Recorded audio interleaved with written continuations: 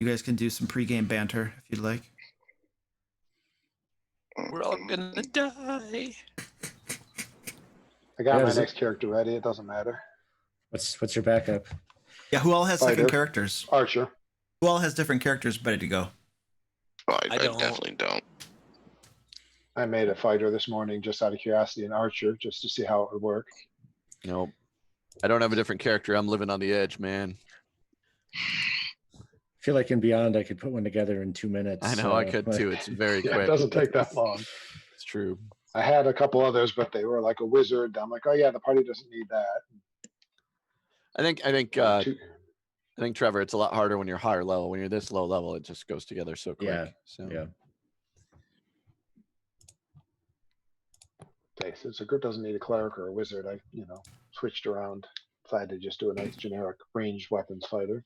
yeah, I just wanted to play something more like magic like this time because I did the frontline guy last time, so that's what I was trying to do. You guys I think it's have awesome. you guys have like 2 clerics in the group.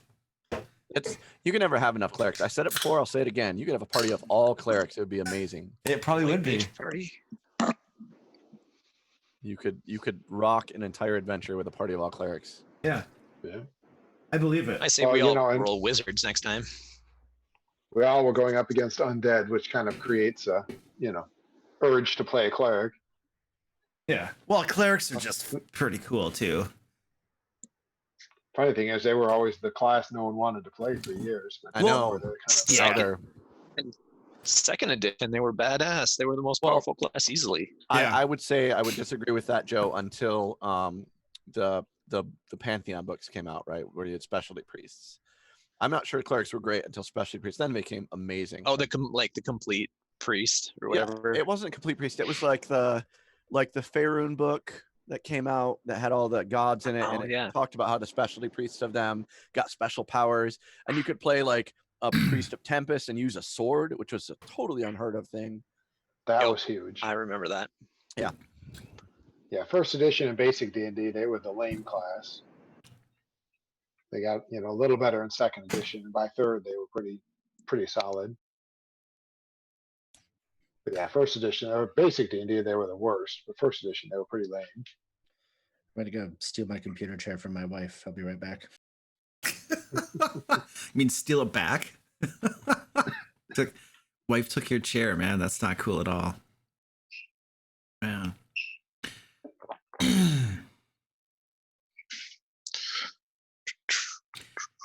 I bought this can of like hard lemonade. It's like Mike's hard lemonade. And there's a warning on the side of the can. It says, "Warning, contains alcohol." And I'm like, okay. I'm sure because of the lemonade label, don't they don't want people buying it. Think it's lemonade. Okay. If it says, you didn't read the whole thing. It says, warning, if you're a Catholic priest taking children to a baseball game, do not buy this beverage for the kids. That's Because probably part that of it. specific thing happened. Wait, are you serious? Yeah, it happened. Yeah. Yeah. Oh my word! He didn't know, and he took it to the kids. What happened? Well, you got in trouble for it, But were the kids okay? I don't actually know. Okay. I think so. I didn't follow up on it, but I think it was just that the kid got sick, basically, right? Like he drank too much, and got sick, and puked. He was fine as far as that, because it wasn't like a manslaughter type thing. So Like, you have to drink a lot to puke, though, right? not when you're a child, though. Oh, right? okay. Like, Yeah. Okay. Because I've sometimes had too much, and sure. I've never puked before, so it seems like but children will puke more easily. Yep. Okay. Because you have less body weight, right? So How did I just come back into? About puking? Yeah. Luke was talking about his warning label on the mics. on his Mike's Hard Lemonade. Yeah. It contains alcohol, apparently. Must be why they checked my ID. They checked my ID for buying the sparkling grape juice, so they don't always notice. Sparkling grape juice doesn't have alcohol in it, though. That's what I explained to him. I've had that I have to see same, your ID. I've had that same thing happen to me. I had the same argument. I'm like, what are you talking about? Sparkling, they checked my ID for it. Yeah, it was crazy. Same thing. Just because the bottle looks like a wine bottle. You Yeah, know? I guess. Yeah. It's When I was sparkling. old enough, it didn't matter, but still. Yeah, me too. Because now we're at the point when you wish they'd check, you know. I know. Yeah. Not that I buy alcohol, but you know, I think it's I just buy something, you gotta be 21. Oh, yeah, scan, really. You can at least pretend to check. the clerk from across the counter going, yeah, bald guy with a huge beard. You're probably okay. So Well, It's a wig, darn you. Check it. right. I mean, usually I don't get my ID checked. People have stopped checking my ID. Yeah. Except for one store always does it. I have to scan it. But now recently that I've been wearing face masks, you know what I mean? I think it's Oh, yeah. probably harder for them to tell that I'm older or something. I don't know. You're getting checked more now, are you? I am, yeah, with a Oh, face wow. mask on, yeah. Yeah. Because I mean, I don't have gray hair, you Yeah. know, and I'm like, you know, a finely honed athletic body physique, so it's like, you know. Prime.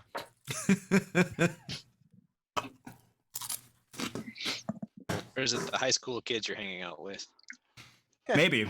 Yeah. All right. You guys want Alright. to kick this party off? Let me throw the bumper up here. Whee! Gotta do the little thingy. There we go. That's beautiful. All right, cool. Let's rock and roll. So, Curse of Strahd tonight. It's gonna be great. This is session 2. You survived session 1, which I think was a good accomplishment. So, let's kick it off with Did a we recap. fight anything? You had, I don't know, you had a couple had- fights. What did you guys fight? Some wolves. The wolves. Wasn't there That's the only something one I else? remember. Oh yeah, the wolves. Yeah. There was something else you fought too. Oh, and the scarecrows. The scarecrow things. Yeah. Oh yeah. The scarecrows that had like bunches of ravens like strung That's up right. On to their them. belts. Yeah, on their belts. Yeah. Mm-hmm. All right, so let's do a little recap. What else happened? We visited Bloody Mary. I don't know if that was actually her name. Mad Mary? Yeah, Mad Mary. Mad Mary, yes. Yeah, because she seriously did not have enough vodka and tomato juice. So, we found out that Strahd had kidnapped her daughter. And there's this dude named Strahd. We found out about that too. Yes. You The Devil Strahd. Yeah. Devil Strahd, yes. He seems to have some problems. So we got a note that told us to come here. We got here. We found a dead body that had a note that actually was telling us to stay away. Oops. And yeah, and then we made it to the village, and we went to, I don't remember the name of the like manor that we went to, but we met a woman there who had, I think, the corpse of her dad. I can't remember whose corpse it was. Is it her dad? Yeah. Yeah. And she asked us to help take his body to the church, which is, I think, what we were going to do next. Yeah, that We were was just about That's to do correct, that. Yep. that was the burgomaster's manor. Mhm. Can I get everybody to it looks like Trevor and Stefan. So Trevor, could you update your name? And then Stefan, would you put your armor class right after your name? And maybe take out your last name just so everything fits on screen so we can read it more easily. Yeah, you guys were at the burgomaster's house. Could you put your armor class in there, Trevor? Yeah, my armor class is already on there. You just I did. Unhittable. Yeah, could you change that to I'm working on it. your actual armor class? You're not Dalinor anymore. You've re-rolled. That But was he did inherit the cloak of displacement. So no, those don't exist anymore. Ah. Those That's have not through the family lines. been wiped out of existence. So you got a letter from the burgomaster, supposedly Kolyan Idronovich, summoning you to help him and Barovia out. You arrived, you found another letter on the way that was from the same burgomaster in a different handwriting telling people to stay away, basically. when you got to the burgomaster's house, you met his daughter, Irina, and she showed you guys that the burgomaster had died a few days ago, and she was asking for help taking his body, which was in a coffin in the living room or dining room or whatever, to the church, and nobody would help them. And so that's where you kind of left off in the last session. You'd also gone into that tavern, not a tavern, it was a general store. What happened in that general store? The simpleton told us about the wine which I think he had a golden question mark above his head. And I think he stole it from his dad. And if we give it back to him, maybe he'll be nicer to us and only charge us like 1,000% over cost. Right. If we want it bad enough, we'll pay. I think we also learned that the wine was what was keeping people sort of sane because they don't have much else to do and everything else is horrible. Mm-hmm.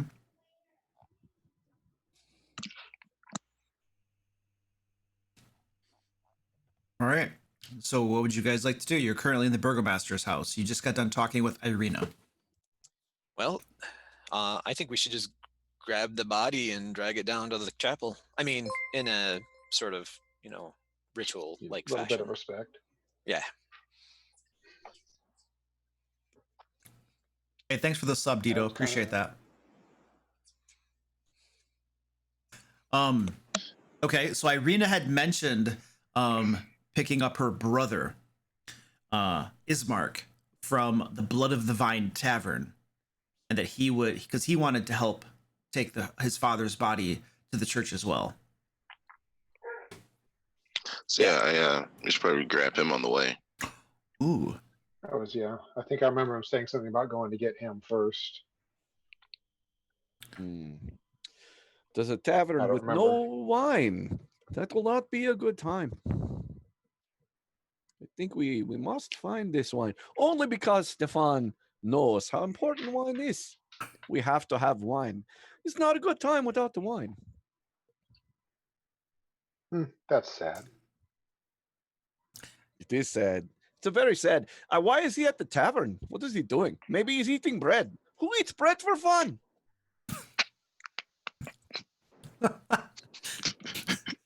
People with butter. That's who. That's exactly what it was. He's eating bread for fun. All right, so you guys are heading to the tavern to pick up her brother. Is that what I heard? Yes. That was the plan, yep. Okay. Yep. Let me see. I think we have. Did I show you guys a map of this town yet? I don't think you guys have seen a map of this place yet, have you? Don't remember it. Yeah. I saw like a map of the region. The region, yeah, but not the town. not the actual town itself. Okay, that's fair. So I'm gonna find. There's a map here. I'll share it with you guys. You guys have walked around a little bit enough through the different parts of the town to have a general idea of different things. So I'm just gonna find it real quick.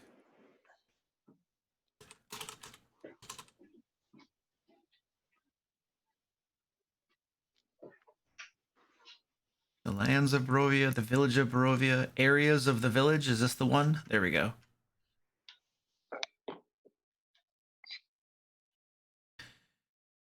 All right. So you guys should be able to see that map now Yep.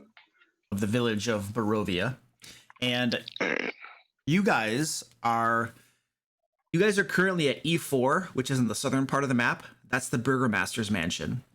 And you've been to E3, which is north of that. That's Mad Mary's house. That's where you came from just before going to the Burgomaster. And you were also in E1. E1 is Bildrath's Merchantile. That's where you met Periwimple. Periwimple. Yeah, the really fun, intelligent guy. And then the E2 is where you saw a sign for the Blood of the Vine Tavern. And E5, you haven't really been up to the E5 area quite yet. And the E7, I don't think you've been over that way either. The main street that you came in was from the northwest I'm sorry, southwest. The southwest is like the street you kind of came in. So that's kind of, you haven't been through quite all of the town yet, but I like the visual. It's gonna be easier for us to talk about things. All right, so you guys are in E4, the Burgomaster's house right now, and you're heading up to E2, the Blood of the Vine Tavern. All right, so you guys head up the street, and you once again hear this like crying and moaning and just somebody in ultimate distress. You know, these sounds are once again filtering through the streets. And, you know, as you pass by Mad Mary's house, you know, it's clear that it's emanating from there once again. Kind of glancing upwards, you can definitely see one of the upstairs second floor windows are kind of open. Mad Mary did mention that she had left the windows open just in case her daughter came back. Not that she expects it, but she didn't hope. And the upstairs window, right? Yes, correct. The upstairs windows, yep, are open just in case. I'll send my bat up there to look. He has eyes.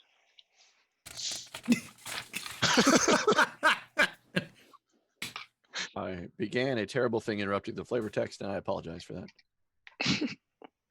Your bat flies up there, and you look through its eyes, and there's a very simple room. There's a bed. You know, nothing's in terribly good condition, and everything's kind of disheveled.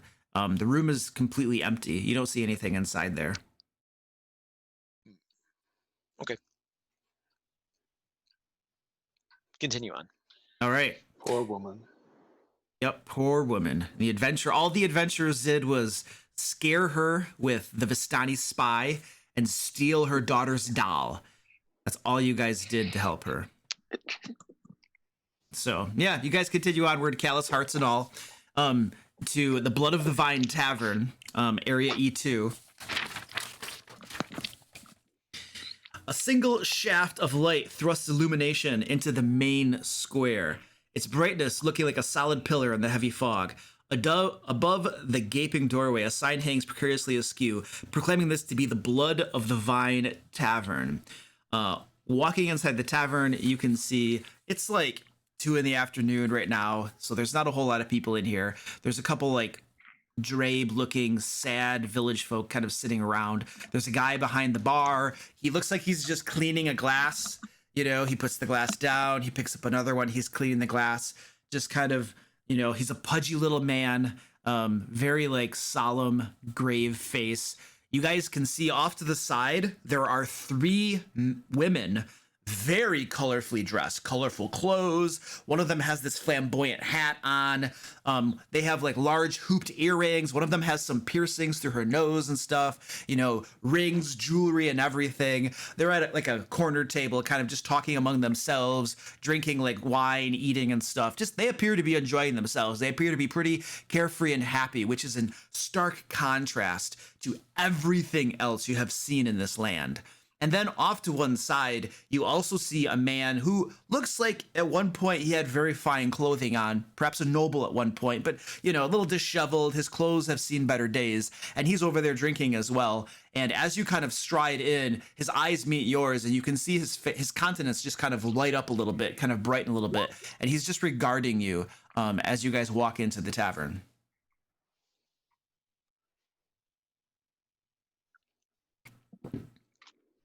Sorry, I didn't mean to roll. That's a fail. So that's probably the gentleman we are looking for. I suggest we go only to him and do not talk to the people in the bright colors. Why not? Do the people in the bright colors resemble anyone in our group in any way? Oh, absolutely. They look like distant cousins of Stefan. Okay. Well, I don't really care about them. I just was curious. Do you know them, Stefan? Stefan, it's not familiar with those people, but there are many Vistani in the world, right? So many, who knows, gypsies everywhere. First I've heard of them. It's a new and interesting experience. Stefan is not Vistani, right? Stefan is Giamargo. So Ooh, that would be a bit like Vistani combined with Giorgio. No, George, you are well. Yes, actually, yes. You are Giorgio. I'm Giamorgo. They are Vistani. Did we didn't bring That's the very body confusing. with us, right? Like we left it back there. We're getting the brother, and then we're going back. Yeah. Okay. That's my understanding. Yeah. Yeah. Okay. We're So it's not not just carrying like the dead sitting in body the around street with right us. now. Cool.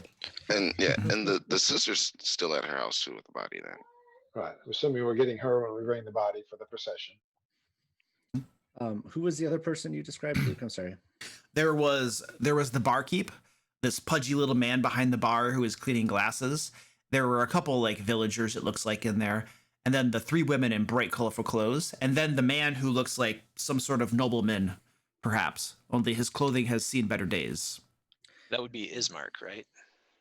You haven't gone up to think. him and I talked to don't him know. yet. Yeah.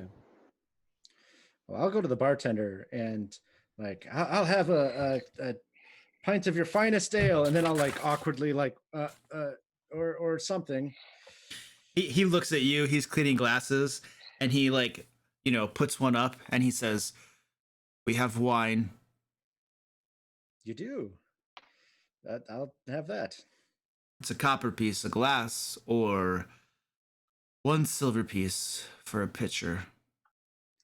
I'll give him a copper. All right. He kind of takes the copper, looks at it. This does not have the visage of the devil above. Where are you from, traveler? I'm not from around here. I'm traveling through. You don't look like a Vistani. How are you traveling through? That is a good question to which I do not know the answer. He kind of sighs, puts the coin away, fills up the cup with some wine from behind the counter, and he slides it across to you, and he says,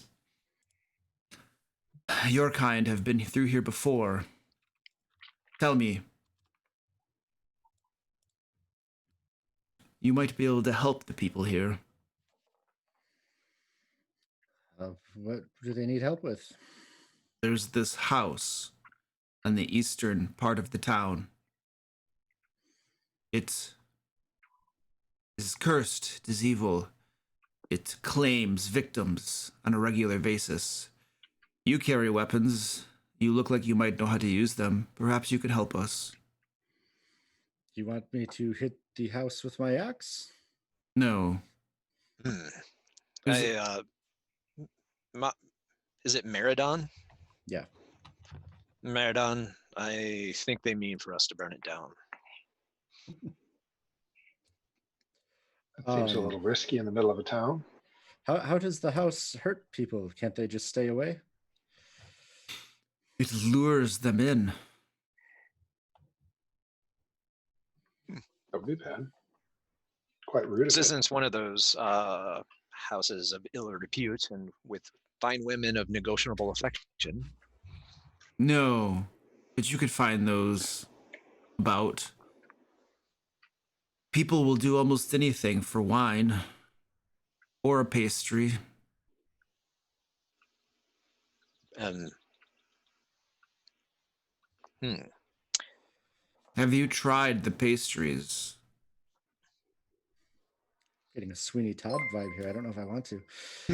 I was just thinking that too. I'm almost certain that we should get some for the entire party.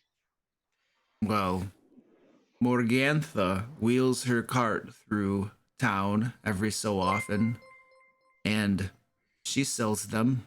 They're not cheap, but she accepts barter.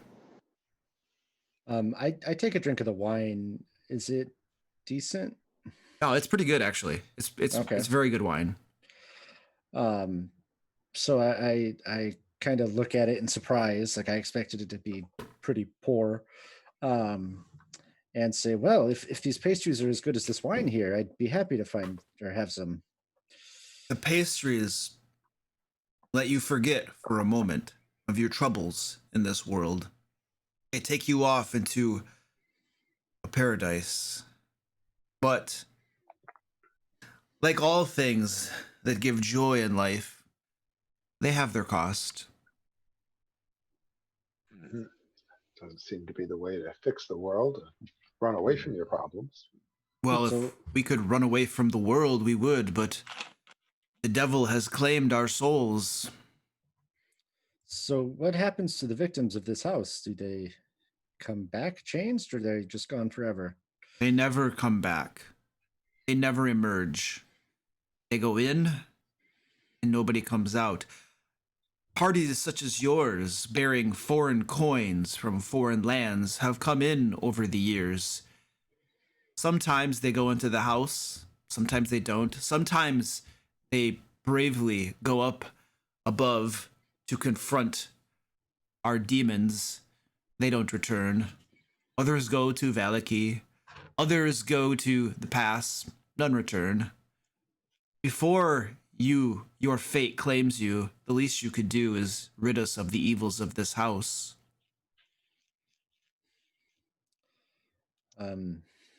Yeah, I mean, we can take a look. Is there a reward? Reward? Do you Yes, know we get to stop evil. who lived in that house? No. Rich family. Very rich and wealthy. Evil to the core, but wealthy. Your reward, I'm sure, lies within that house. Parties such as yours always want coin. I'm sure you'll find something in there to suit your fancy. Evil in what way? They were cultists. They worshipped the evil powers, not the Morning Lord or the Mother Night. No, those were, well, they were benevolent deities until they forsook us and let the devil claim our souls. But they worshipped an evil power, a greater power, a darkness. And then, centuries ago, the tales are told, when the devil came with his armies and conquered this valley, and then, well, became eternal, they switched their worship over to him. So they are in league with him, you might say, but perhaps not. The house has existed for centuries and claimed countless lives. If you were to put an end to it, you would be doing a great deed. Perhaps a step toward reclaiming this valley and freeing our souls from our oppressor.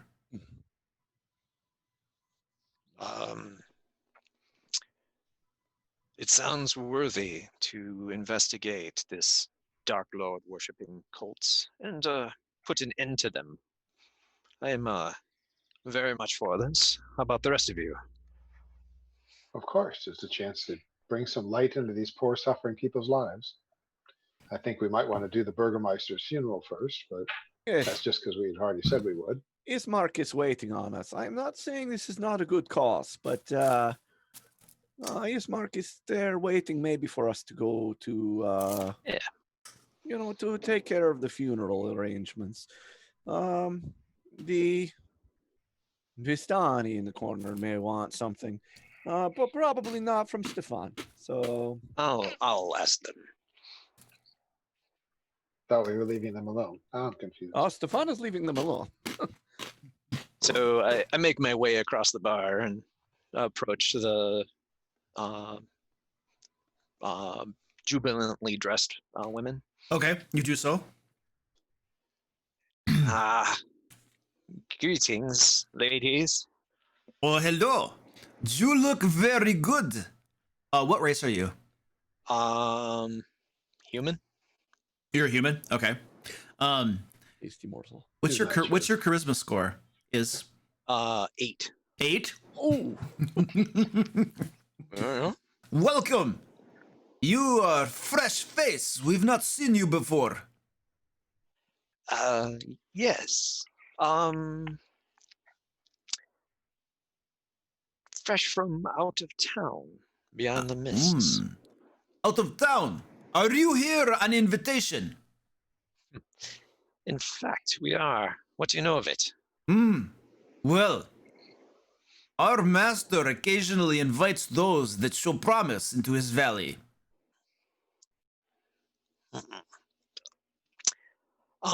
You must So have in- impressed in- him. in almost an overt fashion, I am cataloging in my mind all of their articles, jewelry, and things, and I'm probably not too secretive about it. Okay. My name is Alenka. This is Mirabel. And this here is Sorvia.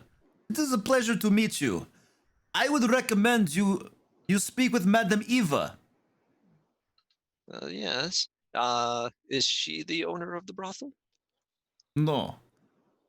Seek She you a is- brothel, do you? No. That's. It is not a I shame just to do assumed so. Madam, This world, this village is so... dressed in these clothes and Is I kind of look down.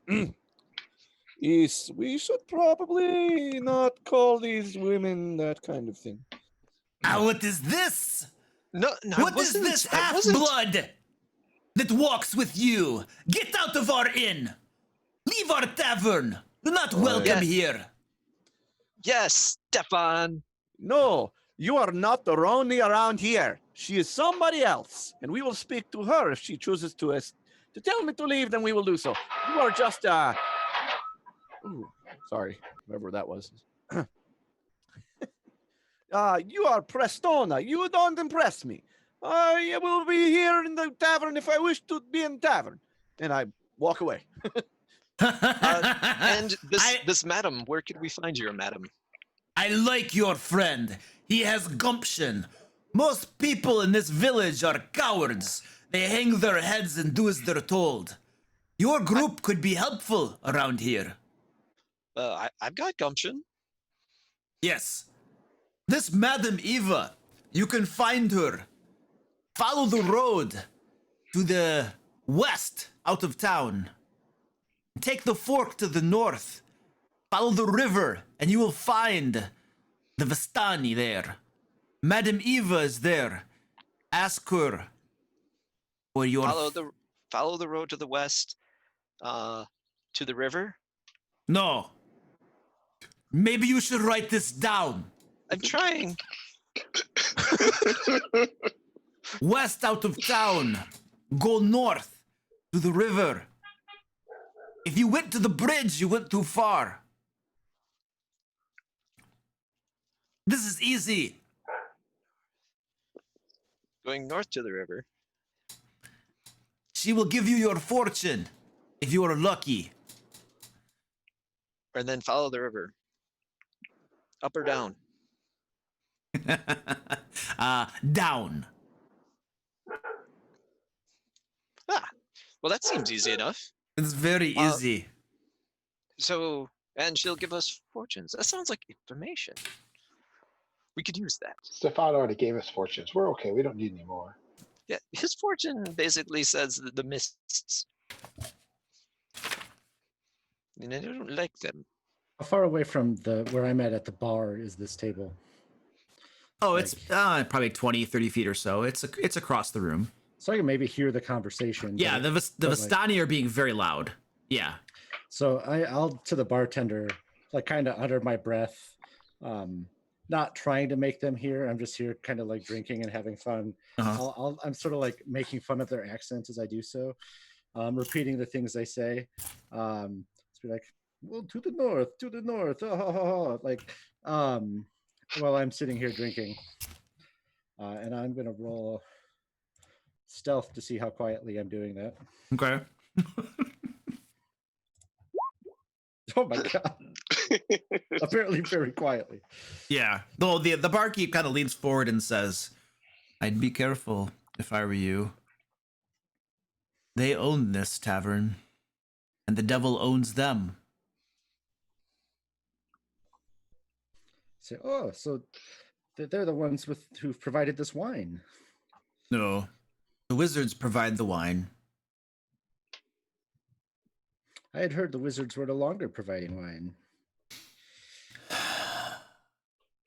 We have limited stores. While see. after you take care of this house, if you could restore the flow of wine, Barovia would be appreciative. We'll see what we can do. Our to-do list is growing. So we've collected many quests. I just click through the quest text really quick and then go over to Ismark. Okay. So, two things. One, real quick note, Luke, I sent you, just because I keep using the terminology, I sent you a quick a chat note that has the dictionary of Vistani words.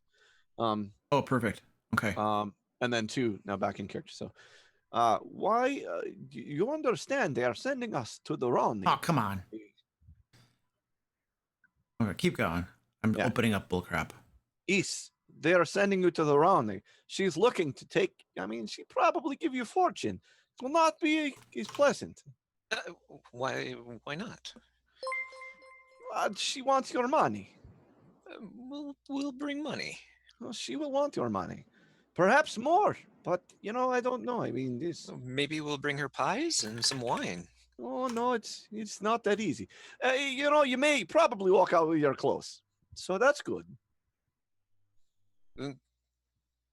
That would be an improvement on a couple of situations I've been in. I think we'll do fine. It is. I know very little of the Vistani culture other than they like to take things from Georgios, and that's what you are. Oh, so I check my pockets and make sure that I have all of my stuff. That's a good call. You give me a perception check.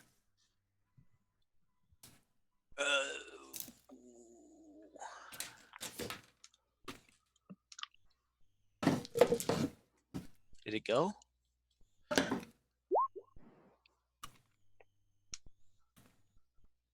You check yourself over, and you don't notice anything missing.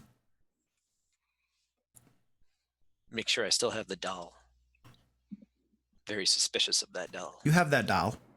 Yeah, that doll is in very good. Well, I mean. Oh yeah, and my holy symbol too. That's probably important. You have that as well. Mm-hmm. Be right out front. All right. Well, evening, ladies.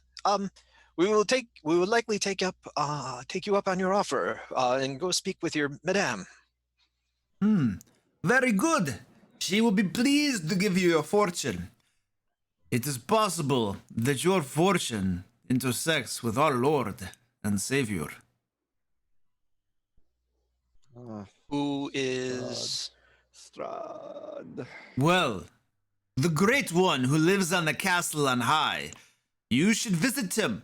I'm sure he would be happy to meet your acquaintance. Oh, the Devil Strahd. I would not call him that if I were you. These horrible, what are they called? Giorgio? Is that the name for non-Vistani? Yeah, Giorgio. These Giorgio, these peasants speak of him that way. But they owe their fidelity, their allegiance, their very lives to him. You would do well. Very disrespectful. It is. You would do very well to stay on his and our good side. This world is ours. You can either own it with us or be crushed beneath it. Well, I'm in. Anyway, I got lots of work to do. Very nice meeting you. And I will awkwardly leave the conversation and back over to Ismark. Ismark, yes. It has been a pleasure. At the bar, I'm going to ask the tavern bartender if he knows Ismark and if Ismark is here. Ismark is sitting right there at the table. Ismark, this man is asking about you. I'm gonna order a glass of wine from the bartender as well, and then I also want to offer him some of my brew and tell him this is something that I've made, and I'd like you to try it. Yeah, he pours you a glass of wine. He copper piece, right? Yep. He takes your copper piece and then he kind of takes your brew and looks at it and Are you a wizard? I'm a cleric. Whom do you serve? I think Illyria? You think? Your faith Very is dedicated. not so strong, is it? Oh, I just don't know how you may pronounce her name. Well, it is good that it is not the Morning Lord or the Mother Night. They no longer answer our prayers, good cleric. Perhaps you should set up a church and teach the people here your faith. Maybe your God can save us.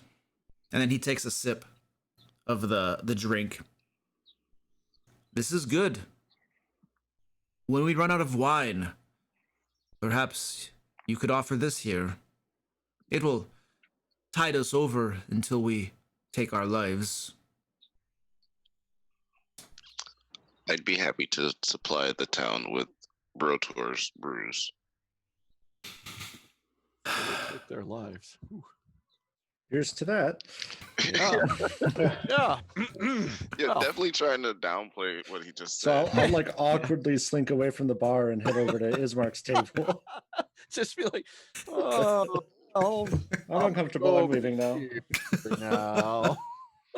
You definitely need the help of the weeping one or something to endure better. They're quite depressed. So all this stuff happens, and then you guys see Ismark kind of stand up and stride forward, and he says, "Hello, friends. Please join me at my table. I offer you hospitality.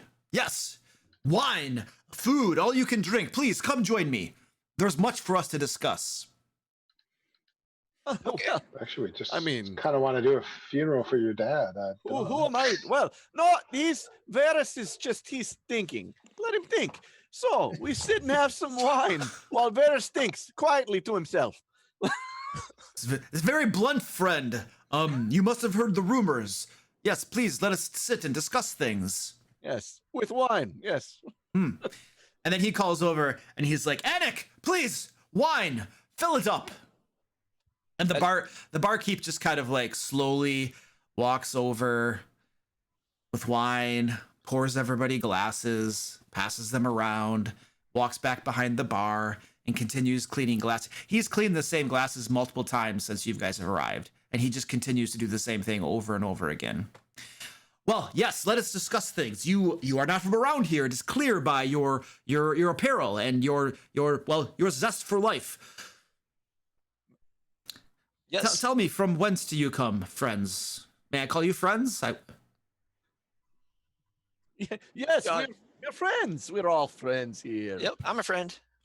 Yes, friends. Friends do such good things for each other. So. Where are you from? Whence do you come? I'm familiar with those of this village and even Valaki, and I've not seen any of you before.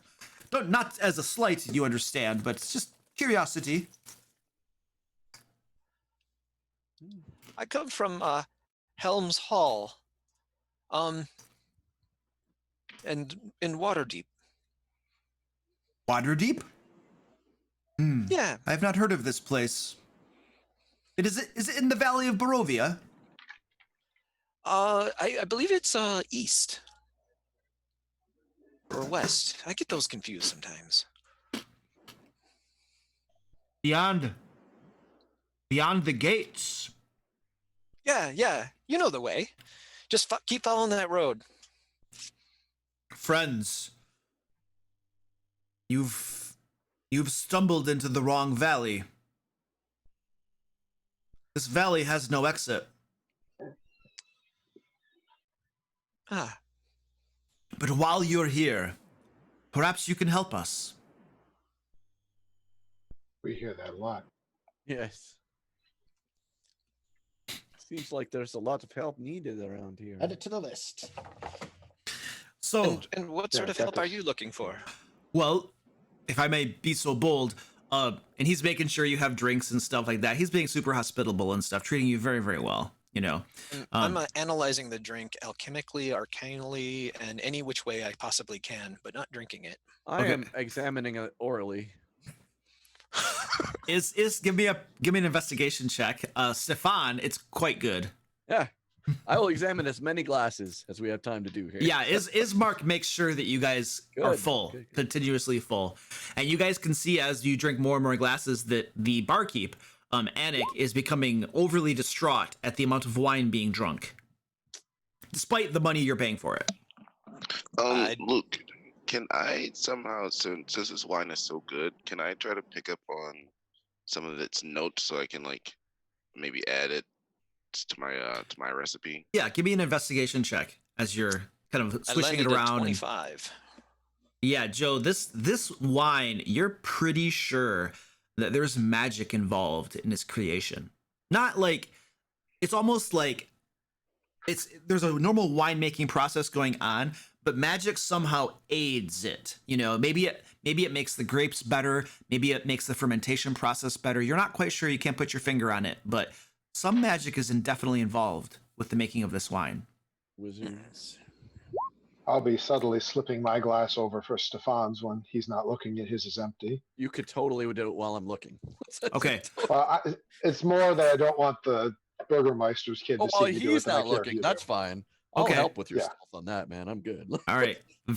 Varys, give me a stealth check with advantage as you try to do that. And Brotor, yeah, you definitely pick up on a lot of the notes. You have a pretty good idea of some of the different types of things that go into this wine. There's one thing you can't put your finger on that you're not quite sure about, but you got a pretty good feel for this wine. Well, Cool. I help Brotor out as much as I possibly can with any of my alchemical studies of its compositions. And Okay, yeah. But between the two of you, Brotor, you're sure of its natural ingredients, and fills you in that there's magic involved. Not quite sure like exactly what, but something. Cool. You guys managed to like sneak the wine across to Stefan so that Varys doesn't appear to be like, not drinking it and stuff.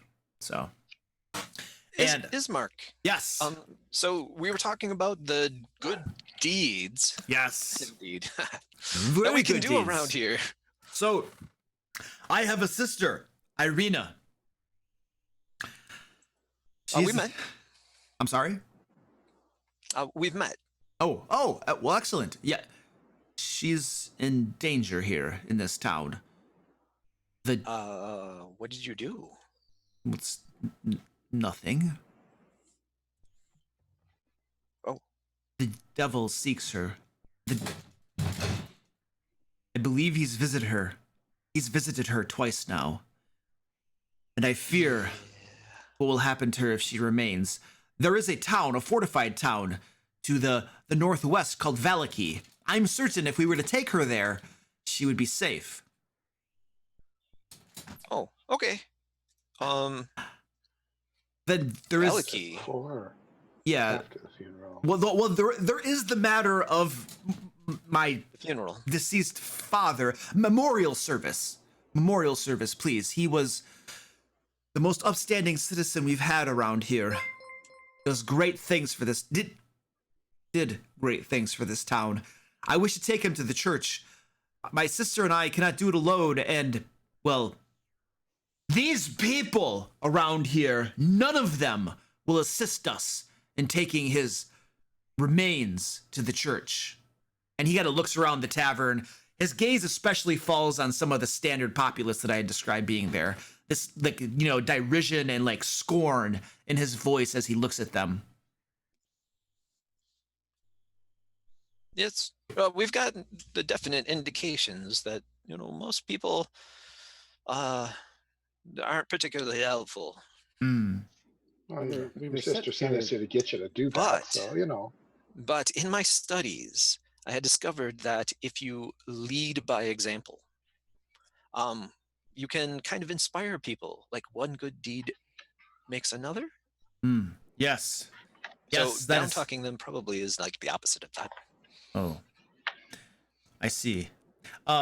Hey, J-Mac and Dave the Behemoth, thanks for subbing, guys. Really appreciate it. I see. Well, if they weren't cowards, they would help.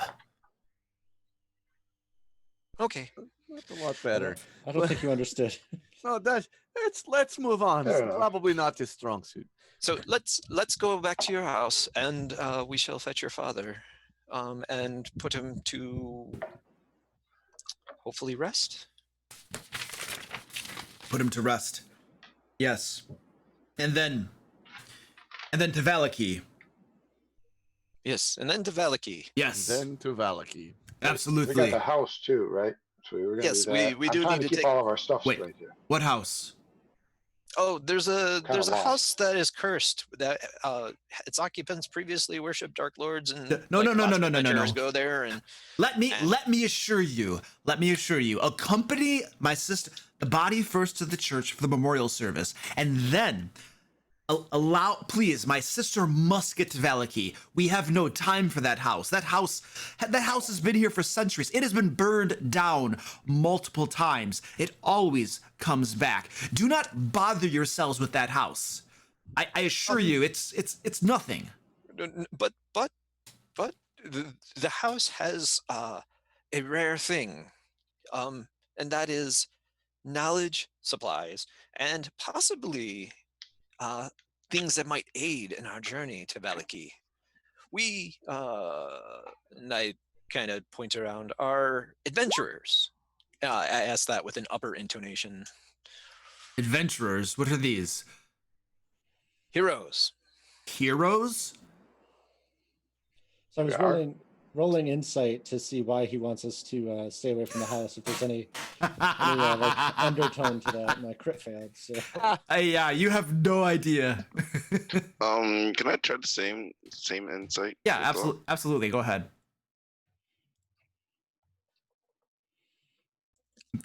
Sebastian wants to do it. Oh wow, look at that. Wow. All right, Sebastian, you are pretty sure that he thinks that if you go to that house, you're all gonna die and you're not gonna be able to help him. Okay. So, yes. Well, I'll say Well, at least we'll get to But- bury your father. I'll tell him burying your father and giving him his final rites, I would be honored to do, and the safety of your sister is probably of the utmost importance. How far away is this town we're supposed to go to? Oh, not far. It's not far at all. Let me just consult my portable map here. How many hexes Because away it's is the kind of town? vague. How many It's hexes? it's probably it is but a few miles. It's not far at all. Of course, you have to go through the mountains, cross the bridge. But the mountain passes are quite safe these days. Shouldn't take long. The journey would be uneventful, I assure you. So With a party such as yours, who would dare assault us? Ismark, let us. We are friends. We're all friends here.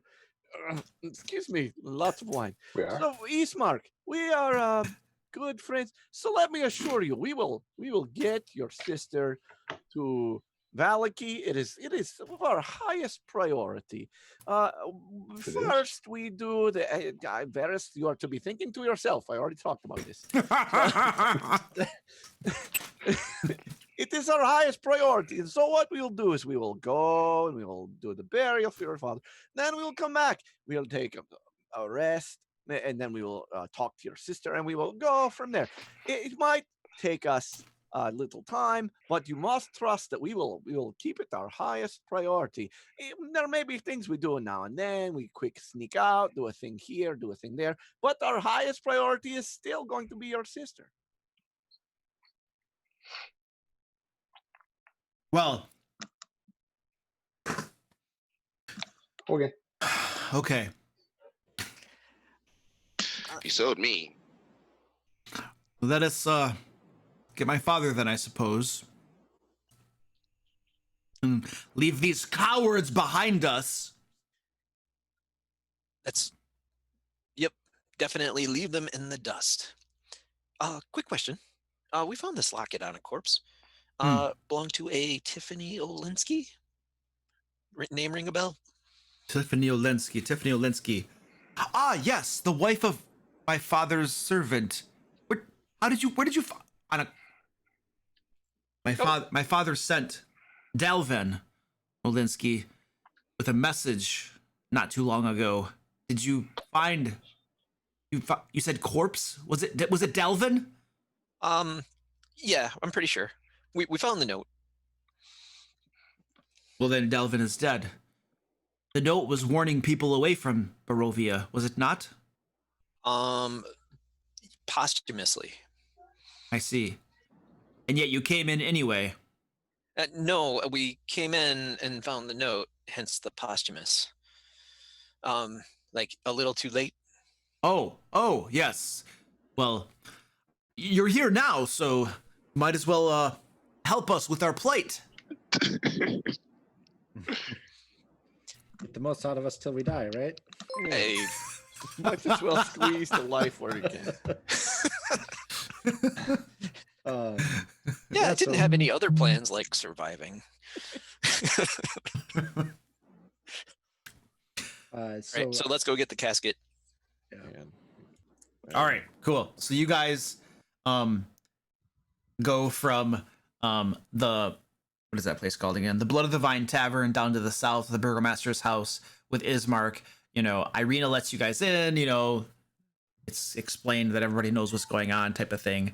And then you guys grab the casket with her father's body, and then you begin going north through the street up to the church, which is E5. And you guys begin approaching the church.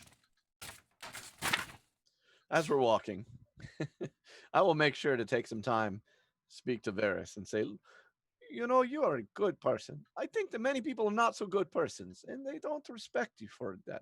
You're a good person, and sometimes that's going to be taking advantage of you. And I want to make sure we don't take advantage of you.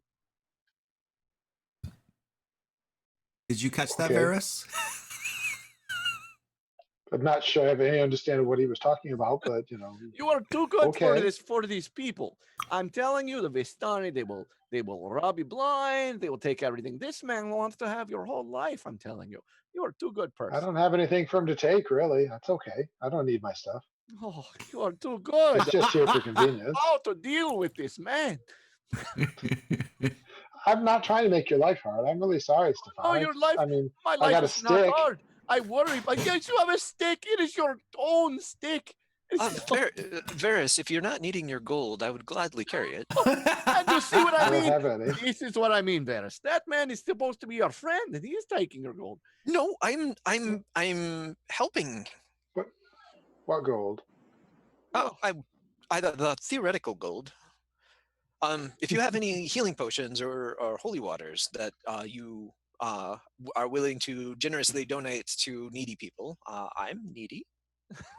Well, should you be needy, I'll be happy to donate to you. You seem to be fine right now. Yes, Varys. You are a good person. I will keep eye on you. Let's get going. All right. You Sorry, I just, just like to help people. I think that's something we're here to do. Doesn't seem like, we should be lying to him. We're trying to help him. Oh, it's very nice. It's very good. Do we know if his sister, and this is just out in the open as we're talking, and she probably can hear us. Yeah. Do we know if his sister wants to go to whatever this other town is? Because I don't really want to grab her and drag her if she doesn't want to go. We probably should make sure she wants to go too. Valaki, yes. I think she doesn't want to get eaten by a vampire. Well, that's just my but, thought. I mean, so whatever works there. If it's a vampire, does it going to matter what town she's in? I mean, don't they like fly? And so you guys are talking about this, and she's overhearing it, and she says, Yep. "There's nothing left for me here now. My father is dead. Our mansion just reminds me of the good days that we had. Valaki is as good a place as any. I have heard that it is fortified. The mayor there is doing great things to combat the devil Strahd. So I am amenable to that solution." okay, I just figured we should check. I still think we should take care of the house first since it's right here. But whatever. I can do either one. I swear to God, if somebody steals one copper piece from that man, I'm going to cut off their hand. But That's an awesome. That's an awesome promise, but he has no money. If he ever gets any money, that's horrible. I don't want you. I mean, I'm going to give it away if you're going to do that. I don't want you to hurt anybody over a couple of pieces of metal. That's just ridiculous. Oh, Oh, you're so good. I don't know what to do with you. All right, let's just get to the funeral already. I'm sure angels will shower you with some kind of gracious gifts or something. Oh, Well, that would be really cool. I've never had angels actually shower me with anything, but that would be fun. Maybe it'll happen. I'll be right back. All right. Well, something important's about to happen, and he just left. Wait, come back! timing. We have a fight. We can fill him in. Unless, of course, it requires someone taking damage, and then we need him. All right. Then we'll let him take the damage just because we're Yeah, generous. right. Yeah, he's not here. Stefan gets the money, he gets the damage. We're just all friends here. Hold on a second. When we roll initiative, does it work in Roll20, or did we just do it? Keep track of it manually. You guys remember? It worked. Did it If work? you select your You have character, to it make works sure you fine. have to click remember to on your select. icon. As long as you click on Okay. your icon. Okay, cool. I couldn't remember. Yep. All right. Oh, look, scarecrows. Ah. That's my monthly insight.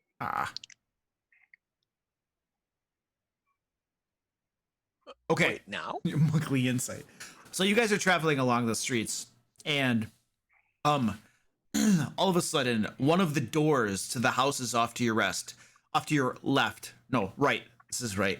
Off to your right explodes outwards. Splinters and wood just goes flying out in the street, and you guys see a humanoid with like rotting skin kind of falling off from his face, bone exposed, kind of begin shambling forward with this kind of weird gait, hands kind of outstretched, mouth opening. 4 of these rotting humanoids pile out of this door and approach you. Everybody roll initiative. That seems like a good plan. Is that just for my sake? I feel like that could have been timed better, Trevor. There we go. Oh, I thought you were lying just to freak me out. We actually have to. No, yeah, it was like the whole build up while you're gone.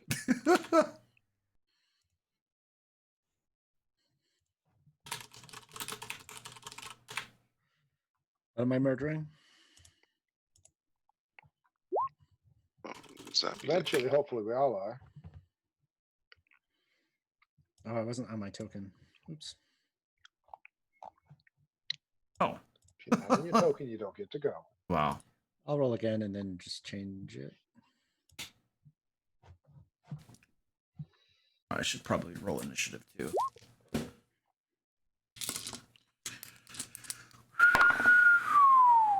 All right, look at that. Woo, I have a high dexterity. Is it this thing called rotting humanoid? Is that what we're fighting? Yeah. Yes.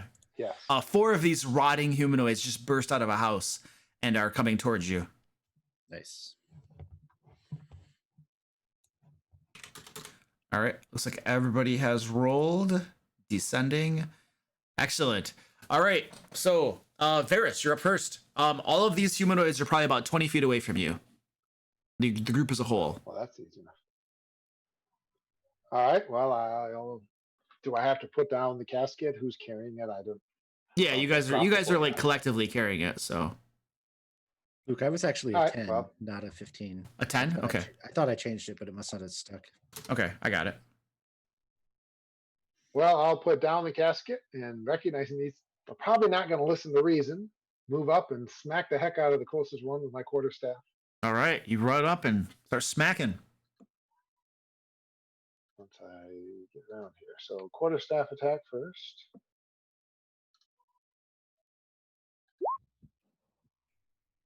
It's horrible damage, but I'm assuming a 23 hits. for 23. 4. Yes, hits for 4. Yeah, and I think, sorry, I got to check a rule quickly here. Given there's 4 of them and I'm the close one, I think we're going to go defensive, right? Yes, so I will use my patient defense to spend one of my key points to take a dodge action as a bonus action. Dodging. All So right. they have disadvantage on all attacks on me. since that was really pathetic. Swip up and crack him in the arm with my staff, and then stand ready to dodge and block as they try to hit me. All right, understood. And Stefan. Okay. I'm going to. I don't like that one. I'm going to use Ray of Frost on one of them. Doesn't necessarily matter which one.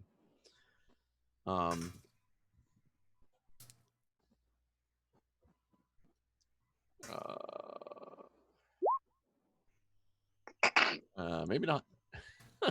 Ooh, careful there. Yeah. I probably nip a little bit there on the monk who ran forward, but Yeah, you hit it. You slam one of them in the chest. really, Yeah, I'm assuming you guys are focusing fire too, unless you say otherwise. And it slams it in the chest and freezes up one of its shoulders, and you hear this, and its arm just falls off, begins writhing on the ground, and is like crawling its way towards you still. oh, good. That just seems unhealthy. Probably need a little bit different. Okay. Brotlar. Scrabble. Rotor? Rotor. Wow. I mean, you spelled it wrong. Welcome to the club, buddy. Brotlar. Brotlar. You He spelled it didn't call him wrong. Sebastian. Give him points for that. True. Or Nigel. He Oh, didn't call him geez. Nigel, so something. All right. I'm going to toll of the dead one of those. One They're of dead, the right? zombies. Are you going to focus fire on the one they've been beating up? Yep. Okay. So Yeah. wisdom save of 13. Wisdom save. I rolled a 19, so I guess I saved. All right. All right. That's my action. All right. Ismark puts the coffin down and like he grabs Irina and kind of pulls her backward. He draws a rapier and he's kind of holding her back. He's basically putting all of you between him and these rotting corpses. You know, he's just kind of standing back, just protecting his sister basically. It doesn't look like he has any intentions of engaging these things unless absolutely necessary. Meridon, you're up. The one that's been hit, is it looking pretty messed up or not really? Yeah, it's slightly wounded. All right, I'll attack that one. All right. Crit fail. Doing good today. 2 crit fails. Is it? Yep. All right. What did you just roll? Like, is that how many rolls is that? It's an attack roll plus 2 damage rolls. Why 2 damage rolls? Because I get to add radiant damage on my first attack each round. That's what the second number is. Oh, okay, cool. Yeah, it misses at any rate. So cool. Yeah, you're just like, whoop. So you run up to it. You run up to it and take a swipe at it too. So now Varys and Meridon are standing next to. You guys are basically all engaged in this pack of rotting corpses at this point. And these rotting humanoids just begin, like 3 of them circle around Varys and Meridon. One of them, let's see, starts clawing and biting at Meridon. What's your armor class? 15. And then it bites at you. 2 claws miss, and it goes to bite at you. The bite also misses. You manage to hold it back with like the haft of your axe as its teeth are clicking closed at you. The claw on the ground that had fallen off from Stefan's Ray of Frost starts crawling up your leg, Varys, and grabs for sweet spot. His knee. Oh, it misses. And then the one armless monster like swipes at you, Varys, also misses. And then its Don't be at mouth disadvantage. and why this Doesn't matter. oh, that's right. And then its mouth. Green. Yeah, I got you. You're dodging. And then its mouth comes biting at you, also misses as you manage to move around and stay away from it. And then one of these creatures circles around behind Varys and Meridon, and we'll go after Meridon. 2 claws at Meridon. That's going to be 2 hits as it claws at you for a total of 8 points of damage. And then it bites at you. Also a hit for 3 points of damage. And then the remaining one of these rotting humanoids shambles away from Varys and Meridan. And I'm going to give Varys, you get an attack of opportunity as it kind of moves away from you guys.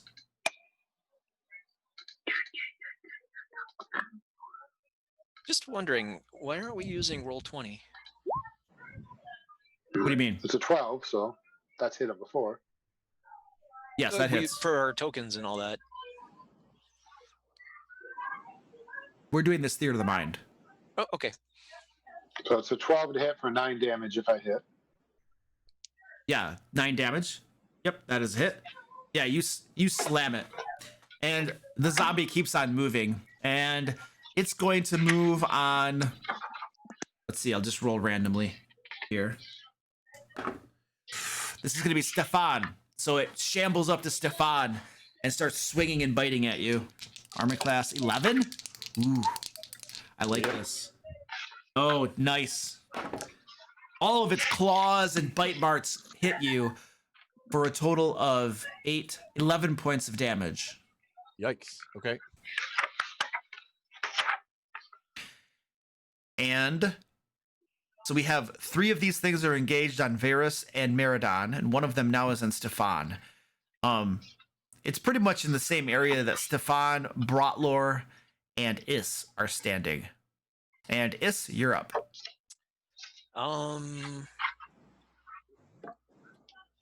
Damage or bless? I'm gonna do bless. Unless, of course, Varys was gonna do bless. Do you have bless, Varys? Sorry. I'm a talking. monk. Oh, that's right. I'm a monk. Oh, I have Brotor some is. shadow spells. Yeah, I don't have bless. Okay, I'm gonna bless everybody. Okay, everybody? You can't, is it at 3 people? Yeah, I am going to bless our monk, Varys, our barbarian, and Stefan probably doesn't have much of a need for it. And Brotor? No, yeah, Brotor. All right, so you're now concentrating on bless on those guys. Yep. All right, excellent. And I will move over to engage the creature that's after Stefan.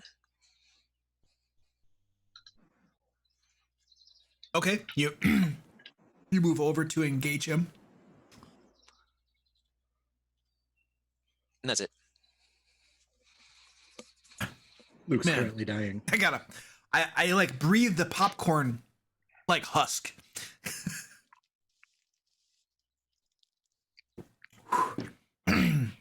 Man, okay. You engage that one. We are at the top of the order. Go, feel free to discuss tactics if desired. I'm gonna hope to finish this one off in front of me. Try to take it down. Yeah. I Hopefully cut the was number of attacks down. I was going to Sacred Flame, but now that I'm blessed, I should probably do a melee attack. Nothing else, you might get it off of Stefan, who obviously is not set up for this, getting chewed on by zombies. Yeah. Or does someone want some healing? I mean, Meridan? I'm gonna want Meridan? healing eventually, but I can I'm at like cast. 2/3 my health. I'm down 11. Okay. I I mean, wish I I had that many hit points. yeah. can cast Healing Word.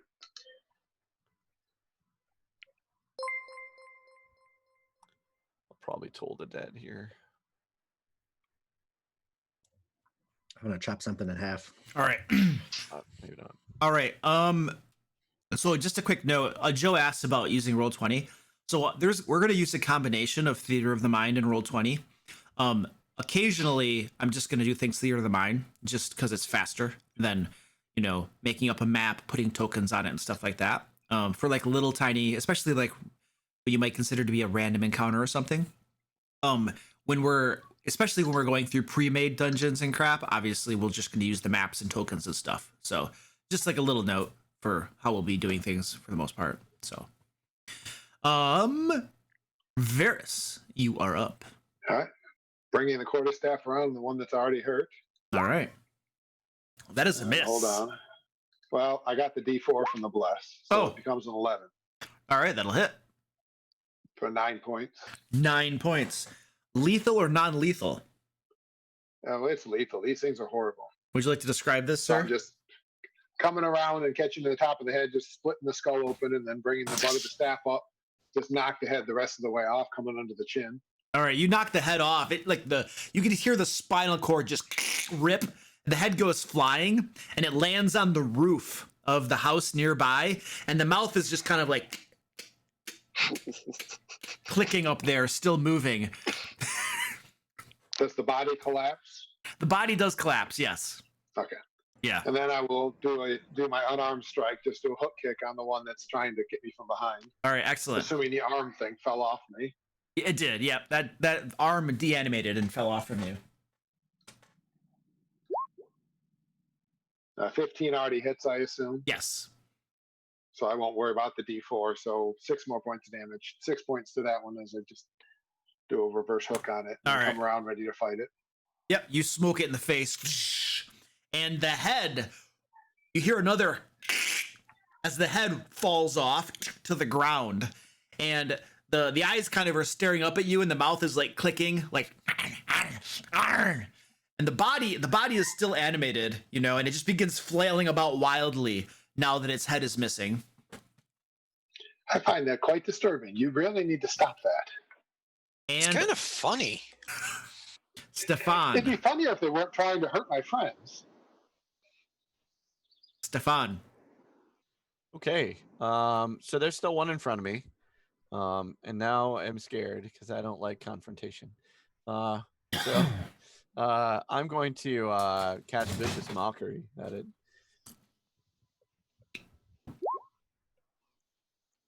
DC 13 saving throw.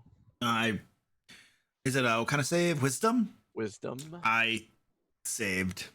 Ah, well, you still take. These things got great wisdom saves. They do. It's crazy, right? For Is Vicious Mockery a for cantrip? shambling beasts. Is that the cantrip? Is a cantrip. Okay. All Yeah, right. So that's it. Anything else, sir? Nope. No. Okay. Brotlore. All right, I'm going to since that thing's taking damage, I think Toll of the Dead makes sense. So Toll of the Dead on this guy. Is that a ranged attack roll? It's a save, I believe. Oh, it's a save. Okay. Never mind. Yep. It's a save. It's a wisdom save. They're gonna make it, man.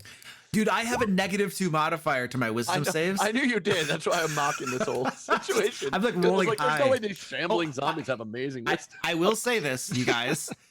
The dice I'm using tonight, do you know who gave me these dice? Ted. They are rolling very high. I'm just All 20s. It's the I tough rolled dice. a 19. I dropped a 19. I told you he was gonna make the save. Ain't that crazy? And anything Alright, else? I'm done with spell saves. I'm gonna start All right. swinging. Ismark is just protecting his sister. Just gonna get a knife. Meridon, you're up. But I still Go. have a bonus action. Oh, okay. Yeah, I'll use my bonus action to what's the name of that spell? Healing word. Okay. Healing word on was it Varys that got beat up? Nope, I'm fine. They missed me. Meridon, maybe. Yeah, I've taken 11 Meridon damage. and Yeah, I've Alright. also taken some damage. Yes. He has less health than me, likely. It's true. I'm Alright. less than half now. So. All right, well you're getting some healing words. they're there. It's okay. All right. Fail on the healing roll there. All right. Lots of that going around tonight, man. Meridon, you're up. So one of these now has taken damage. He like kicked it or something, right? There was Yeah. an unarmed strike, I think. Correct. Yep. So I will attack that one. Does a 12 hit? It does. Okay, so it takes 24 damage. Dang. Lethal or non-lethal? Lethal. I You make a come hand down puppet out of this thing. basically, all right. Like my great axe, I come down like right at the center of its head and split it like forehead to crotch. It splits into like two pieces. Oh, did you do a power attack on that? Yeah, if I roll in roll 20 instead of beyond, it's a power attack because Oh, okay. I can't get it to work in beyond. Okay, gotcha. Yeah, you just split it right in half. And the head is still on the ground. You know, going crazy down there. And Is there one more engaged with us? there is, with you and Okay. Varys, yes. Yep. And that one that's engaged with you and Varys, it was attacking you, Meridon. And it continues to do so, clawing at you and biting at you. He has another target, me too, just in case. Aren't you engaged in the one on Stefan? Oh, sorry, I got confused. You're right. The 2 claws miss you, Meridon. The bite, however, sinks solidly into your flesh for a total of 3 horrific points of damage. Say poison damage or No, points of damage? points. And the one that's on Stefan claws and claws at him. One of them hits you for 4 points of damage. The claws sink into your shoulder and it pulls you close. Its mouth opens and goes for your throat. You, with an 11 armor class, try to hold it back, but its teeth clamp onto the side. Stop right there. I shield. Oh, all right. Just as its teeth are about to clamp onto the side of your neck, your mystical force field comes up, pushing it backwards. Oh, double shield. Nice. It just, I don't know why it cast twice, but yeah. All right. Plus 2 spell 10. slots. 10 to your AC now. Yeah, right. Yeah. He's unhittable. All right. Yeah. So 1 claw hit, but then you shield up and the bite does not sink in. Yep. And you're up. I am going to shocking grasp the dude. I called out to Stefan. This will distract him. Is this a saving So throw? you can or- get away. Yeah, there. I finished that. Captain Kirk talk. Right. Pause for like. Or not. Yeah, I do not unfortunately. believe. Yeah, unfortunately, you try to shocking grasp, but Stefan's shield spell is in the way, and you inadvertently electrify his shield and miss the rotting corpse. Well done. Lame. All right, we're at the I have my familiar distract the one I'm fighting. okay. Posthumously or whatever. Post-mortem. Yeah. Stuff. Posthumously. Okay, great. That's wonderful. That's a new word for me to mispronounce. Top of the order. Feel free to discuss. We have one of these things still on Meridon and Varys, and one of them attacking Stefan. Neither of them look too terribly wounded at all. Do you guys have the one on Stefan, or do you need me over there? I mean, I can get there, but it'd be easier not to have to. I think we probably all get it. I mean, we could have terrible luck, but you know that is what it is. In general, it seems like you got enough people on it. I just want to make Yeah. sure, and then we'll try to finish. I mean, if Meridon hits, he doesn't need my help, but Right. it's 300 points of damage per swing here. But Well, and I could have attacked a second time, but I keep forgetting about that part of Great Weapon Master. When you Oops. reduce something to 0, you get to attack. You as get a to bonus attack action, again. Yep. and I didn't do you it. get to the cleave. Yep. Indeed. All right. Yeah, I'm going to. I'm probably going to help Stefan. And I mean, if it's possible, I'll take it out, and then Meridon can head over to help you guys. But Okay, Varys, you're up. all right, quarterstaff around on the remaining one. Right.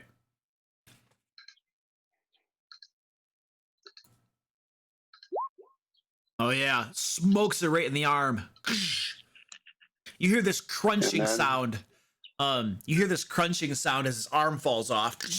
Begins pulling its way across the ground towards you. Then I'll just do a nice front kick and try to finish it off, hopefully, before it does any more gross, horrible things that they shouldn't be doing. 6 Oh. more with my foot. Oh yeah, you do a front kick right under the chin. The chin snaps shut. Its tongue, which was lolling out, just gets severed, falls to the ground, keeps on flopping about. The head rips off from the spine and goes tumbling away. The thing is still standing though, missing a head and missing an arm. I'm impressed by your durability, but really, this is quite unpleasant. Stefan, you're up. Okay, so If you take mine out, then Merodach can help you. yeah, that's a good idea. If you Wait, disengage and he follows you, I have Warcaster. I'm okay. So I'm going to toll the dead on him. See if we can actually get him to fail a saving throw once. I rolled a funny. 17. Did you really roll a 17? I don't cheat on dice rolls. No, of course you don't. I know. Doesn't mean I can't say those words in a frustrated manner. Oh my lord! Oh, I gotta get rid of Ted's dice. Actually, all the dice I use usually for my online games are from Ted. I think we need you to roll on the coffee cam from now on. The coffee cam. Well, you know what? The coffee cam is actually this cam right here. Like when I play online, I remake it so that it just points directly at me. All right, so that was my turn. All right. Let's see. Brotlor, you're up. All right. I'm gonna take a swing at the one attacking Stefan. It's amazing. Thanks, Broutlor. He knows you got an L in your name somewhere. He just wants it somewhere in there. With no L, but he likes it, so it's in there anyway. Yeah. It sounds cool. All right. Oh yeah, you smoke it. Yeah. Bam. I'm using one-handed, so 6 points of damage. 6 points of damage.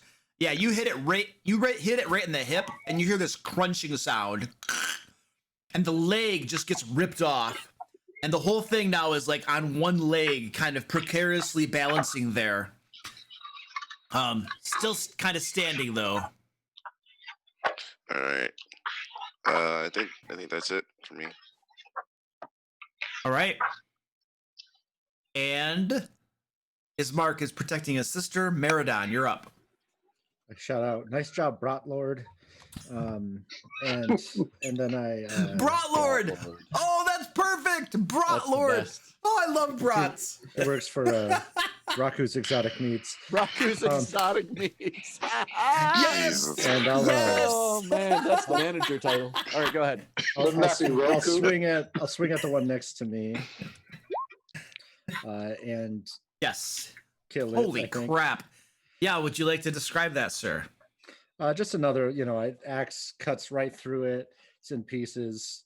I cut through like at arm level, so the arms go flying. The top half falls off the bottom half. He's just in 4 or 5 different pieces. All right. And then I will use my bonus action because I remembered this time. Hey, there you go. I'll move over and attack the other one. Oh, when you kill something, you get to use a bonus action to. It's a great weapon. Yeah. Yeah, Okay. if I either crit or reduce something to 0 HP, I can, as a bonus action, make one melee weapon attack. Okay, cool. I can't tell if I'm allowed to Great Weapon Master that attack though, so I'm just going to roll it regular this time. I'll figure it out later. Okay, yeah. I don't know why you wouldn't be able to, but that's a hit.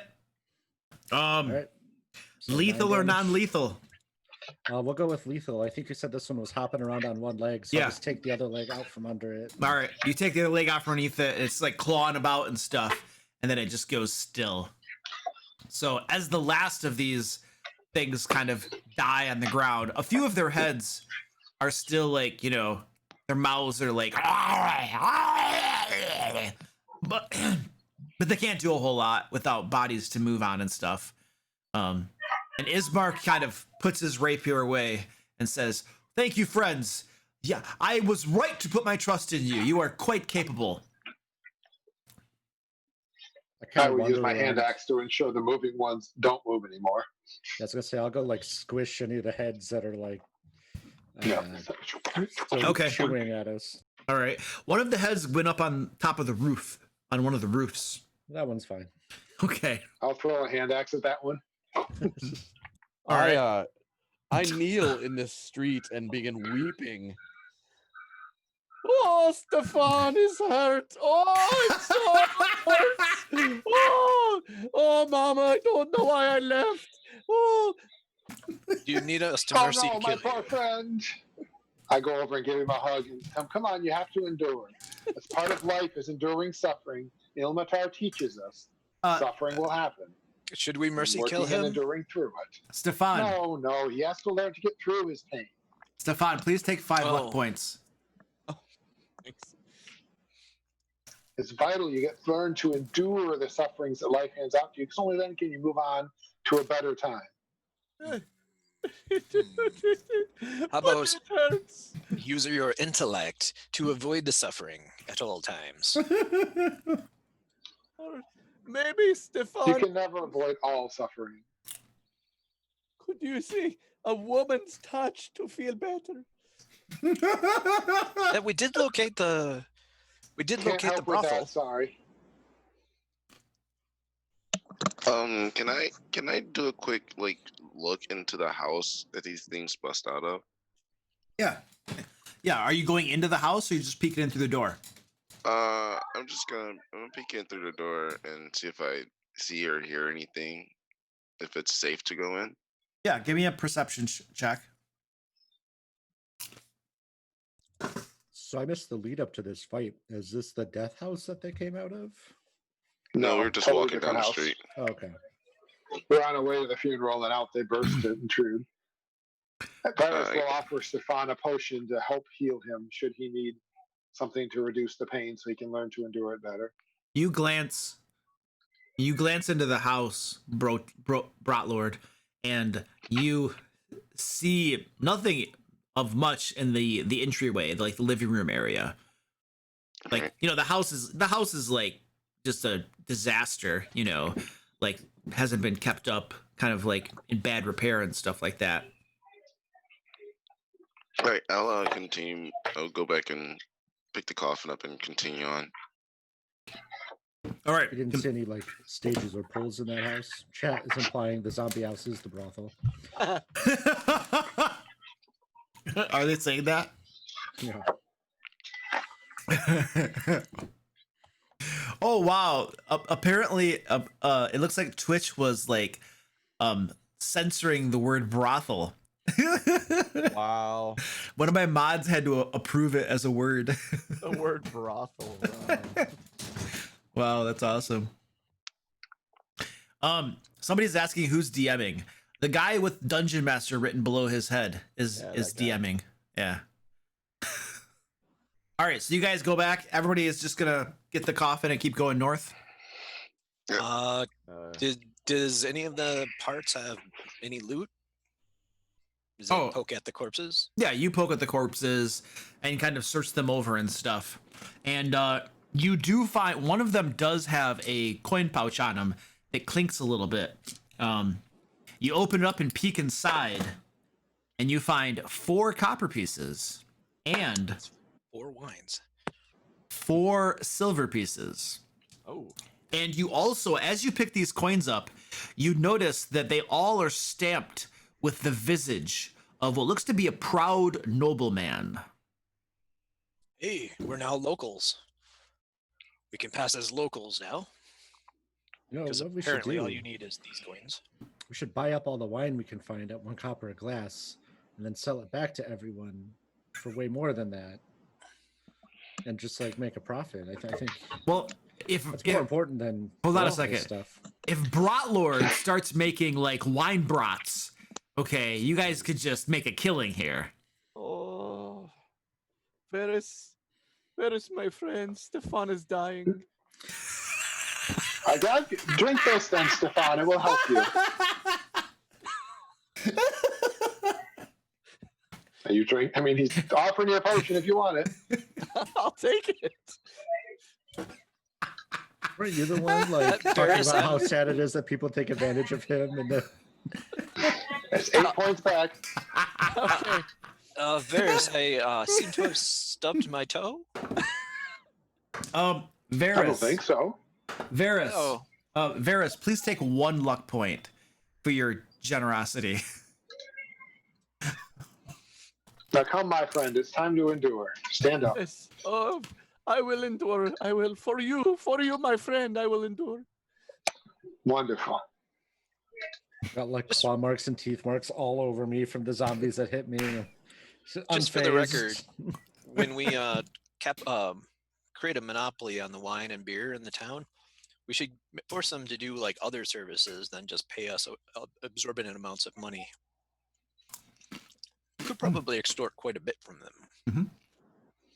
I mean, the market's gonna have to level off at some point. Like at some point, they won't be able to afford it if we go too high, and then we're just that's stuck why. with a shit ton of wine. See why? Then we have to go into why they're drinking the wine in the first place, and that's because of the horrors, right? So we just need to drum up more, scary things. I don't think that's how it's supposed to work. Luke, we've just joined Strahd. The campaign is over. It's not over. It's just beginning. So I'm sure Irene is loving this conversation that we're having. Yeah, Ismark and Irina are just kind of looking at you like, so the church, right? That's okay. That's what Varys is looking at him like too. So it works. What? I don't understand.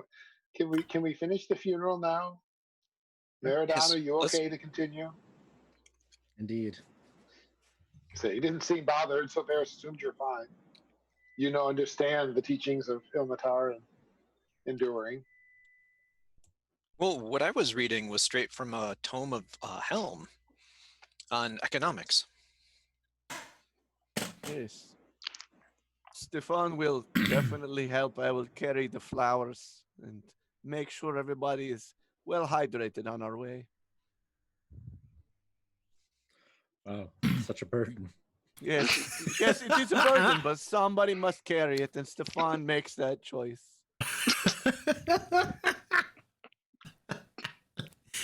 Oh man! Can you imagine what's gonna happen when he gets into a real fight? Stefan is smitten. I'll pick up whatever part of the casket I was carrying and kind of nudge people onward, I guess. All right, yeah, you guys continue heading up to the church. Atop a slight rise against the roots of the pillar stone that supports the castle far above, up in the mists, you can just barely make out this castle. Varys, I'm just gonna, you got some background noise there. Against this pillar stone, you guys can see a gray sagging edifice of stone and wood. This church has obviously weathered the assaults of evil for centuries on end. It is worn and weary. A bell tower rises toward the back, and flickering light shines through holes in the shingled roof. The rafters strain feebly against their load. As you approach the church, you can see that the heavy wooden doors are covered with claw marks and scarred by fire.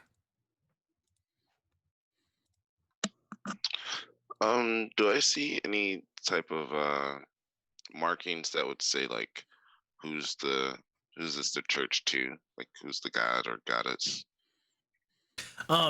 You can see some inscriptions above the door and stuff, and it looks like it's a church of the Morning Lord.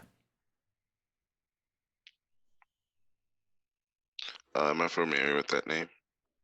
Give me a religion check. A cleric who has a +1 in religion. This is so dumb.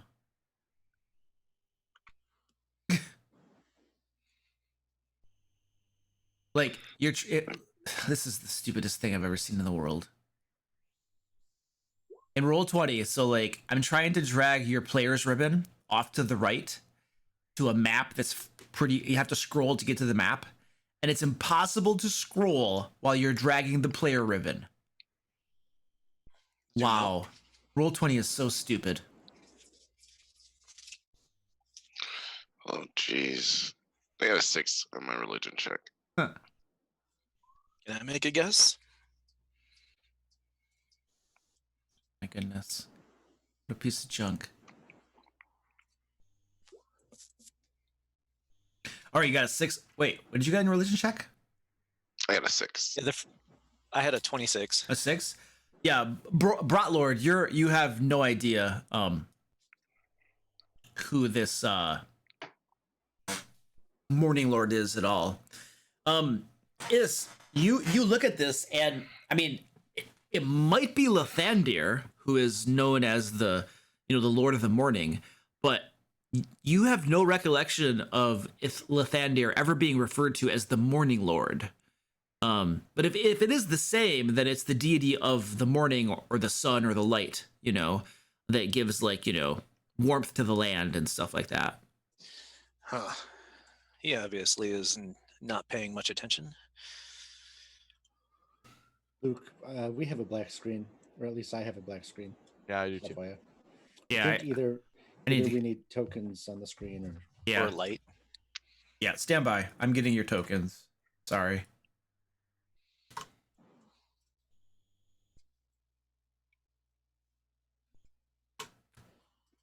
Oh, that's great. Hold on.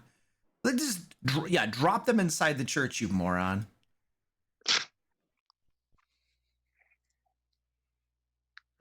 All right. Can you guys see now? Yep. All right, beautiful. All right, so you guys are just outside the church then. I send my bat to go investigate by peeping through the holes in the ceiling, so that I can get an idea of what the inside looks like that I just saw. Yeah, it kind of goes in through the holes of the ceiling that you just saw. It goes through the holes of the ceiling, and it finds itself in what looks to be a large chapel. Stand by. The chapel's in shambles. You can see all of the pews and stuff are all busted up and broken. There are candles and stuff lit in candlesticks. I relay all this just in case. And you can see at the far end of the church sits a claw-scarred altar, beyond which kneels a priest in soiled vestments. Next to him, there's a rope going up into the belfry and the bell tower and stuff like that. And the priest is down there kind of muttering a prayer. It's kind of quiet. You can't quite hear him too much. And then your bat is just kind of snooping around and flying around there. You hear, "Father, I'm starving!" This loud, piercing cry seems to come from down below the floor. And I tell the party, "Father, I'm starving!" says some other actor that is off stage.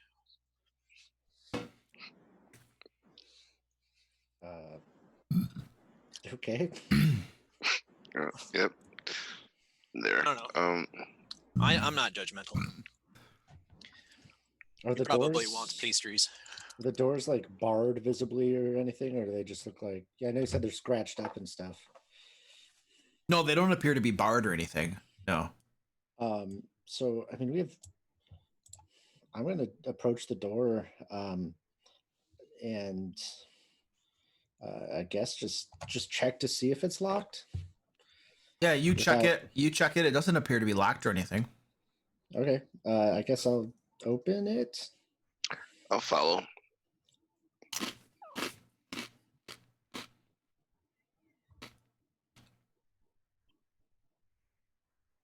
Okay. Yeah, you open the doors and you can see at the far end of this area, you can see the chapel that I just described to Is and his bat. And stand by. When you open these doors, you can see a long hallway that leads into the chapel. The hall is unlit and reeks of mildew, but there are lights down in the chapel that kind of shed a little bit of light into the area. You can see 4 doors to either side of this hallway. So this hallway right here, there are 4 doors, 2 to the left and 2 to the right. And you can also see, you can see this man behind the altar. It looks like he's on his knees praying or something. And again, you guys hear, "I need food!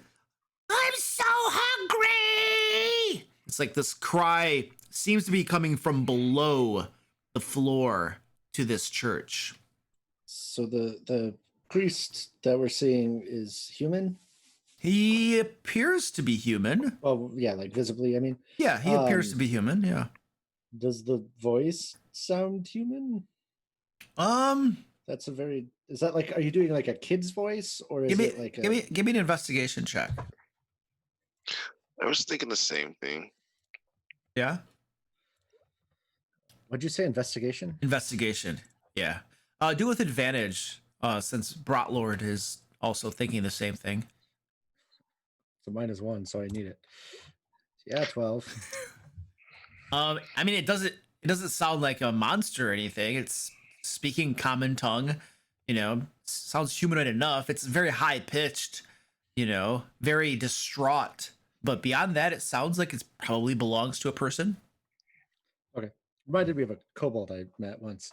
Oh. I was thinking demonic, so kobold, demonic, something like that. Some guy named Gary. So I'm gonna walk in a little further, I guess. And I assume we're all still carrying the casket, or did we put it somewhere? oh yeah, I guess we do have that. Oh yeah, So that's come right. back. You have Ismark and what's her name is with you as well. Let me get a couple tokens here. Just grabbing some random tokens. They are not elves. Oh, this is good for Ismark.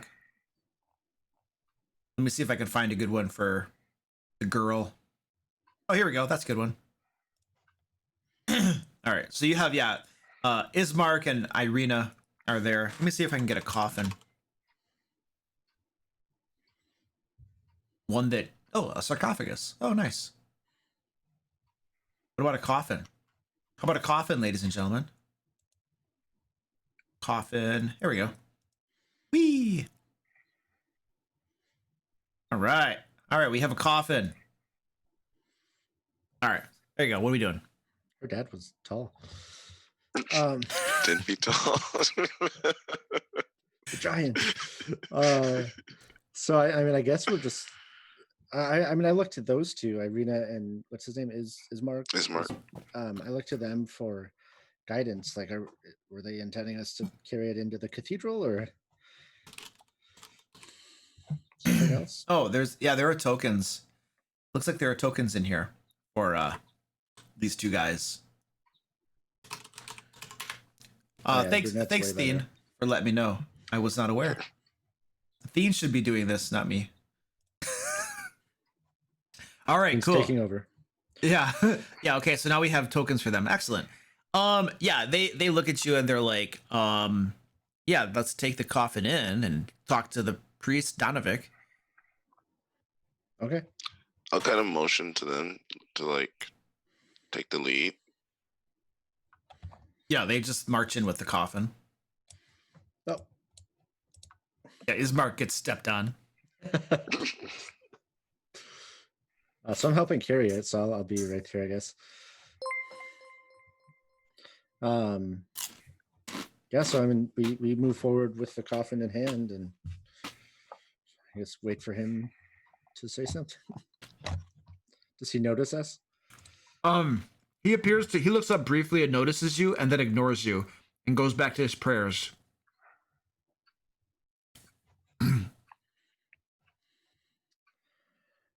Well, I want to set it down with like a large thump, but that's probably disrespectful. So I kind of call out like, "Excuse me, good sir. We're here to provide a memorial for this fine man here." Oh, no, I must pray. I must pray for my son's salvation. You must not interrupt me. Are we still hearing screeching or every so often? Father, I'm starving. I kind of like look to my. Can we set as a group set this damn thing down so I can move around? Yes.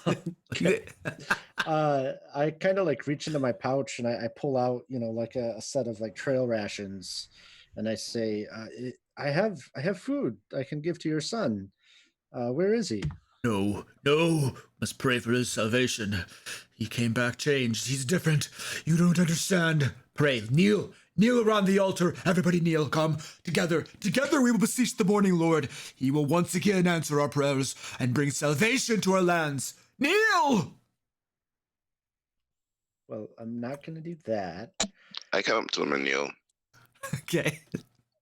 Yes, yes. He reaches his hands across the altar. Take my hands, Holy One. We will beseech him together. I cautiously reach out.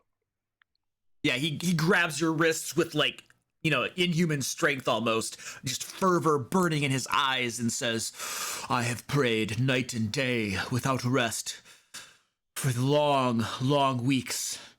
Now together our faith will pierce the veil of Strahd and reach the morning Lord who has forsaken this land. and then he kind of lowers his head and begins praying to the morning Lord. His prayers are some incoherent. Basically, they go along the lines of like just beseeching the morning Lord to, save his son. His son did not know what he was doing and played with powers beyond him, and he just is praying for his salvation. I whisper over to Stefan.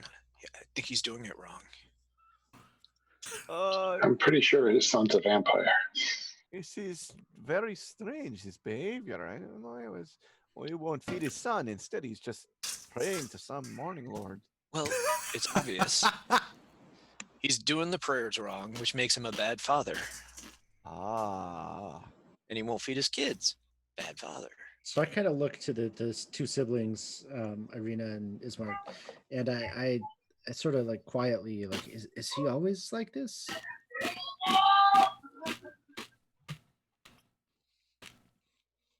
Yes, he is. All right, two words.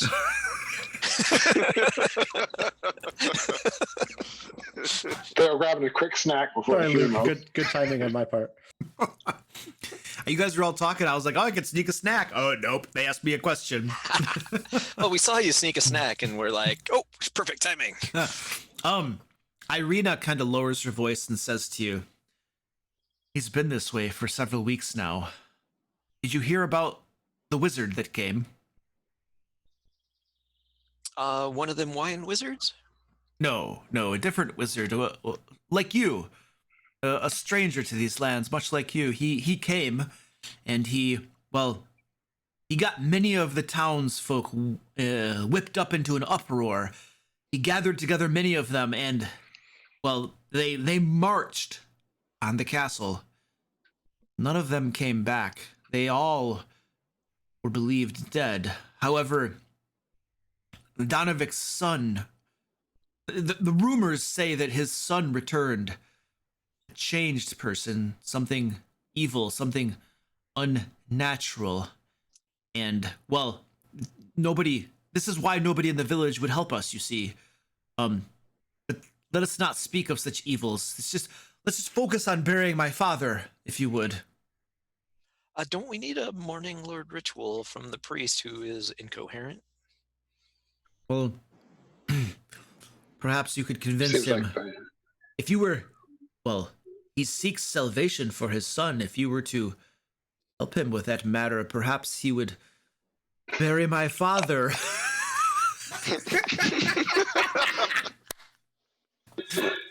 How many quests do we have now? Anyway. We have about 10 different quests in your list. Yeah. So I asked Brotlord if he can do some sort of ceremony. Brotlord. Let's see. I talk to the siblings and I say, our dwarf friend here is a holy man himself. Could he not provide rites for your father? Our Donovik was a personal friend of our father. I feel that it would put his soul at ease if Donovik were to perform the rites himself. Hey, no disrespect intended towards your friend, of course, but to consider it a personal favor. Okay. I'm pretty sure Donovic has gone crazy. Let me out of here! Donovic, I can't help but notice there is someone screaming for food down in the basement. Is there something we could help with? Donovic's eyes raise up violently. Brotlord, you feel his grasp on your wrist just kind of like tighten up, you know, kind of cutting off circulation and stuff. His eyes drill into Is, and he says, "Feed him not." Okay. Now, And come closer. okay. Now, kneel. Okay. If we all kneel and pray for your son, will you then perform a ritual for these fine people? Yes, let us kneel. I'm thinking we're getting into one of these unlimited bargains, so we should probably specify time frames.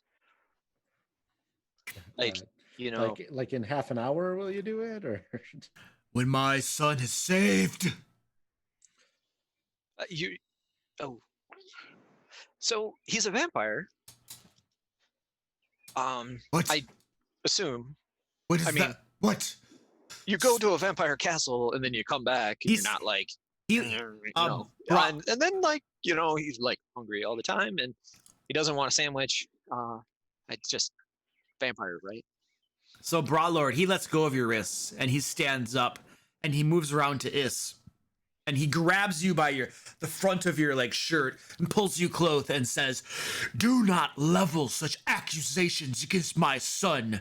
He was a good boy, and he'll come back to the light with the Morning Lord's help." Certainly. Has he drinking blood yet? I don't know if that matters. Father! No. Not for weeks since he returned. And if I ever lay eyes on that wizard, if he survived... Yeah, that was a threat that kind of trailed off there. I don't have much else to say. Could I see if there's anything that can be done about someone who's been changed to a vampire? Like, what are you asking for? Do I know of anything that will cure vampirism? Like Arcana check? Like or Arcana. You can give me if you're proficient, you can give me a religion or an Arcana check. Can any of us do it, or anybody who's proficient? I'm proficient in both. Okay. Can I get advantage? Okay. What were the two? Arcana and religion. 22. All right. So among you guys, among your combined knowledge of vampires and stuff, you're trying to know if there's any way to like cure them and undo it, right? Yep. Yeah, it's pretty much divine intervention. Oh, so praying. Rumor has it though that if the vampire that made another vampire, if you kill that vampire, the other vampire will at least be freed from the will of the first vampire. But yeah, we're talking like divine intervention, possibly powerful magic such as the wish spell. Yeah, it's a hardcore thing, vampirism. Yeah, no bathing him in holy water or. I mean, that would probably kill him. Those sorts of things would just destroy him.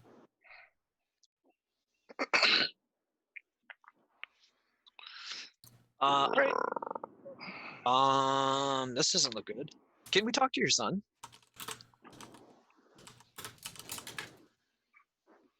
You want to talk to my son?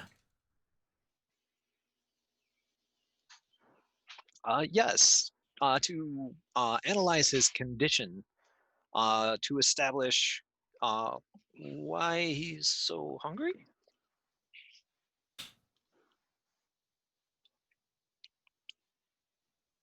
I mean, if you need to speak with him? Yeah. He's down below the church in the hold on, there's a room. There's a name for it. Is it a sepulcher? Undercroft. In the Undercroft. Undercroft. Yeah, it's the Undercroft. But don't give him anything to eat. Okay. Once he's drinking, he'll never come back.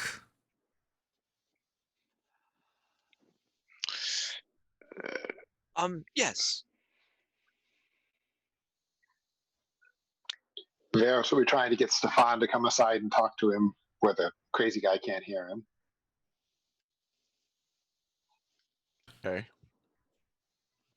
This is a very unhealthy way of him to dealing with his loss. You're the one who knows how to talk to people. Can you help him out here? I mean, if I talk to him, I know I don't do people. I So understand. would you help him deal with his loss in some other way? Because this isn't going to do any good. Let me have a conversation. Thank you.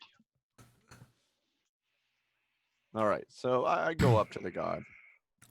I say, what is your honorific? Your father, your priest? What do I call you? Priest. Donovic. So, Donovic, I want you to understand that I'm very, very sympathetic to you at the moment. It is a terrible situation that you have been placed in as a father.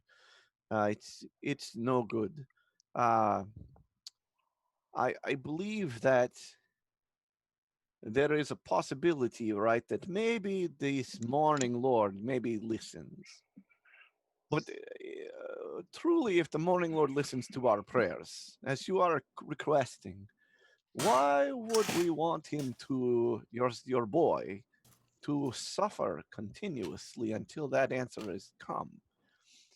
He is suffering now. He is down there screaming and yelling and wishing for just blood and death. And that is suffering that we should not inflict on others.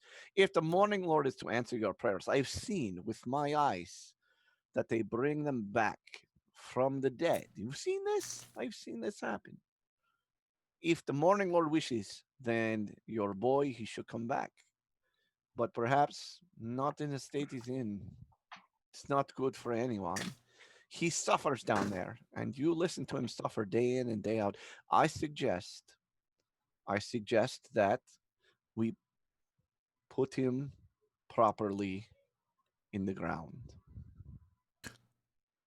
You would kill my son.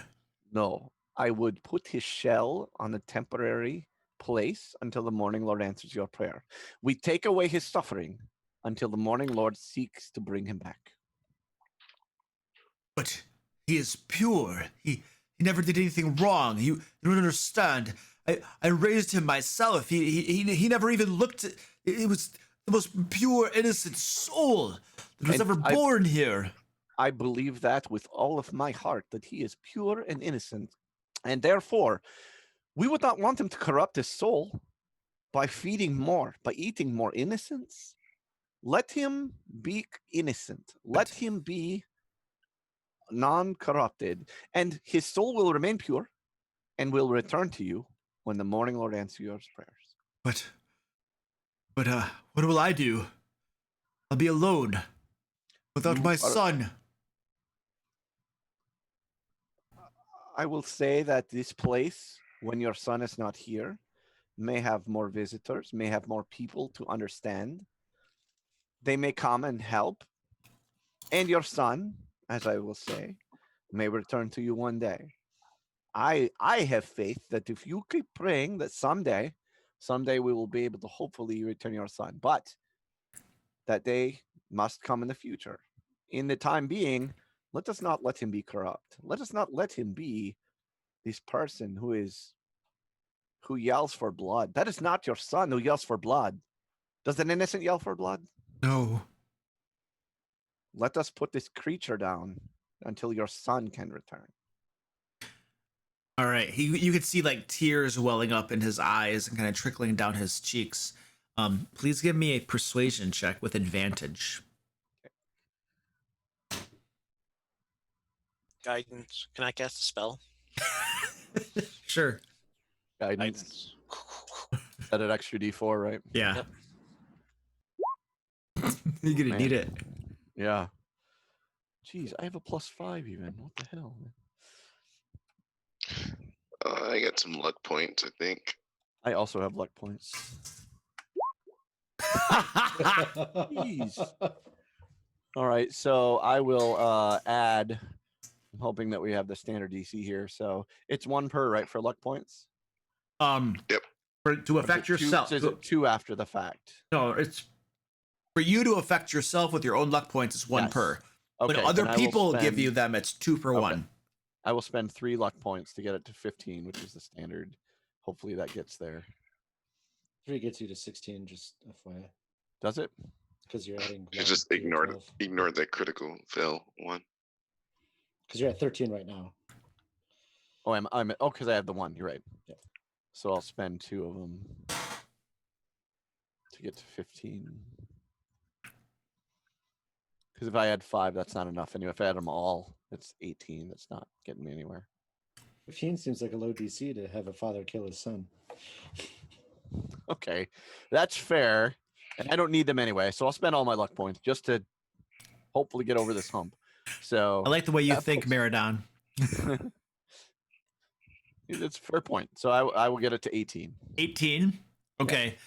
The father, has got tears like coming down his cheek and stuff, and you can just see him begin to tremble, and his legs give out below him. He drops to his knees, and he just kind of prostrates himself before you, just sobbing and weeping, and he kind of grasps at your ankles. He kind of looks up at you and he says, "Put my son to rest. Do it. Have mercy on him." And then We will- he just completely loses it, and he is bawling on the ground. Let us go and Did someone bring a metal stake? I forget how to kill these things. we will figure it out. But for now, let us go and put the innocent child to rest. I'll motion to Irene and Ismark and say, come help console his man, your family friend. Yeah, Irina and Ismark kind of go up to him and, start doing just that.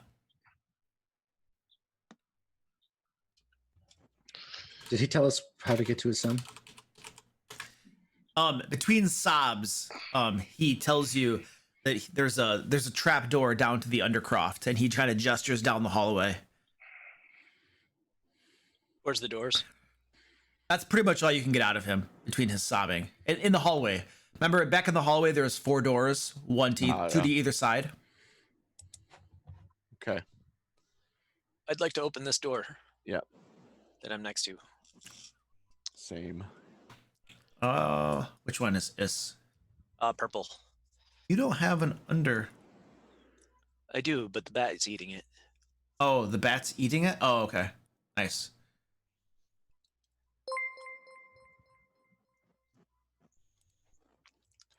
All right. You open the door, revealing a room. No trapdoors in here. And this appears to be an office. You can see an old desk and a chair standing against a wall. There is a wooden holy symbol mounted above them. It is a sunburst.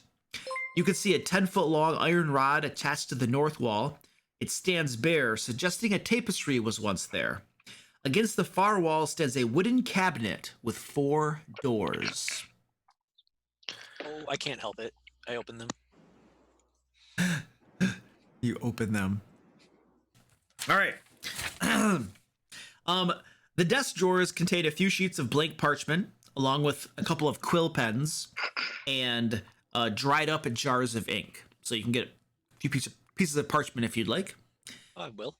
You open up the wooden cabinet, and you can see inside there are a tinderbox, a few wooden boxes full of candles, and 2 well-used books.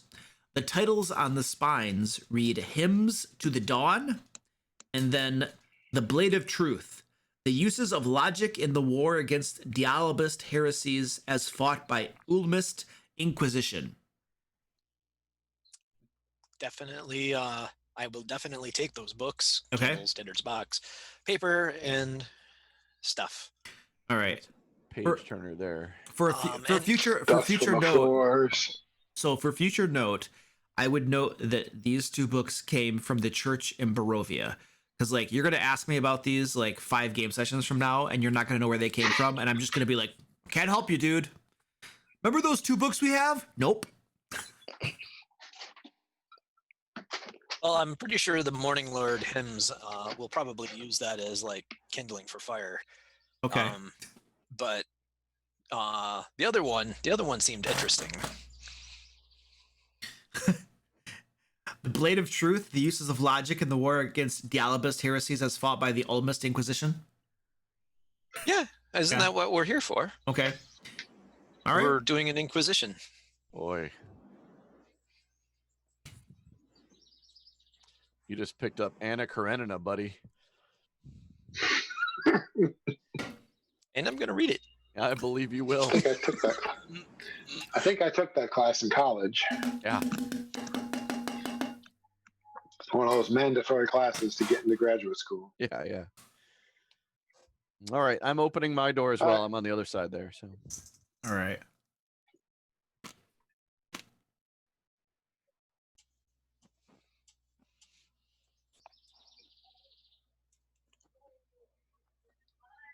All right. You open your door, Stefan, and you can see inside a room. This dirty room contains a wooden bed with a straw-filled mattress, next to which rests a small table with an oil lamp burning brightly on it. Mounted above the bed's headboard is a wooden sun-shaped holy symbol. Nice. Okay. I will admit to not.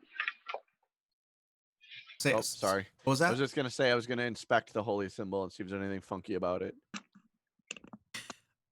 No, it's just a star-shaped holy symbol, like a sunburst, made out of wood. Nothing out of the ordinary about it. Okay. And that's all that's in the room. There's nothing. There's no drawers. You said, right? There was no. Okay. No. Okay. Not a whole lot in that room. Okay. I guess I'm up. Any chance these holy symbols will be useful in fighting a vampire? I don't know a lot about them, but I know there's holy stuff that's supposed to help. Oh yeah, that's not a bad idea. Oh, that's a good idea. I mean, we'll do that. I have my holy symbol. I just don't know whether another one would help or not. That is a good idea. I'm gonna. If that's not, is that affixed to the wall, or is that can we take it? Stand by. Okay. That one, and there was one in the other room too, wasn't there? It's like it's kind of like a large one. You know, it is affixed to the wall, but you could take it down. But it's not like. It's more like a decorative thing, really, yes, than an actual... correct. It's not like a holy symbol. Like this isn't a holy symbol, but I'll leave that then. That's fine. Looks like I found the passageway down, guys. Oh, yeah. So Varys, you open that door.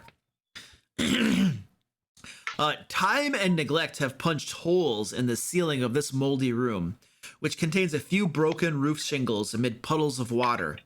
In one corner, set into the floor, is a heavy wooden trap door, held shut with a chain and padlock. And then as you kind of open the door and look in, you hear these screams, "Father!" They seem to be emanating from through that trap door. Found it. I don't know if you want to check the other room out first, but I'm pretty sure he's down here. I can probably hear and see all that from where I'm standing, so I'll just open my door first. Okay. Yeah, you open it. You can see a straw-filled mattress standing across the way. Another one of these sunburst holy symbols is mounted above the bed, the headboard of the bed. All right.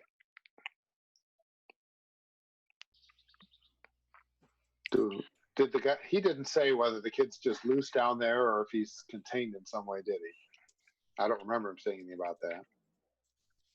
He never mentioned anything. I'll send the familiar down. Oh, okay. I was just gonna say I'll jump down. My point is, when we open it, we got to open it first. Is he going to come surging up when we open it? We got to be thinking about that. Right. And the off chance that he's waiting at the bottom. As soon as we open this trap door, he's going to come flying up it. Well, I will prepare myself for something. So I'll ready in action and bop him on the head with my warhammer. I did misspeak something a little bit ago.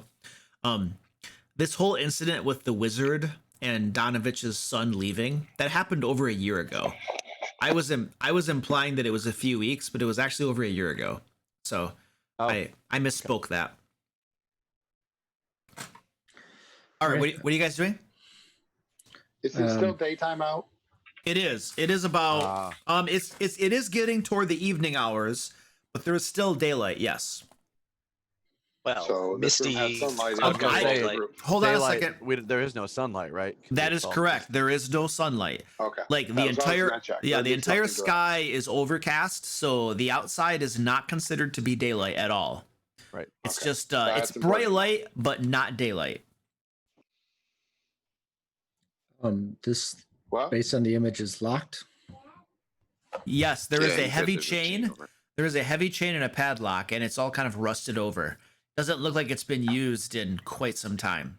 Does it lift up at all that I could slide my familiar It gives image in the cracks? it gives a little bit, so you'd have to kind of like squash him through there, but probably you could make it. Are you trying to feed him? Or just Well, there's no blood in these things. in familiars? Well, Yeah, there's there's some. It's a It's not a living spirit. creature. It's Yeah. a creature's spirit. Oh, it's a Uh-huh. spirit. Oh But- yeah. But it's still It's a a living bat. creature. It's a spirit that manifests itself as a bat. right. Yeah. I thought it was a physical creature Mhm. Yeah. with I blood don't and know. everything. Does it? I don't I'm know. probably 2 or 3 editions ago. So Yeah, me too. I haven't done a familiar recently. I don't know. When they die, there's no body, which makes me think that there's no actual, substance to the it. bigger question is, would this thing have any idea of that? If it's starving to death, or is he going to eat it anyway? Well, I was gonna say, regardless of whether it has blood, he's probably gonna eat it. Well, or I try will to. use it. I will use it as a flashlight and look through my familiar's eyes while I have it in my hand. Point and put his eyeballs down the hole so we can see down the hole. So I can see down the hole. This poor thing. Just hold still. I'm telling you, that familiar is gonna get. It's gonna get evil deaded. That thing's gonna jump out like crazy. I'll swallow your soul. He's gonna eat the damn thing. No, I'm not gonna.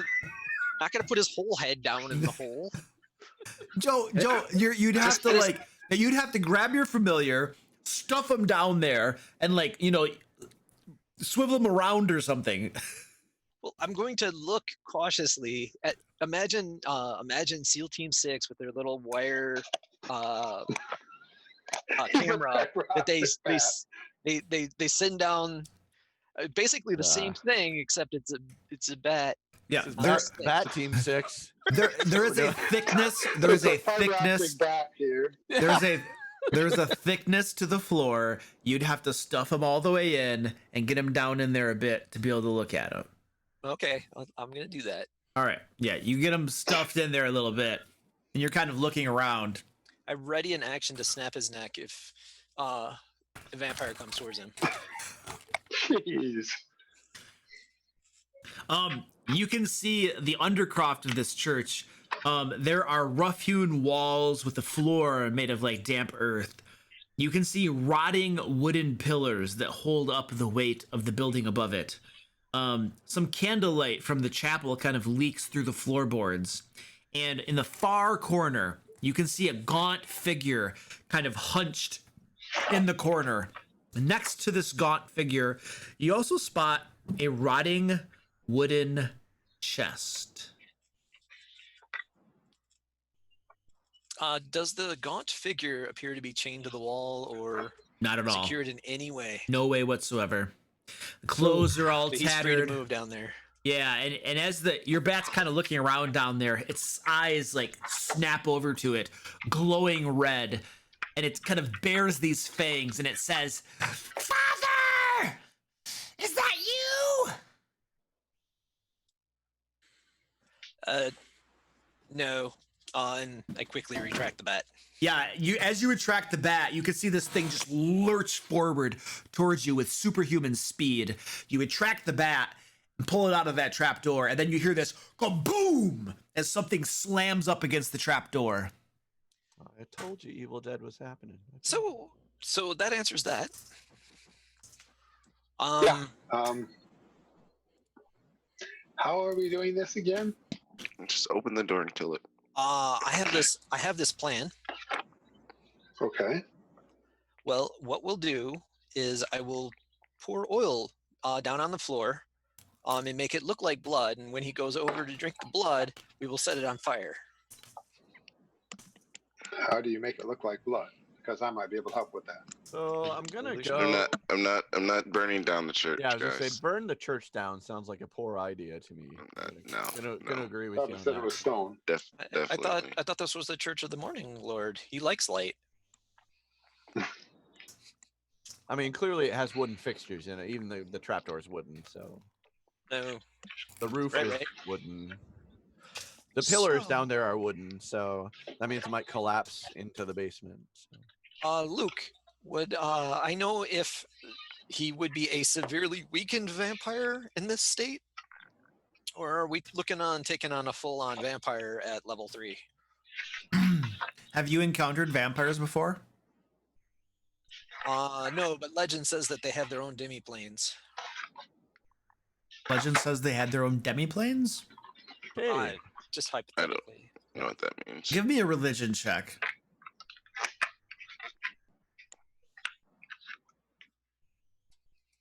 I mean, obviously it's still moving pretty fast. 19. You have no reason to believe it would be any weaker than normal. They're immortal creatures, whether they eat or not. Crap. Dude, guys. I conned it. It turned purple with a skull. I'm sorry.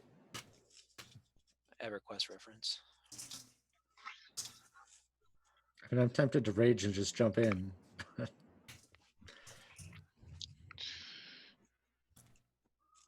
Father! Feed me! Better yet, does anybody have some red paint? Or let's see, where could we find Why? some red? I have some holy water. Okay. Minor image. Now it looks like blood. Is that what you're trying to do? Yeah, could do that. I don't know how that works exactly, but I can create an image of whatever I want and sounds. oh, good. I think I have that spell too. Say I've got it as a cantrip, so I can use whatever I want. Actually, I don't have that spell. That's weird. I do. If you're So- just trying to make it look like blood, I'm pretty sure I can do that. Or I can make the No. vial of holy water look like your bat and see if you'll grab it and try to eat it. I mean, I don't know. What do you guys? I'm just thinking we tie the holy water to a string and lower it in there like, and I'll make it look like your bat. Lower it like your bat's coming back and see if you'll grab it. Actually, let's talk to him. What? Well, sure. No, I will just open the door and This kill is not what we agreed. We agreed we would put this man's son in the grave where he belongs now. That is what we will do. Yeah, but we didn't specify a time frame. Remember time frames? My I'm friend, all for putting him in the grave. I just want to know how. my friend Varys, do you remember how I said so good you are? That man over there is the opposite of you. I'm all for putting him down. I just want to know how we're going to do it. I mean, I don't know how to kill a vampire. I'm sorry. It's not something I ever studied in the Well, monastery. it is not something that I am terribly familiar with, but if it is a creature of some kind of evil, right? So Umbrotor is some kind of good. Certainly, we can find some way to put it So down. are you suggesting getting him drunk? No. Brotor is somebody he prays to. Yes, somebody maybe who could help us to put down a creature who is pure evil. So you're Hey, saying open up and beat the heck out of it. Hey, Donovan's son. You down there? I call through the trapdoor. Who are you? The name is Ice. I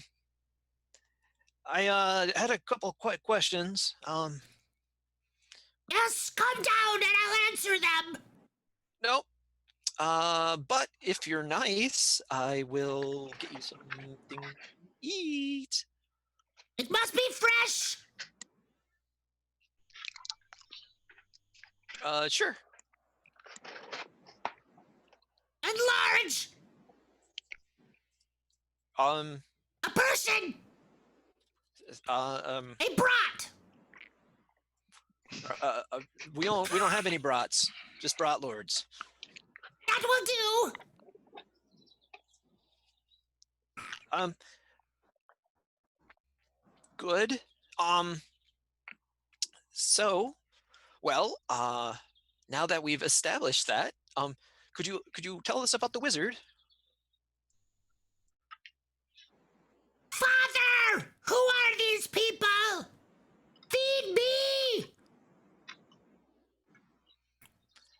And also, was it the devil Strahd that turned you? Father!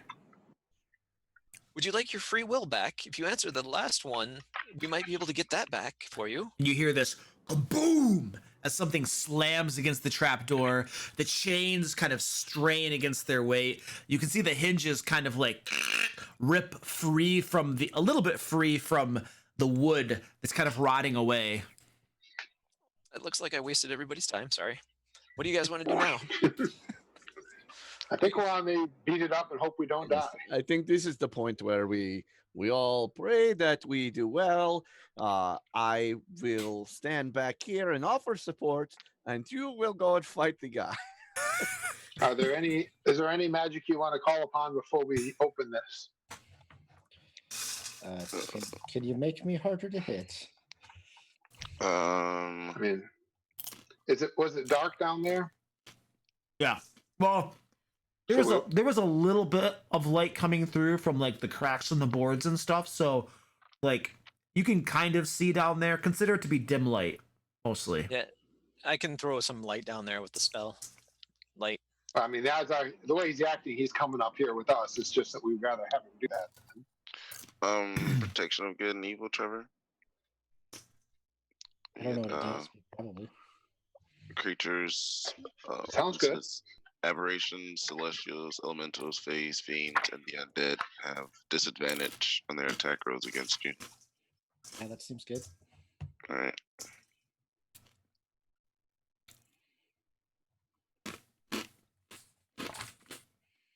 Drink some holy water. So this thing is this trapdoor is still chained down, yes? Yes, the heavy chain and a padlock. Yes. Well, let me see what I can do about that. Were we given a key? No. No. Okay. I didn't make a thieves' tool check in this one. I forgot. It's a dex I'm ability. proficient in them, so I know I got efficiency. Is this a dex roll or? Isn't it the same as a dex saving throw, basically, though? Oh, lost some. Hold on. If you're proficient in dex saving throws. Yeah. If you're proficient. Yeah. Hang on, he lost us. Yeah, Sound went out. I missed that. What was that? That's right. It's Is this a dex roll? It's the same as a dex saving throw if you're proficient in dex, but dex savings. Yeah, I'm proficient in the dex saving throw and in the tools, so. It's the same roll. All right, he'll pull out his set of thieves' tools and lean over the lock and see what I can do here.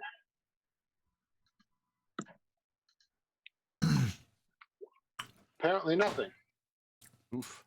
It's old and very rusty, folks. I don't know if this is going to work. With all the ones today from us. Jeez. I mean, So- just It's a very old, for the rusty record, lock. for Get the out your records, I ones want to give now. a quick shout out to my buddy Ted for these wonderful dice. Yeah. And the fact that they're cursing our electronic dice. Right. Bastard. So I say we'll do this the old-fashioned way, and I try to do like a athletics or something to just Hammer it. break through it.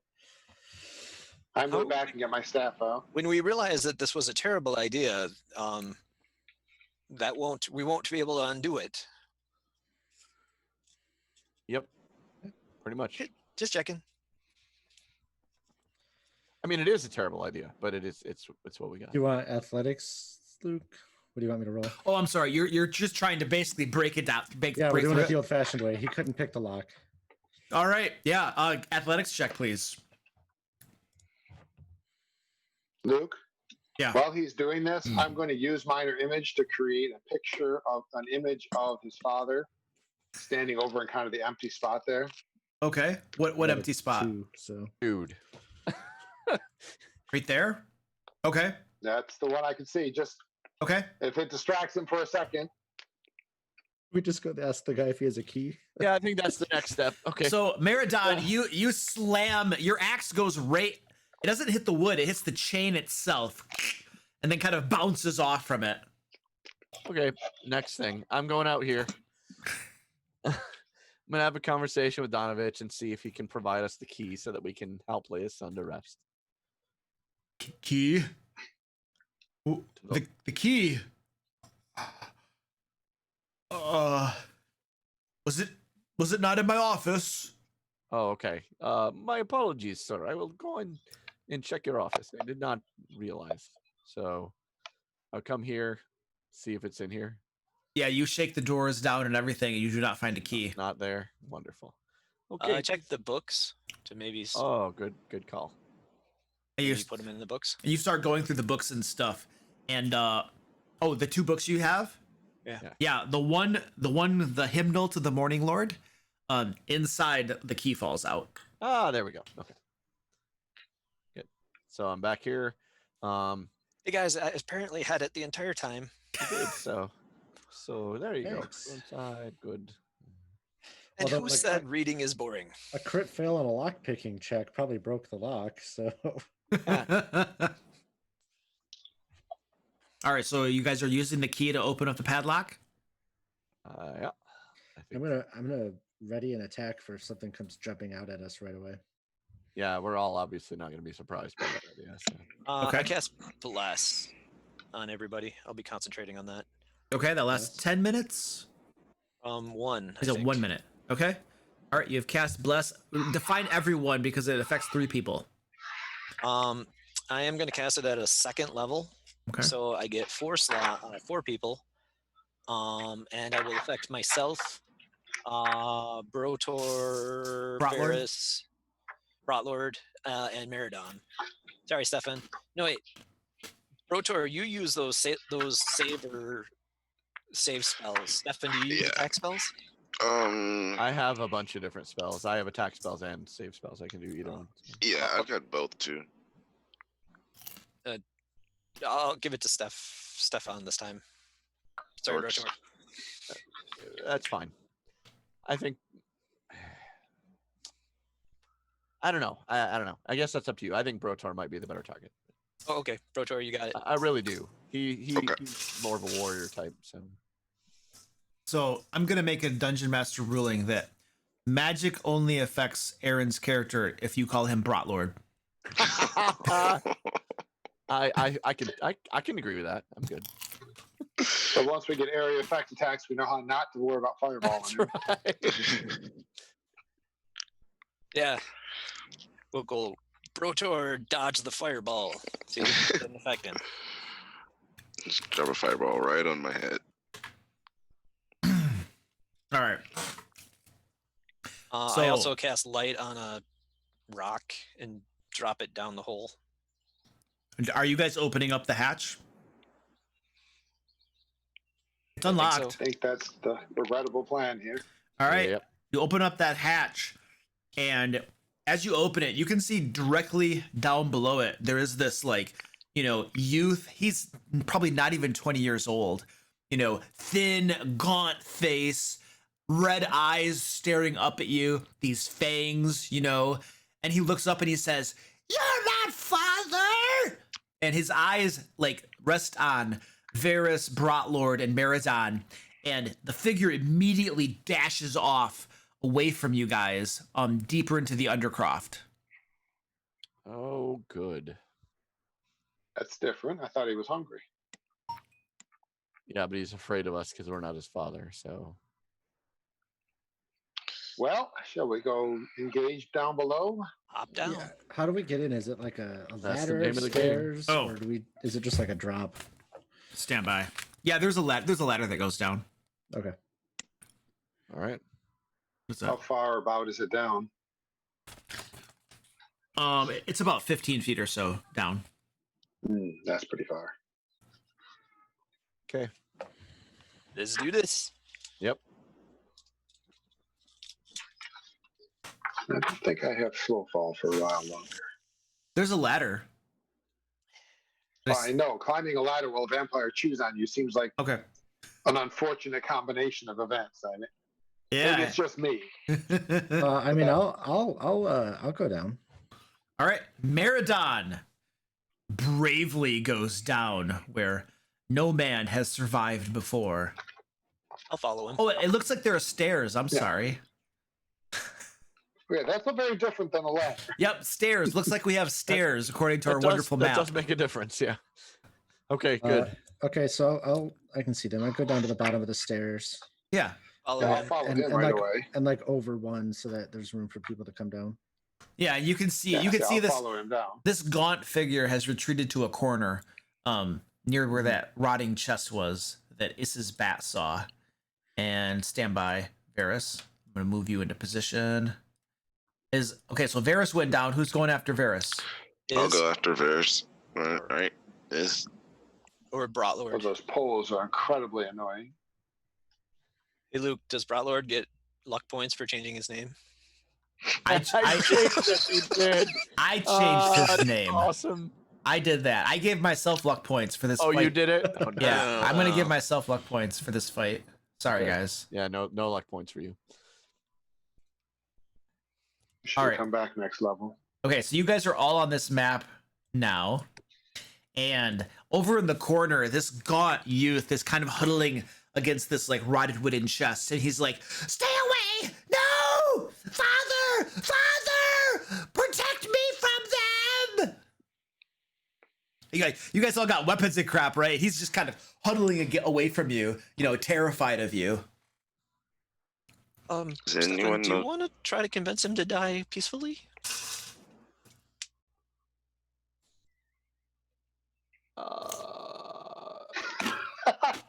I mean, I don't know that that's possible, but you're certainly welcome to make your argument. We're already here. So. It's time, child. Time for no more pain. Tell me, Stefan. Food! Food, yeah. Yeah, never mind. He I don't want to waste anybody's time. he comes forward. So- He steps forward just a little bit. Like his eyes are kind of wide. You can see he's like almost salivating at the thought of food.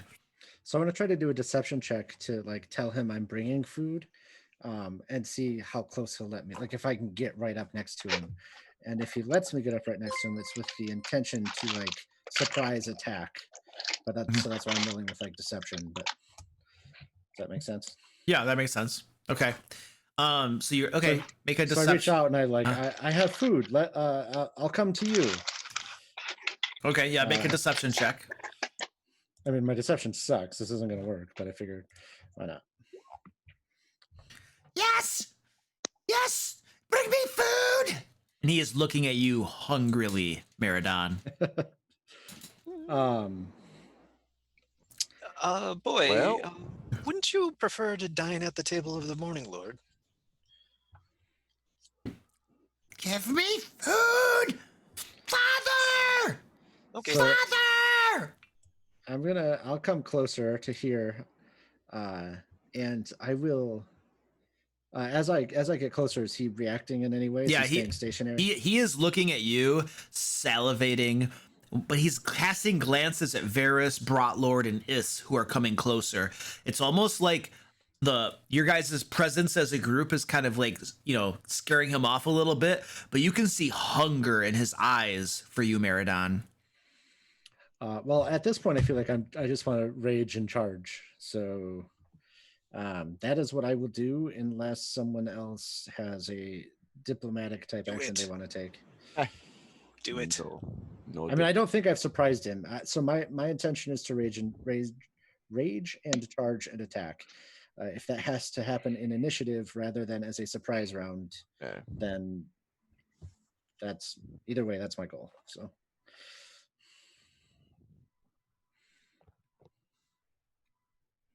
Okay. Is that a sign we should be rolling initiative? Yeah, right. Just pop the turn order thing up. Hey, guys, that's metagaming. Why are you It's doing that? It pops up on your screen when you open it. Oh, does it? Oh, Yeah. okay. I mean, if you're charging forward, then yes, go ahead and roll initiative. Yeah. Oh crap! Hold on a second. That sounds bad.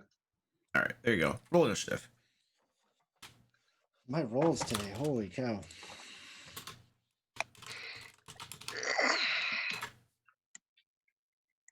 Not gonna get to rage before he comes and eats me. I'm gonna take a quick bio, guys. I'll be right back.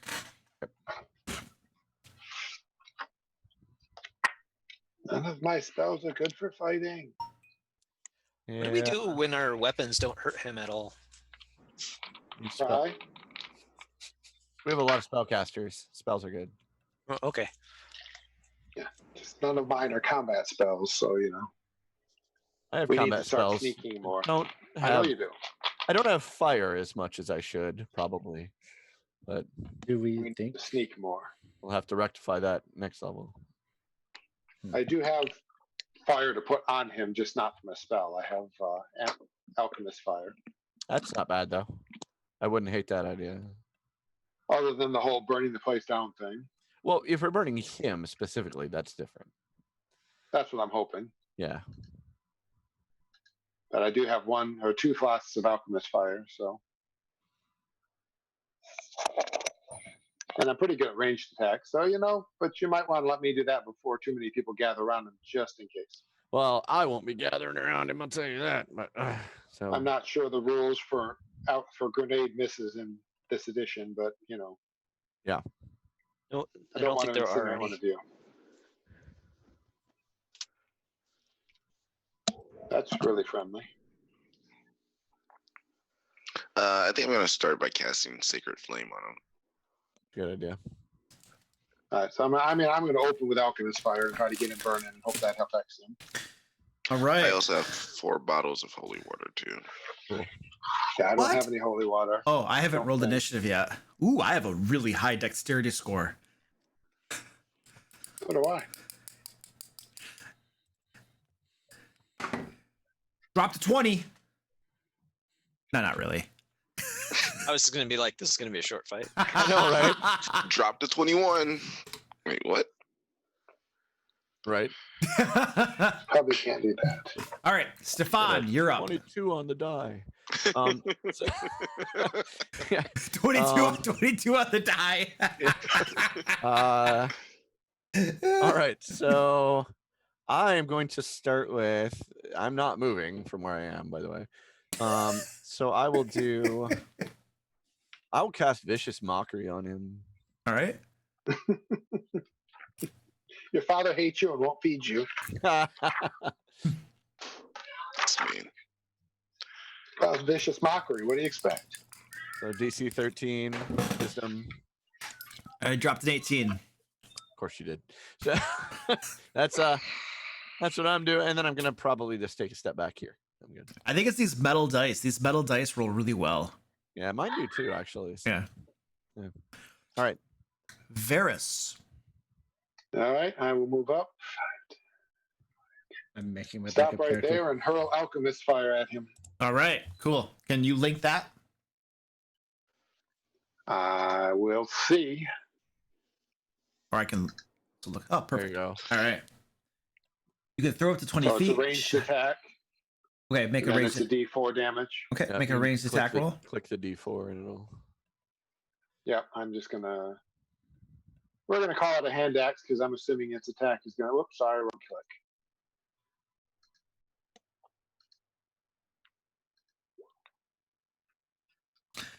That's beautiful. Yeah, That's just beautiful. you throw the alchemist's fire, and it kind of bats it aside with its hand. It goes spitting off toward the wall, smashes onto the wall, lights the wall up. These are earthen walls, so there's really no danger of it burning the building above. The pillars are made of wood, but the walls and floor are all earth, just so you're aware. But yeah, alchemist's fire lights the wall up. I can continue my move after that, right? Yes. If I have movement left. Yes. Okay, I'm going to move right up to him. And then I will use the key point to do the dodge action. Dodge action. Okay. Dodging. Hoping he's hungry enough and not the bright enough that, I don't know, bright's not the right term, but starving enough to see fast, easy food standing in front of him. Unarmored. Yeah. I mean, you are a wood elf. You are a wood elf, so you're probably a little bit stringy, but you know. But I'm right here in front of him and full of beautiful red blood. Oh yes. Are you doing the Timon dance from Lion King? It's a big. Exactly. Us and Dragon do. I have just so much blood in my veins. I don't know how to get it out. I just feel like I'm overflowing with blood all the time. You're up. I will cast chill touch on him. Just not chill or touch. But hey, well, they did that to that spell. I don't know. I mean, it was a cold touch spell. Why did they change that? Range. That is a hit. So I do 1 damage. 1 damage. And he has disadvantage on his attacks. Double disadvantage. Yeah, I know. Kind of Is that a thing? Yeah, it's not a thing. No. On his next attack, right? His next attack. If you hit the undead, it also has disadvantage on attack rolls. Oh, against me until the end of your next turn. Okay, against you. Never mind. Okay. So I will move next to him. All right. Which really hard to hit target are you interested in? And it's my turn. What kind of armor are you wearing? I am wearing I have an armor class of 18. It's metal. So it's probably a chainmail plus a shield or something. Chainmail. Chainmail's 18, I think now, or maybe a chainmail. No, it's medium armor of some sort. Yeah, it's probably okay. Scale mail. Scale mail. Okay. At any rate, the monk is unarmored and looks like a much juicier target. So he is gonna go after you, monk. Let's see. I get 23 attacks. I figured. All right, so he's gonna claw at you. Disadvantage. Yes, he is going to claw at you. Father, why? Oh, that is a hit for 8 points of damage. And actually, hold on a second. Take that off. No damage at all. Instead, he's going to grapple you. Get a good hold of you with his arm. And then he pulls you close. Ah! And his teeth come at you. I'm assuming there's nothing I can do, but wish he wasn't doing it. Probably. Ooh, disadvantage. Oh, that is still a hit. His teeth sink into your neck. And you take a total of 13 points of damage. And now we're coming into it says the target's hit point maximum is reduced by an amount equal to the necrotic damage taken, and the vampire regains hit points equal to that. Okay, so we do not reduce your hit point maximum anymore. Or did I? This is where my new rules on sanity come into effect. So stand by. Let me find this. Just a real quick note. Chill touch prevents people from healing for a round. Until the end of your next round? Yeah. Can you read off what it says for chill touch?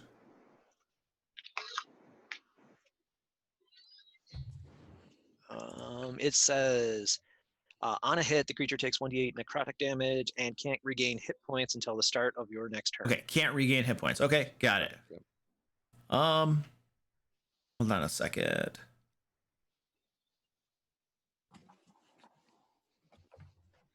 Okay, yeah, you're gonna so you lose 13 sanity points, Varys. All right. So everybody starts with 100, and you just lost 13. Mm-hmm. And I think that's all he does. And he does Seems not to be enough to me. does not get hit points back. Okay. Got it.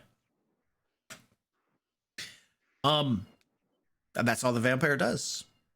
Or I mean it's you know, that's the sun. You guys think he's a vampire. Meridon, you're up.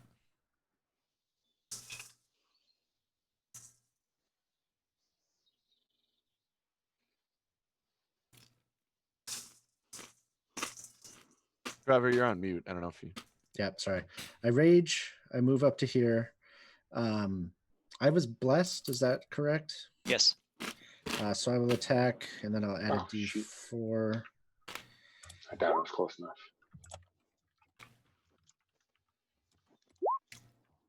So a 17 to hit That hits. for 21 damage.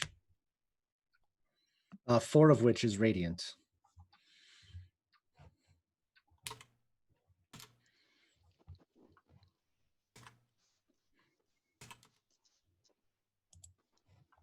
Wow. You deal radiant damage to all your attacks? My first attack each round. So Okay. right now every attack, but once I Yeah. want the attack, it's only the Okay. first one. Excellent. Yeah, you slam him with your axe, slice him open a little bit, and he recoils in pain. You know, there's this hissing sound too as your axe slices him open. Something about that axe slice he did not like. Okay. Brotlord. All right.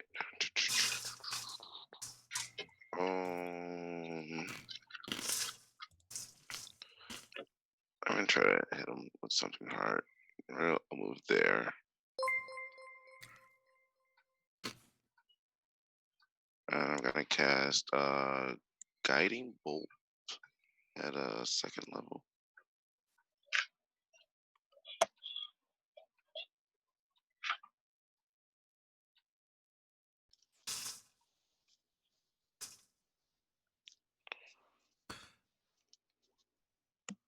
So does a 13 hit?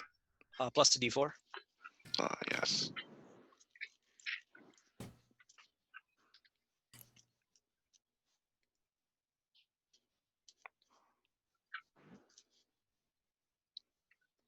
I'll do it. Come on, roll 20. You can do it, roll 20. There we go. Oh. 14. Does not hit. Luck points. Your I don't have any. Oh, never mind. your spell goes over his shoulder, slams into the wall. All right, we are at the top of the order. Go ahead and discuss tactics if you wish. Hey Luke, just FYI, on your turn order, you should have like a blue button at the bottom or something. Yeah. And when you click it, it like puts the next person at the top. Like it cycles through the turn order. Yeah, and you then can go it through the comes turn back. order. Yeah, that way it'll highlight the person. If you feel like it. Oh, this right here. Oh wow, that is so cool. Yep, All right, cool. yep. Thanks, guys. I just covered that, I think, yesterday because I was DMing. Oh, cool. All right. Any discussion? Hang on. Let's see. I gotta get out of the grapple and get away from the things. Varys, you want some healings? If you've got any, well, I don't think. Did I lose down to my max hit points or not? I'm sorry. No, you lost You your started to sanity. say I No. did. Okay. Then think yes, we're- I desperately need healing. Yeah, I think we're just gonna say think- that instead of losing strength or max hit points, we're just gonna take sanity points off. Because those things are pains So, in the yes. butts to track. All right. Unfortunately, I'm not sure I can get healed before he kills me, but I plan to try. Yeah, I just want to let you guys know that I texted my wife and told her that you guys are fighting a vampire, and she says kill them. That's wonderful. Good to know. Hooray. So now, Well, at least you know you're secure in your marriage. now the man who is loyal to his wife is going to kill us all. There was a if there was a is there a player character named Varys? You know, don't kill him, but the rest of them are fine. Then you know, Okay. something. All right, you ready? All right, let's do it. Stefan, you're up. Okay, I'm gonna step out to here. I'm going to use... Guard the stairs. Yes, I will guard the stairs. That is exactly what I'm doing. It is a very important job. Someone's got to do it. No, I mean seriously. Like, don't let him. Oh, yeah, then sure, yeah. So I'm gonna use a sorcery point to distance spell an inflict wounds. That allows you to cast a touch spell at range. Correct. If it's a touch spell, I can cast it at 30 feet range. Okay, cool. That's awesome.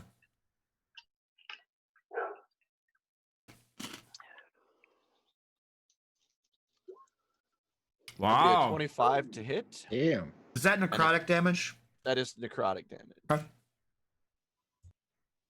Holy crap. That's a crit. Wow. Crit. 38. 38? Yeah.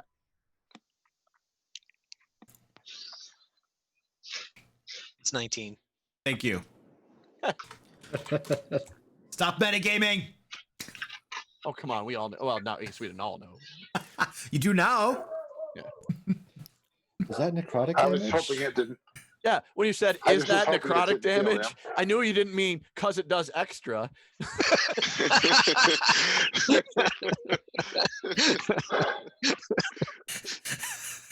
I was afraid it healed him personally. It can't. Luckily, Chill Touch is still active. Yeah, yeah. All right, Varys, you're up. All right, well, let's smack him in the head with my stick. Well, I guess, do I have to escape the grapple? I lost track of that. I know I didn't get the Yeah. resist it the first Yeah, time. you're still grappled. You just can't move. Then I guess I will be. Yeah, but I also can't afford to get bit again. So I will attempt to escape the grapple, I think.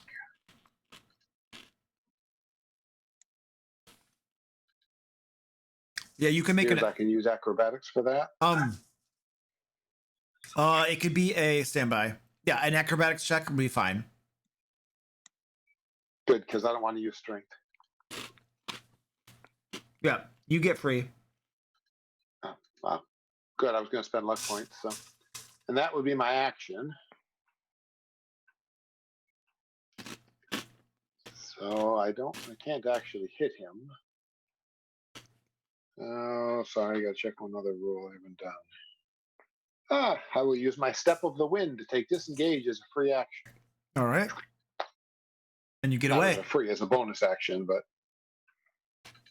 so I will use that plus my last key point as a bonus action to back off for a second so I can be ready to fight in a little better way. Okay. You're up. I'm gonna have my bat fly in, distract him for a split second here. So that I can, I guess I chill touch him again.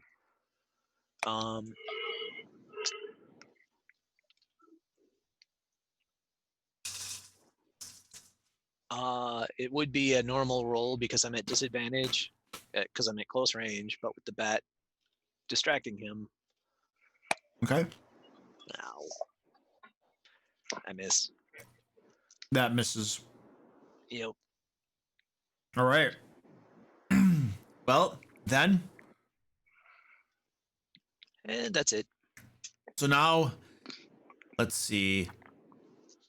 So Is has really not done a whole lot against him. Meridon, you did a pretty big. You walloped him with your axe. Yeah, he didn't like that at all. So he is gonna go after Meridon, just clawing, all the while screaming, "Father, why have you forsaken me?" Huh? I get a bonus of D4. I forgot. Oh. How do I roll a D4? Oh, there we go. Hey, 16. that turns it into a hit. Yes. How upset he is. 1 damage, necrotic, which is halved to 1 damage. 1 damage. Woo! Wow. And that is how you beat resistance. Is that is it 1 That's damage? right. You do 1 damage. You can't have that. Ah! In your face. That's necrotic damage? Yeah. Okay, wonderful. All right. Yeah, it looks at the vampire looks at Meridon. Ah, father! And then it claws at you. Oh, geez. Both of these claws sink in deeply into your barbaric hide. Let's see. Each one is a 8 points of damage. Actually, Did you roll at disadvantage by chance? do I have disadvantage? I believe he has protection from good and evil. Yep. Oh yeah, he does. Does he? Oh, okay. All right. Well, then I I'll forgot just about that. I'll count this one. I rolled a 16 and a 15, so it's still gonna hit. So one But of them hits. but I am gonna like. Actually, I'm not gonna hurt you. So take that damage off. I didn't hurt you. I'm gonna use that to grapple you instead. Okay. And then the second claw is gonna come along with disadvantage. Do you not get to resist grapples anymore? Or? No, if I hit you, you're grappled. That's the resistance is your armor class versus my to I hit just know in number. the previous one it was all strength rolls and such back in. There are attacks that Sword have Lord grapples campaign, built so. into them, and then Correct. there's Okay. trying to grapple with an action, which is different. Yeah. Correct. Cool. The second That makes attack misses you. But then, since he did have you grappled, he goes in with his teeth. Ah! Food! And his teeth clamp down inches from your throat, but you manage to back away. Meridon. Even without a cloak, you have disadvantage against me. It's, Oh, no, man, I would not talk about that. Oh man, he has a vampire at your throat. He could be like, "Yep," and it hit. well, And you I take miss. a bunch Plus of a damage. D4? How many hit points do you have? That's what you take. Even if with the D4, I've got a 13 on my attack, so this is gonna miss. I think That misses. Yeah. I will move to here to kind of put myself between the monk and the vampire. Okay. All right, you move up to there. And Brotlord. So how's the vampire looking? Just fine. Like the monk needs healing. And he conveniently ran right next to you. Mommy! So I will cast what is it? I'll cast Cure Wounds.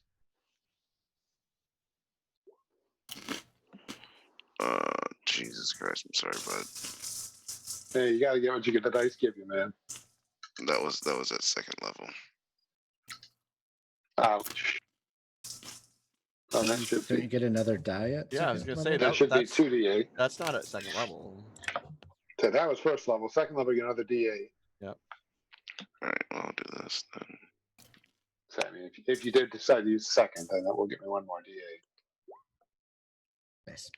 And +3. That's a little better. +3 pl- to that also, right? Oh no, that's total. You're right. +8, so it's 5. 3 came into the first one. You're right. so- You're right. Right. So it's 9 total. Yep, which is Alright. good. That's most of it. I feel happy. Luke, you should give the party a cloak of placement, which gives enemies an Cloak of advantage on Placement. attack rolls. That's his next curse item. A cloak of placement. And then I will use my bonus action to cast Healing Word.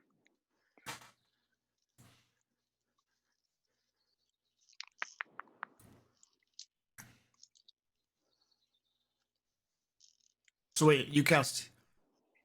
Oh, you guys cast Cure Wounds, then Healing Word? You I don't- can't. you can't do that. I thought Healing Word was a bonus. Oh, because they're 2 spells. Well, yeah. When you use your bonus action to cast a spell, the spell you cast with your action must be a cantrip and a cantrip only. Alright, sorry. Cool. Well, no. Alright, we'll ignore that second part then. Okay. Okay, I'm Um, still in good shape. Cool. All right. That was Brotlord, and we're think I'll use. I'm sorry. I think I'll use some movement. Not Okay. just step front. That's right there. Oh man, he's brave. Our highest AC guy is now third in line. All right, top of the order. Go ahead and discuss. I'm gonna grab a drink real quick. I'm coming back, guys. Now that I'm feeling a little better, it's time to do some damage to this thing.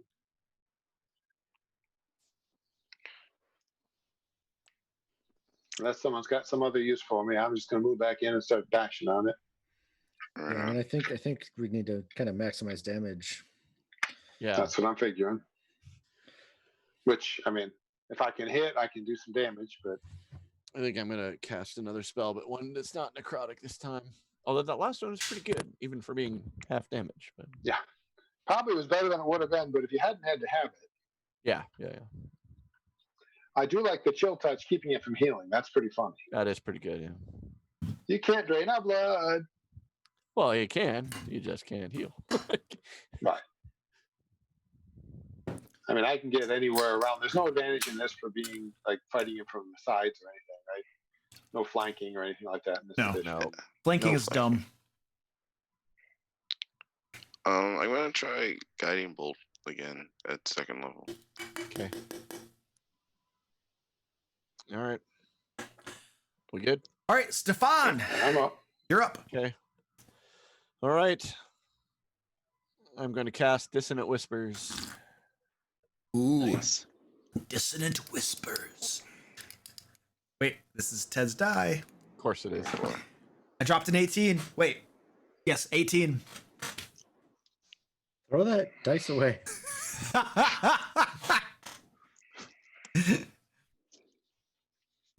I think it still does damage. Yeah, it does. It does half damage. On a failed save, it takes 3d6. On a failed save, it takes 3d6. Oh, so there it has no half damage. So on a, no, it takes half. Yeah, it takes half damage on a successful save. I was just checking. Oh, okay. Yep. So it's going to take 6 psychic damage. 6 psychic damage. Ooh. Yeah. Ah! Father! Varys. Reversing course. Now that I'm feeling healed, he zips around and runs over there, and then smacks it in the head with a stick. Well, attempts to smack it in the head with a stick. All right. Do you have 40 feet of movement? 45. Cool. Yep. You zip around. He's a monk. Yep. All right. I'm a wood elf monk. Yeah. Hang on. Oh yeah, 13. That's going to be rocking. That misses. And then we'll unarmed strike him as I come in. I'll, drop the staff. I don't drop the staff, whiff with the staff, and then punch him in the nose. That will probably hit without the D4. Are your fists considered magical by any chance? Not yet. Nothing Okay. I have is magical. All right. So I swing it high. He looks up, and I punch him in the throat and go, "That hurt." That was kind of like hitting a brick wall. Oops. All right. Yeah, you smack him around a little bit. Yes. Gonna provoke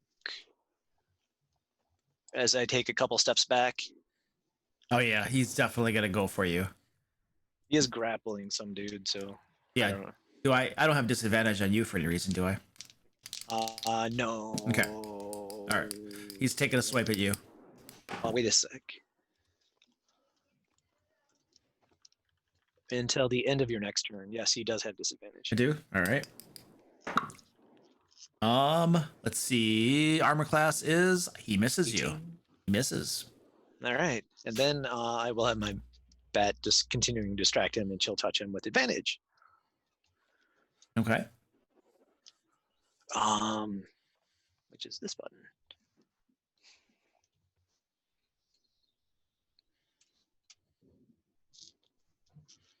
That hits. 17 plus a d4. It's a hit. It's a 6 necrotic. All right. Your spectral hand touches him, melts away a little bit of his shoulder. Ah, father! No! Are you done, sir? I am done. And then it kind of like crouches down a little bit and just leaps straight up into the air, grabs onto the ceiling, kind of like a spider or something, or squirrel, and it begins crawling across the ceiling. It is not provoking from anybody. 5, 10, 15, 20, 25, 30. And it gets all the way to here, and it's just clinging to the ceiling. It's about like 10 feet off the ground or so, as it's heading straight for the stairs, and it's just crying out, "Father, they're hurting me! Father!" And Meridon, you're up. So if I move to here where I'm partially up the stairs, can I reach him? Yeah.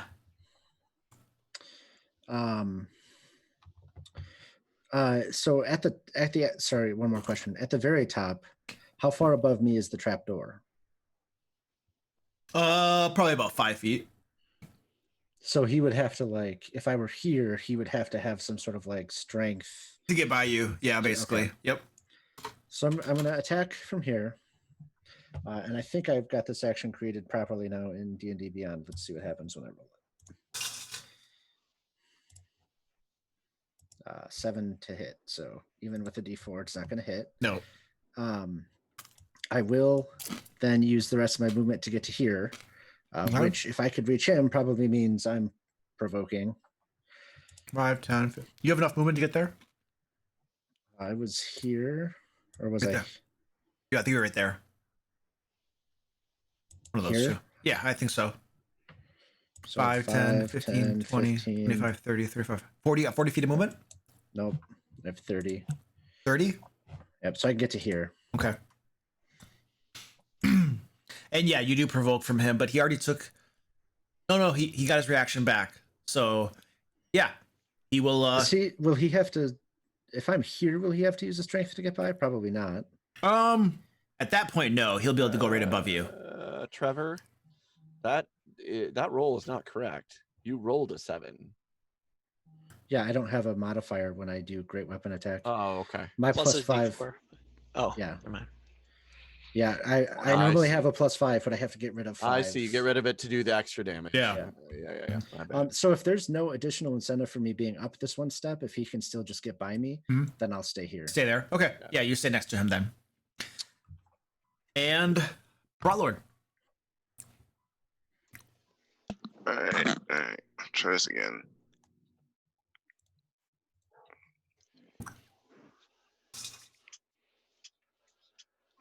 Guiding bolt plus a D4. This is exactly what we did last time. Don't roll a 1. Alright, Hey. Hey, 17. 17. 17. that hit? That does hit. 17 points of radiant damage. Yeah.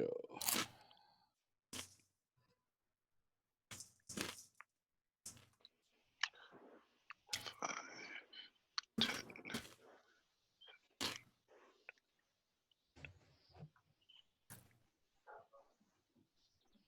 I'm sorry. I was not paying attention. How much damage did I take? 17 points of radiant damage. Okay. Then I'm gonna try to do what Trevor did, and I got enough movement to get to here. Even going through Trevor? That's What does difficult that do? terrain. That's difficult terrain. It adds an additional 10. Yeah. So it will put me here then. All right. And top of the order, discuss. Well, Kill I him. was going to go close the thing, but 2 of you got in the way, so that makes it more difficult. I can make him think it's closed. I mean, you You can can- get to the top. Yeah.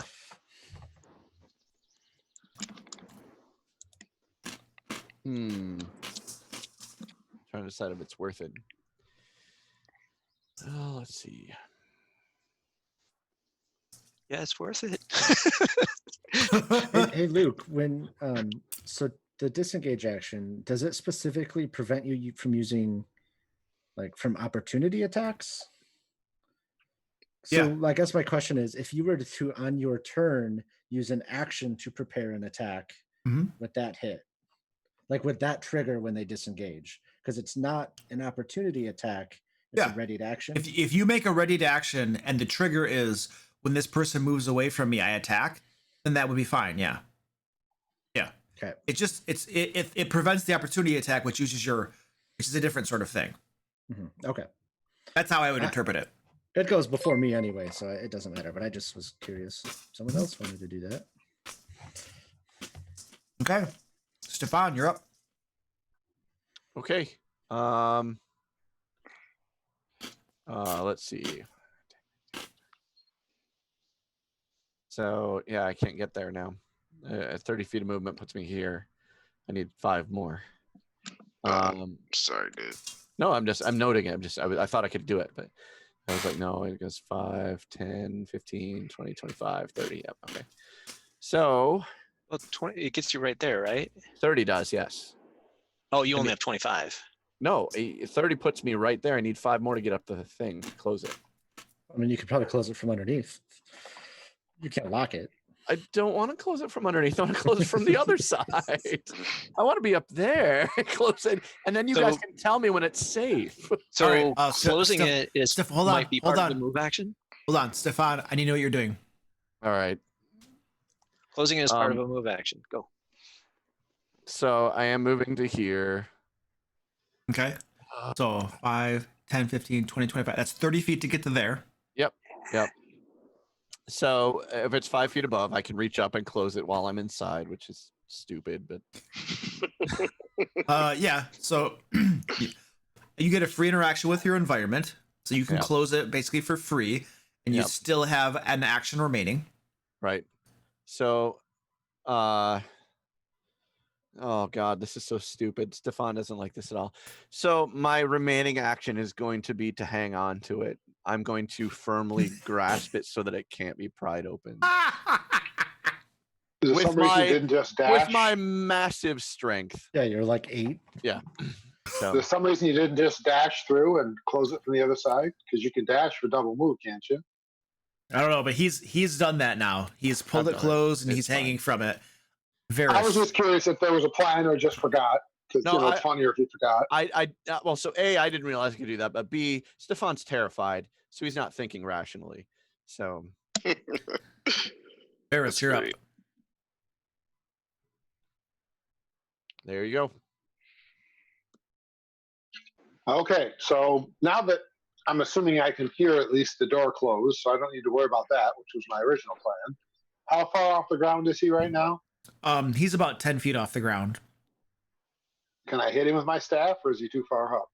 If you kind of jumped and tried to hit at him, you can do that. I mean, I'm assuming there'd be no bonus action punch because he's a little high up for that. But yeah, you could jump up at him and take one swing at him. All right, so I'll do that. I'll come up and bring the quarterstaff up as a two-handed baseball swing at him. All right. Doesn't guiding bolt give us advantage? I don't know. Who cast it? I did. It says, and the next roll made against the target has advantage. Yes. Oh, that's the first one made against him. Yep. Okay. So, did somebody already attack him? Varys is attacking him now. Varys gets advantage, so that's It does. Oh, and he threw it. Yeah. Threw it away. Unfortunately, that was pretty dramatically sucky. Yeah, that is a miss, Varys. Although you do look very, very nice jumping into the air, swinging that quarterstaff. Very graceful. Very graceful. Yeah. Do a graceful flip, swing and miss. Land going. Well, sorry. Yes, you're up. Move back here. I'll give myself advantage on a chill touch.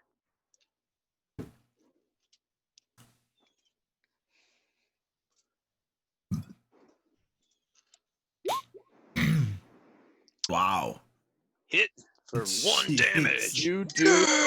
I mean, you're just all about getting around that half damage thing, man. I know. I'm gaming the system You're here. gaming it. You are. Yeah, but mostly that prevents me from getting any hit points back. Yeah, exactly. That's true. Yeah. Which I have a feeling he regenerates and sucks people's blood out, and so by nature I've probably dealt way more damage to him than anyone else. All right, my turn. Yeah, he is gonna keep going along that wall. I'm gonna put him right here, but he is directly above Stefan. He's like kind of right in. Oh no, he wouldn't be above you. He would be right above Brotlord. Right above Brotlord. And Stefan, you're just kind of dangling from this, kind of holding it closed. And he just stares at you and he's like, move! And he just goes all out against you, Stefan, as you're trying to hold this trapdoor closed. I shield. Yep. You don't have to roll yet. I shield. So, I mean, roll if you want. I'm gonna shield anyway. I mean, I gotta roll. Yeah. I know. It's fine. You're gonna hit, so I shield. Armor class 11. Yeah. Yeah. Oh my gosh. Both of them still hit, and one of them is a crit. Holy shit. All right. Well, there's good news, right? Like, I'm not gonna die right away. So the first one is 8 points of damage, and Okay. then let me roll my crit number on the second one. Yeah, I dropped a 16 and a crit on that bad boy there. Oh, those are nice rolls. 11 points of damage for the second one. Okay. I'm Doing okay? absolutely where you think I might be. So, What's that? let's see. This. Oh, okay. So Stefan falls to the ground, and the whoops. I hit you out of the way. Sorry. That's okay. Doru climbs, he's still on the ceiling. He drops down to the ground, kind of over Doru's body, and then he'll use his like free action to like I'll attack. Yeah, yep, go ahead.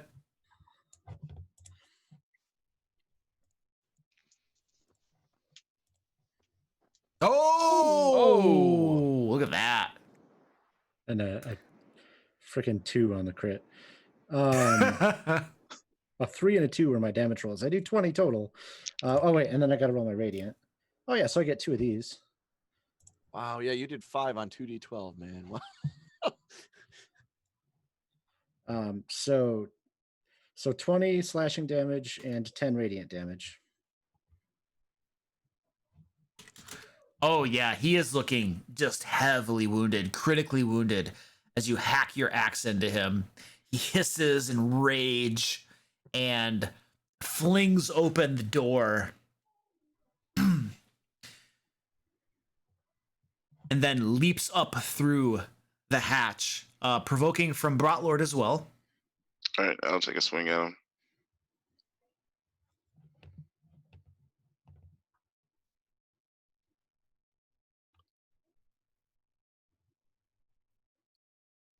Oh.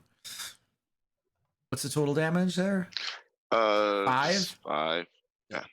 Wow, you slam him. Oh, whoops. Hold on a second. Sorry. I gotta do a little something there. There we go. Yeah, you hit him with your warhammer. Blood, bone crunches and stuff. Still alive. He jumps up through that portal. Let me see how much I've moved. 5, 10, 15. So I've used 15 feet of movement.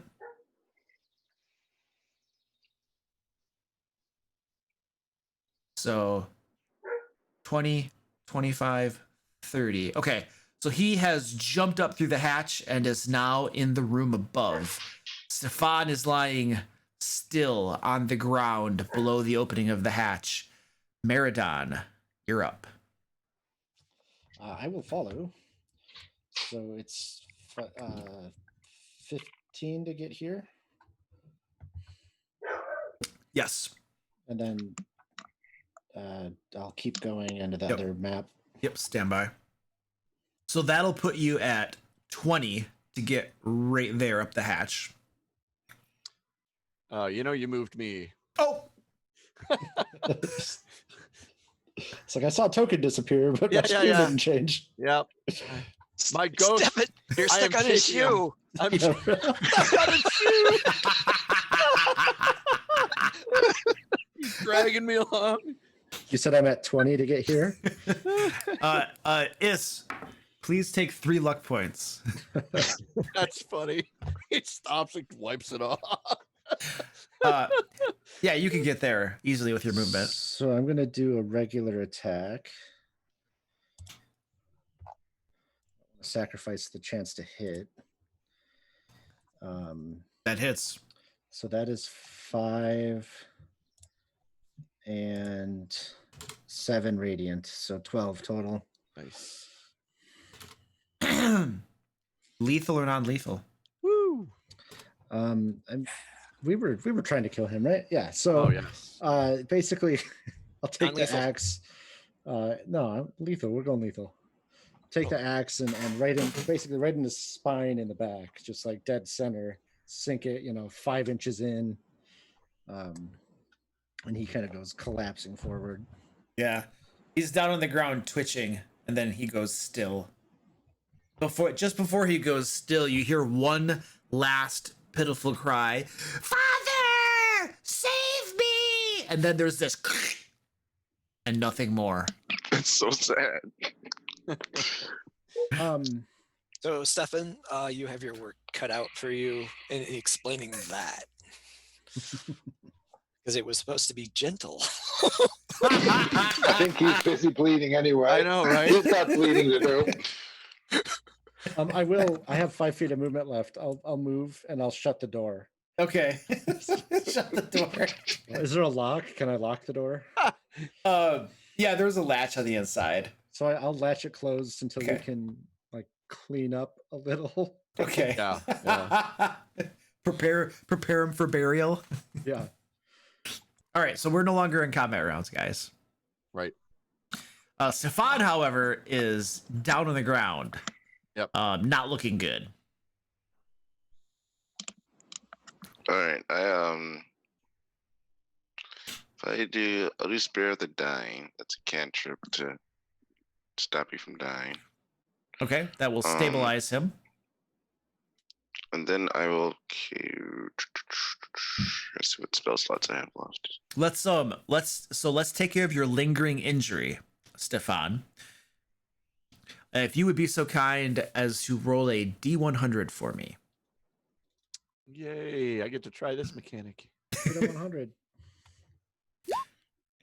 2. 2. Low is Ridiculous. bad. Low is very bad. Low is bad. Low You is should've told me bad. that before I rolled. I would. I would have rolled higher. Oh my gosh, this is Lost all 4 limbs. you lose. So I'll link it to you in roll 20. This is pretty bad. You lose an eye. You have disadvantage on wisdom perception checks that rely on sight and on ranged attack rolls. On ranged attack rolls. Yeah. I was liking that. If you have no eyes left, you're blinded. Right. If you do this again, Right. So this is healed. This is so a combination of magical healing plus a short rest or a long rest heals this. But in the meantime, your eye is closed shut. Okay. One of his claws just raked you good. So it needs to be. It says magical healing, but a specific spell. Is that what it says here? It does say regenerate, but the way I tend to do these is just basically, any type of magical healing plus a rest of some sort. Yeah. No, I heard you. Yeah, this is way too heavy-handed if you're permanently don't have an eye. That'd be pretty rough. Yeah, that'd be rough. It's a rough module. I can't. Yeah. Whatever we're doing. So okay, no, good. I got you. So for the short term, at least. Okay. You're not even awake yet, though. You're still down. Yeah, I just sealed him for You just 4. healed me for Oh, 4. you did. Okay, cool. All right, you're back up. Yeah, get you another one. I mean, we'll have access to regenerate in like 12 levels or something. Like, Yeah. Yeah. There you go. So you got 8. Thank you. I'm going to check out the rotting chest myself just because I'm really curious. All right. Once I can see the cleric's got the hurt guy. every single heal poor roll you've Stefan. made has been a 1 today. Literally every single one. Sorry. True. Oh, Not nobody's- true. He rolled 1-5 on me That's true. That's true.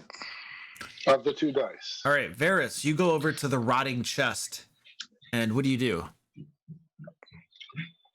See, first, without touching it, if I can get an idea if it's locked, if it is falling apart so badly, it's no point to it, or I mean, it's rotting and falling apart. Even if it is locked, you're pretty sure that you can just give it a good tug, and it'll just like crumble and rip apart.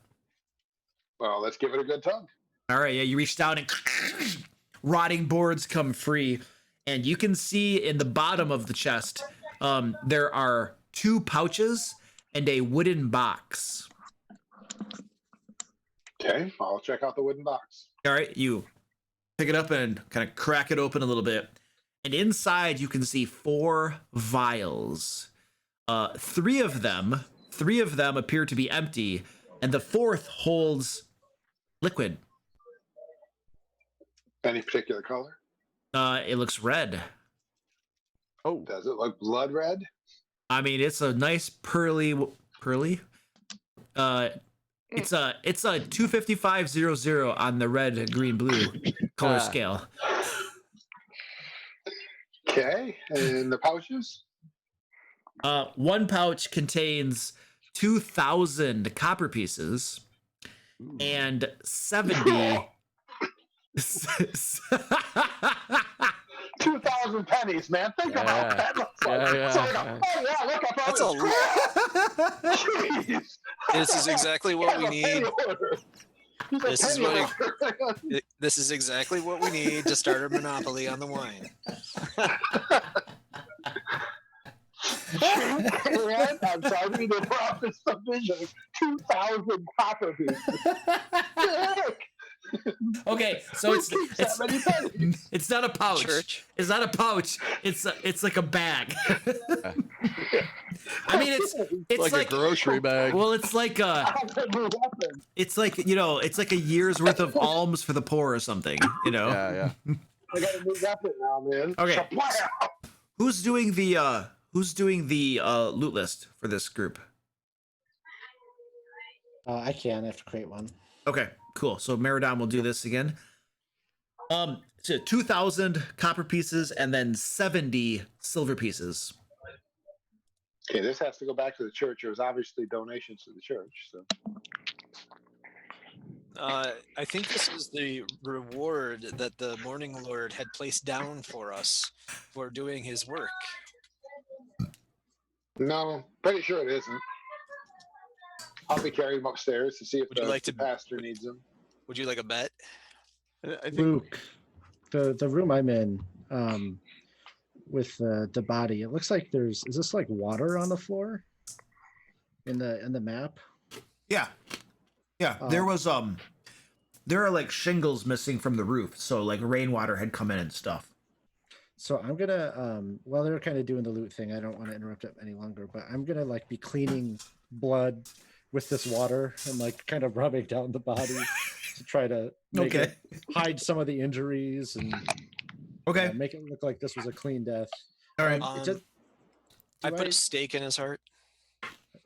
Okay. Tonk. Here. So, yes, you go up there and like stab a stake through its heart. Yeah. Right. Yeah. You go up there and you stab a stake through its heart, and the whole body kind of jerks. The eyes bolt open, and it says, "Father!" And then its red eyes, just like the red slowly just fades away, and it's just totally locked in like paralysis. Just kind of staring blankly up at you. See, peaceful. Yep. Just like And you promised. I think I need to chop off his head and bury it in the opposite corner of the graveyard. Depends on what myths you believe, This is getting less and less like like a clean, happy death. I don't know, that seems pretty clean and happy. I was Well- thinking he was mutilating a corpse, but it actually came back to life and shouted. So maybe that was the right thing to do. Pound the steak in as deep as I can so that we can put his shirt back over top of it, and then flush with the skin. Yeah, we got open casket now. What about all the axe? Multiple times that Meridon hacked him with his axe for like 20 points of damage. Yeah. I was gonna suggest that we just wrap him up in some ropes or something. If you've got any cloth, that might be a good plan.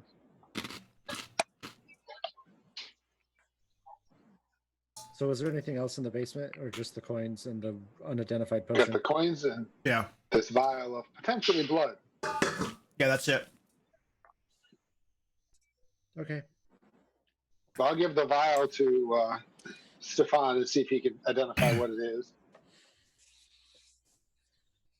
All right.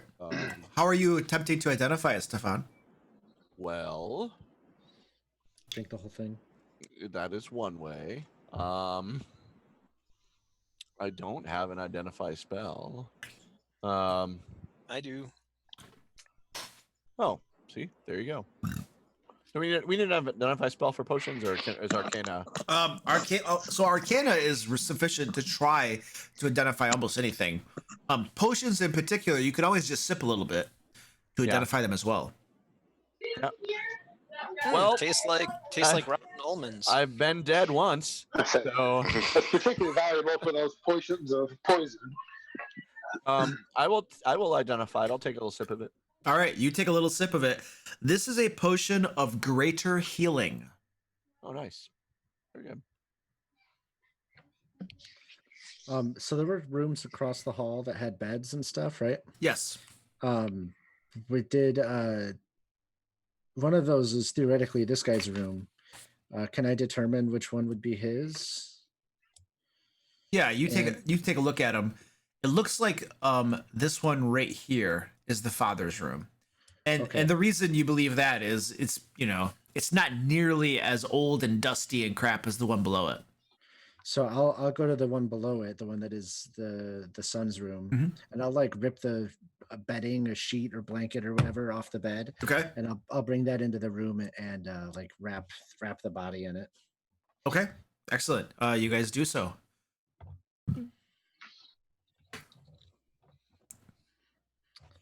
And then I will take it.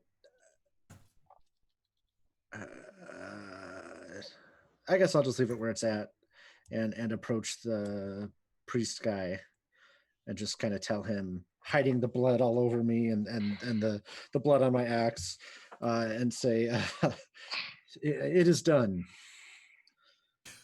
He kind of gets off the floor a little bit and says, "My son has been laid to rest." Yes, but we weren't sure where, what you would want to do with the body. So I'm more than happy to bury it, if you have a cemetery nearby. Back of the church is the cemetery. We should put him next to his father, his mother. But do you know that he's at rest for sure? I've heard that it's impossible to truly kill them. So I say, like, I'll spare you the gory details. Suffice to say, I think that the job is done. Very well, then we should bury him next to his mother. They would both rest in peace. Would you perhaps also, while speaking some words over your son's grave, obviously, perform funeral rites for their father as well? Yes, of course. Kolyan was always an advocate for the people and fought on their behalf. I would be honored to do so.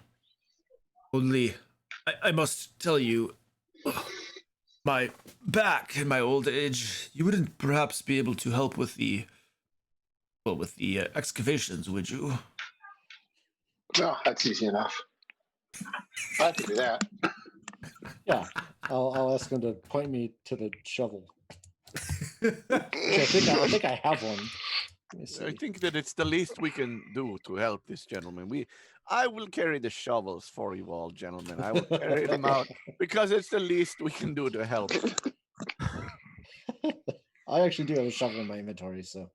Okay, so can you guys see the map of the town I just showed? Yep.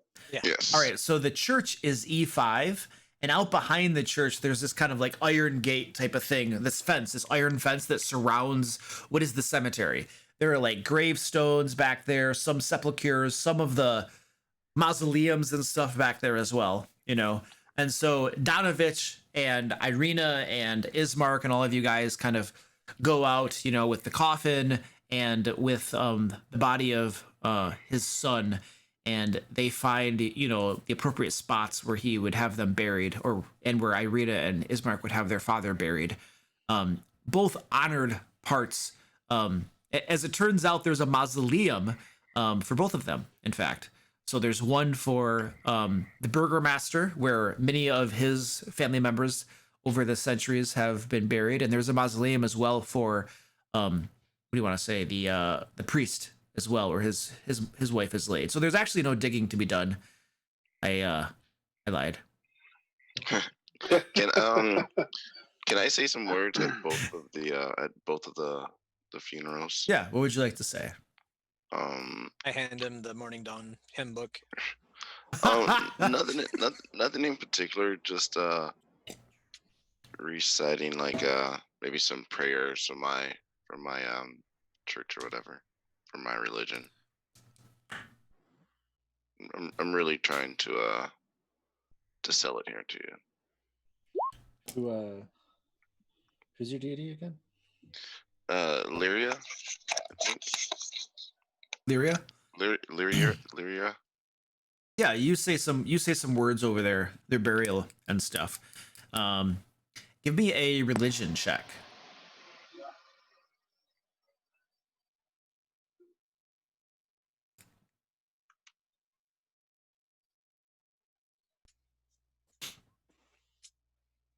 All right. 11.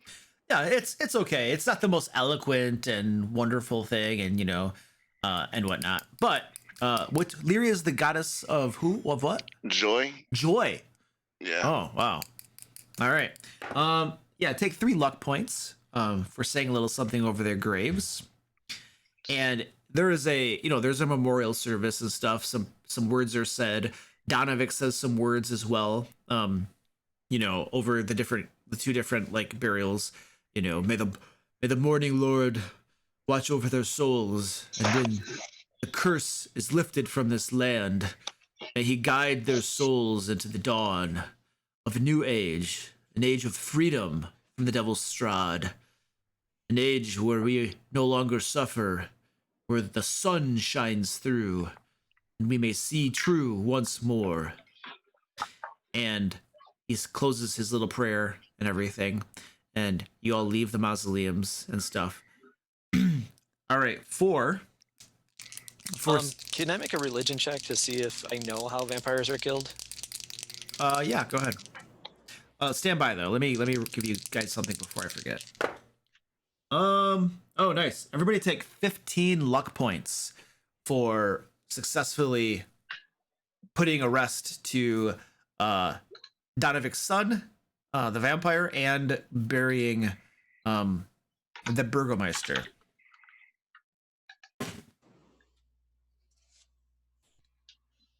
So is the coinage I found from the temple, the church treasury, or where'd that come from? Stand by. Let me resolve Joe's question first. Oh, all right. 19 on the die, or 19 total.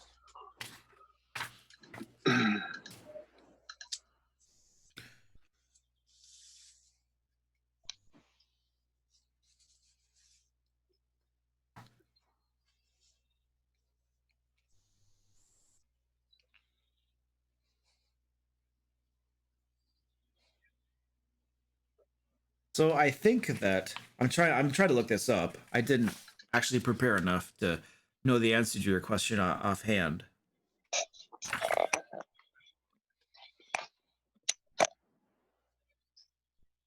And you got a 19 on it?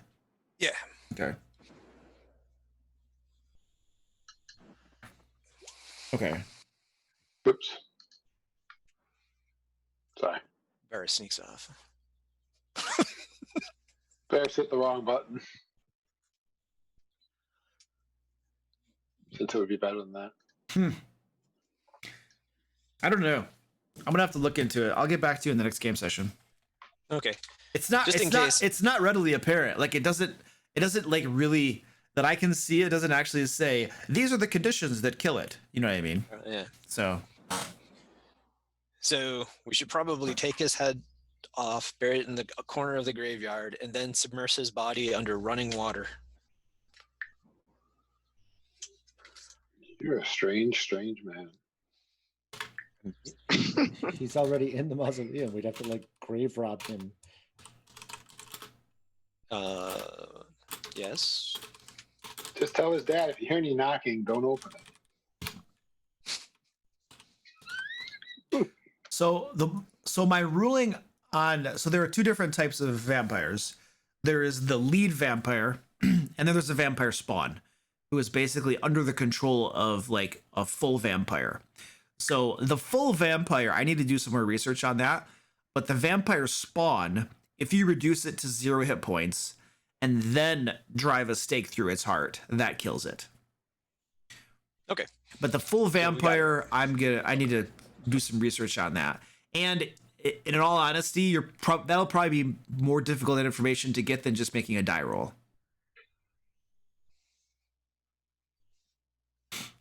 Makes sense.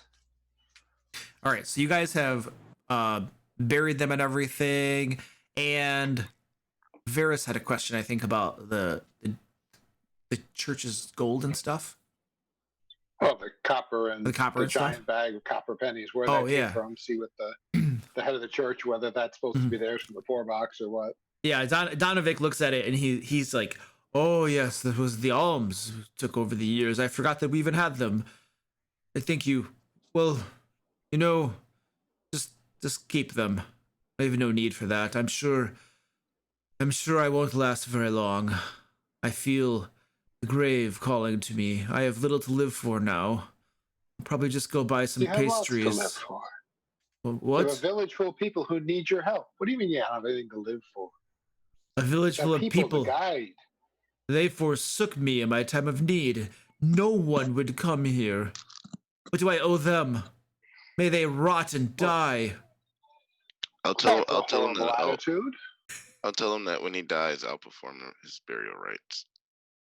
It's a terrible attitude.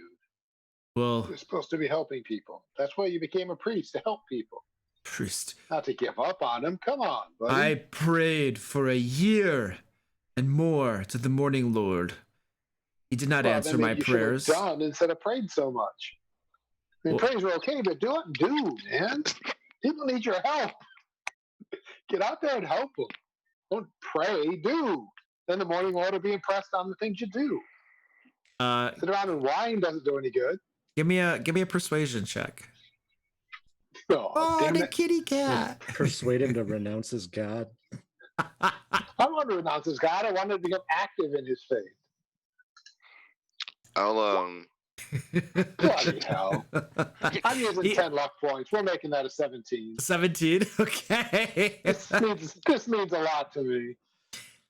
All right. So you give him this little pep talk and stuff, and he kind of like straightens his back, wipes the wetness away from his eyes, and he says, "You're right. I couldn't save my son, but maybe I'll save some of these souls here in this village. There you Maybe go, man. Put on your big boy panties and go. we can march on the devil himself and free all of No. Barovia." No. You're here to help them, not get them all killed. They need your support in the village.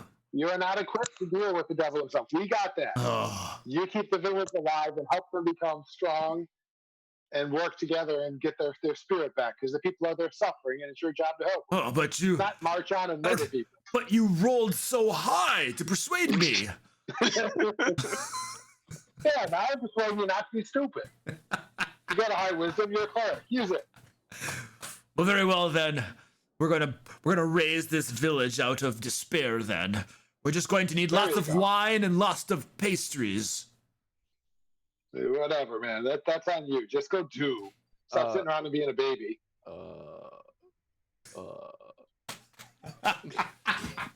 But you were quiet. Somebody had to step it up. Yeah, that's fine. Nothing could go wrong. Everything will go wrong, but at least they're trying. The pastries remind me of back when Nigel was addicted to the candy. Yeah, forgot about that. So I think that the best course of action would be for you to help the people of the village, to help them, simply to offer them respite in the time of difficulty, much like we helped you. All right, so in your time of difficulty, we offered you respite. Now, in our case, it was a terrible situation we had to deal with. In your case, maybe it is just going from house to house and saying, hello, yeah, how can I help? Let me offer you some water. Let me drink some wine with you. That's all we really would need from you. Oh. And you would be making a difference in their lives. Yeah, listen to him. He knows what he's talking about. That seems reasonable. Sure, I could do that. Just gonna. All right, very good then. And then he like you guys. I'm imagining you guys are back into the church now. He starts walking back into the graveyard and he calls out, Doru, come son, let's go. We're going to raise this village up. The morale. And he's walking back into the graveyard. Someone should tell him the word raise means to burn to the ground. But anyway, let's go. Someone should worry about the fact that he's calling out to his dead son, but you know. Yeah, we need to stop for a second. Excuse me, good priest, what are you doing? Getting my son. We're gonna change this town. Yes, your son must rest until the Morning Lord calls him back. What are you talking about?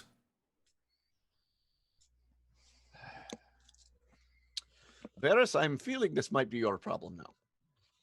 How's this my problem? Well, you I didn't convinced tell him him. to go crazy. He was happy to die a happy man. And you I was going to convinced give him his rights. Yes, and I now don't think there was any happy in there. I was I think going to there was a offer lot to of kill him. Crazy depression in there. Okay, again, remember what happened to your son a little bit ago. It's sad, but right now the people in the village who are alive need you instead. he does not remember. He is blocking it. It's good. That's just No, that's it's really just good. dumb. No, it's a good thing. No, it's not. Yeah, he's happy. Let's go. No, he is going to. You know the thing you did? He's going to undo that. Let's just. No, I'm pretty sure get you our- can't. Let's just take our experience and leave. Very, very nice.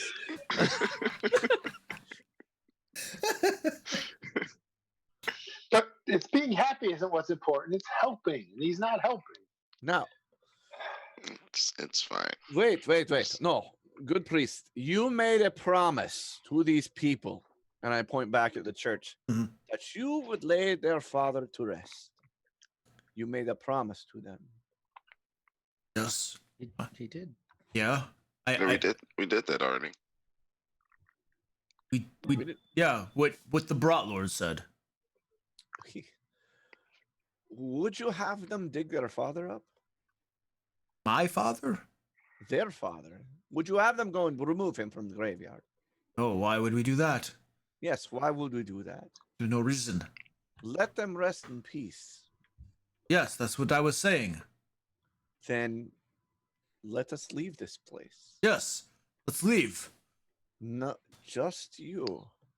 Oh. Come on, let's go. All right. Yeah, he's going along with you. He seems to be very confused. Yeah, obviously. He's Guys, I'll be right back.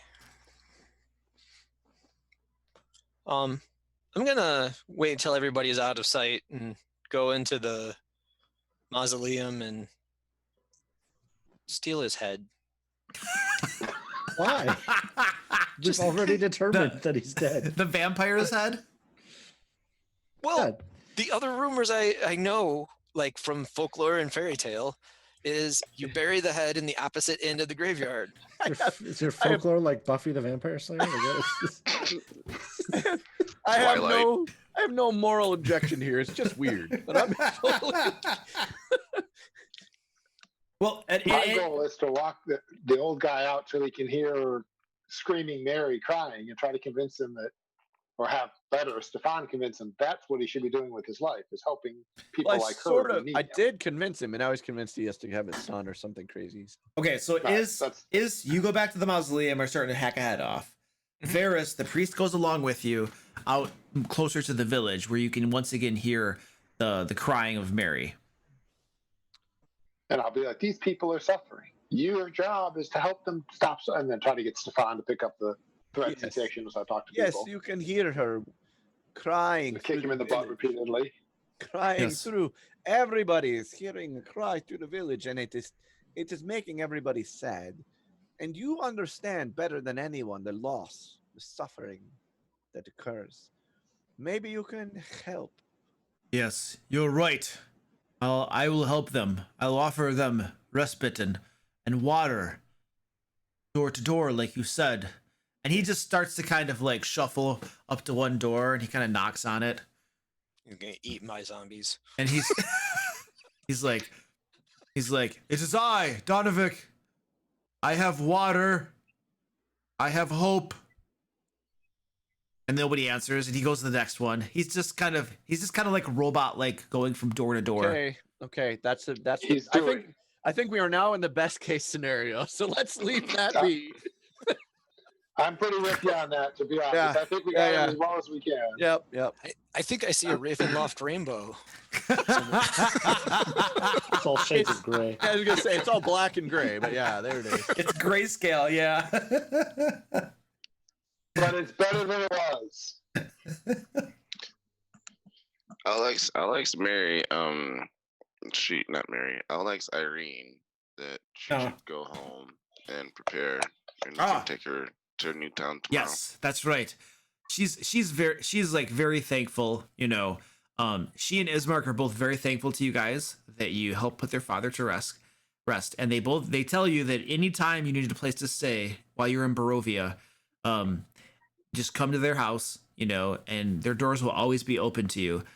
Except of course, you know, not for long because they're gonna prepare to go to Valaki. But yeah. Yeah. But yeah, they're gonna go back to their place. They're gonna get their things packed up, you know.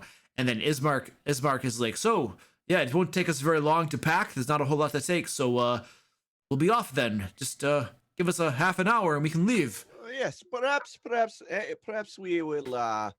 First, we will have to see to the tavern matters, and we have to make sure that everybody is ready for us to go. Mhm. We have a couple of things, just very small, slight things. I will tell you what will happen. Here's how we will. We might need. And we're not leaving in the middle of the night.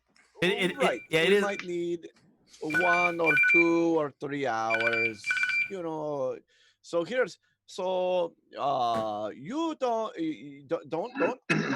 don't call on us. We'll call on you, huh? Yeah.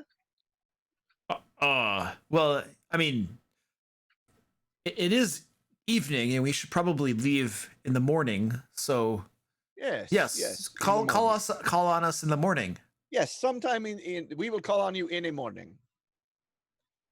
Wait a second. We had an agreement here. You're going to help take my sister. We are To going to do that. Valaki. I promised you that it would be our priority, and it will be. You're going to that house, aren't you? We are not going to the house tonight. It is nighttime.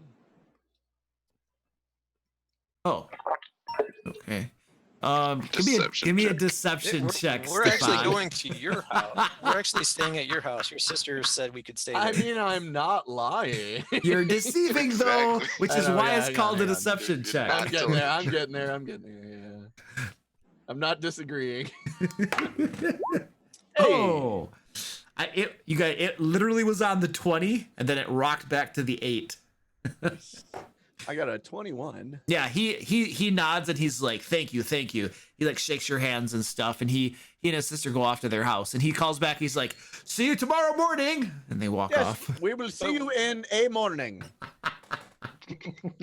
You can hear his sister kind of mumble to him, these Vistani speak strangely.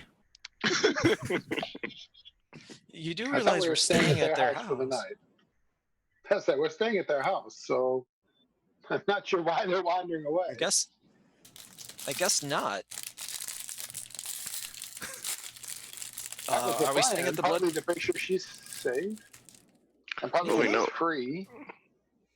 Yeah, we'll have to come up with some errand that we have to run in the morning. Exactly. Yeah, like, we've left a secret stash of supplies buried out just outside of town. That's a common thing done travelers it? do. Fantastic. So we'll need to go do that. We did. I I like it. don't remember Yep. that. And we will be back in however long to clear a haunted house. I mean, dig up a pile of stuff. And that's what we'll do. Yes. Fantastic. They've already walked off. That's why we're just We're getting our discussing our stories straight. strategy. literally we're counting on them. We didn't want them hearing what we were planning. Okay. And I will be very quiet. All right. So, you guys are Taking a full rest at their house. Yeah. So Oh, you're going back to their house now? Well, that's not gonna work though. But maybe if we do it quietly. Oh, there's actually oh, this is cool. If I could only drag your There we just go. Rest outside of town. Hey guys, I gotta reboot my computer. So I'll be back in like 5 minutes, or however long it takes. Okay. Haven't we seen signs that this village is like attacked every night by something? Like, all the doors are beat up and everyone's talking about that. I mean, the Irina did say attacks haven't happened in a while at her house. I don't All know right, if that, that's true. I'd I don't know forgotten if that that, works so for the that whole might be. village. Yeah. But That's a good Yeah, point, because he since brought the- that up, and I was like, "Oh, that's not a bad point." Yeah, she said that since her father, the burgomaster, had died, the attacks had stopped at her house. That's what I had forgotten that. I'm sorry. So It Can you doesn't guys mean can that you guys that's see true the in the map rest that of I'm town. showing? Right? Can you guys see the I'm map? just not sure I want to camp. Can we see what? Map that I'm showing on roll 20. Yeah. Okay. All right, cool. I just noticed they actually have the village on an actual map, so I can show it to you guys. Ah, yeah. I'm just not terribly inclined to camp outside of town if there's going to be packs of wolves and things attacking everything. Just seems a little unsafe. If the goal is to do Death House before we leave with them, Yep. then that's the purpose of camping outside, is that they don't see us just get up and leave them at their house to go do something we just told them we weren't going to do. There is a tavern in town. I was gonna say the inn. There's Okay, probably we could just so- stay there. So we'll stay at the inn then. That's fine. Yeah. You Just give them don't your, ask me to lie to them. I'm really bad at it. give them your 2,000 copper. Right. Pay them in copper 4,000. pieces.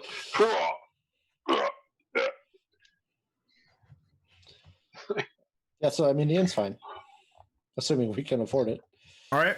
Yeah, you guys go to How the many inn. copper for a night?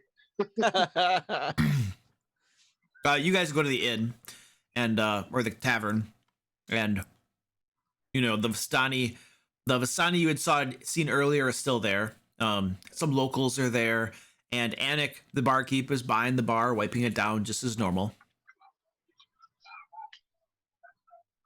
So I'll approach, since I was the one speaking to him earlier, and I'll just say we need a place to stay. How long? One night. Silver piece for a room. How many beds? Oh. 2. Okay. So my thought is 2 rooms, and one of us can sleep on the floor. Okay. 20 Okay. copper. Tonk. So I'll take 20 copper out of our. Okay. silver All right. 1980. All right. Yeah, you pay him. He hands over a couple keys, and he says, "Keep the shutters closed. If anybody asks to come in, deny them entry. What if they're cute? Evil often displays itself in an attractive manner. Indeed.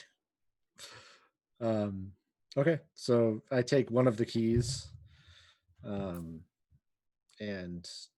what? It's pretty late. What time is it roughly? It is now 6:30 in the evening, so it's getting pretty late out. I'm gonna grab a drink real quick. You can keep talking. I need my short rest or long rest or both. Yeah, long rest would be preferable. I definitely need a long rest. Yep. I'm assuming that something that comes back in a short rest also comes back in a long rest. So. How do we want to do a room split? Who snores? I'm indifferent. I I say would stay we with Stefan. I trust him. I say we stay we just go to bed as early as possible. That way we can wake up early tomorrow. Yeah, morning. I agree. Like we want to wake up right at sunlight, like first sunlight. Yeah. I agree. I'm good with that. Yeah, no, I'm happy to room with Varys, and if we want a third in the room, that's fine. I don't care either way. So. Since I meditate instead of sleeping, I don't really even need a bed. I just need to sit on the floor. 4 So- hours, I'm good. So we'll have your guys' room be the 3. Yep. So who's the third one with us? You can put oh geez, Joe's character whose name I Yeah, don't remember. I can't think of his name either. Yeah. Oh, you told me we couldn't trust him. I don't want him in our room if I can't Well, trust him. that's why you put him there, because we can't trust him, so we can keep an eye on him. All right, so we've got Stefan, Varys, and Joe's character in one room. Is this Joe's character? There you go. Is Oh yeah, there. eyes actually? Eyes. It's That's supposed to be right. eyes. It is It's supposed to be Isaac. It's Isaac. Exactly. Yep. Eyes. That'd be an easy name for me to remember. Yeah, you think? Right, Isaac. Yeah, you think you might remember that one? And then myself and Brotlord in the other room. Brotlord. Yep. Are they beer brats at least? I hope they are. They Okay. should be, Oh Since my I'm a gosh. brewer. right? Okay, good. Oh, that makes sense. Yep. I was gonna say, yeah. All right, excellent. All right, so you guys go to sleep with the intention of taking a long rest, and the night is going by uneventfully. And somewhere in the middle of the night, you hear this loud sound, this screeching sound or something, a loud clamor almost, and it wakes you from your sleep. It's something coming from outside, but the sound of something far off in the distance. And looking through the windows, you can see up toward the direction of the church up on the hill. You can see an eerie green light suffusing the graveyard. From this light, there emerges a sort of ghostly procession, wavering images of doughty women toting greatswords, wood-wise men with slender bows, dwarves with glittering axes, and archaically dressed mages with beards and strange pointed hats. All of these and more march forth from the graveyard, their numbers growing by the second. And this procession of what must be described as adventurers, warriors, wizards, clerics, and whatnot kind of proceeds south from the church past the inn. Like, we're talking hundreds of adventurers, like ghostly figures, march past the inn, go to the west at the crossroads, and start to march out from Barovia to the west, down the road. And like hundreds of these things just kind of march by and then trail off into the distance. This eerie green glow just kind of like travels with them. And you can see this green glow off in the distance, almost piercing through the mist around you. And the green glow just kind of it goes up, it kind of like going upward, upward, upward. And you had noticed these cliffs that were off to the west. And everybody kept saying how like there was this castle, at the top of these cliffs and stuff. This green glow appears to be going up to the top of these cliffs, and then it's up there for a little bit, and then it just slowly dies away until you see nothing at all through the mists anymore. Thing. Hey, That what was- do we have to look forward to? Yep. That was pretty cool.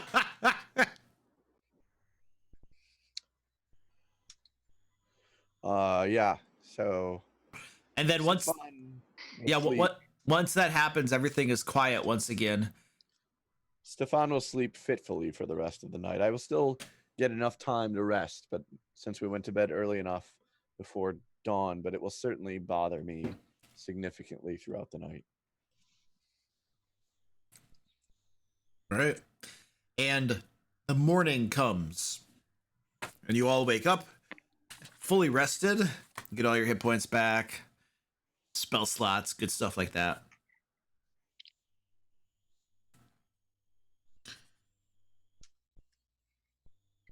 We'll say it's like about 7 o'clock in the morning or so. We That went to- was quite a. I went to odd thing. bed super early with the intention of waking up early. Right. We Oh, went to bed like Okay. you said it was like 6:30. We were gonna Yeah. go to bed like very right away so that we Okay. get enough sleep to What get up time? at dawn, like right at daybreak. Right at daybreak? Oh, okay. So we'll say the sun, it's May, so the sun probably comes up around, 5:30. yeah, that sounds reasonable. 5:30-ish. Okay. Got it. It's not like we'll be able to tell. Yeah. It just gets lighter out. It gets lighter, yeah. Yeah. Okay. And that's when we will head for I will actually assume Hell House. that we're gonna go to the E7? house. Yeah, E7. Off Where to is- Hell House. Where's this? Okay, there we go. So on the 12th, you long rested at 6:30 p.m. All right, cool.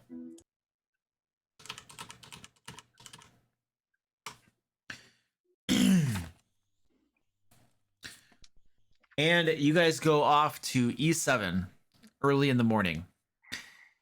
Off to do what Ismark pleaded with you not to do. Mhm. And Varys looks horribly guilty the entire time.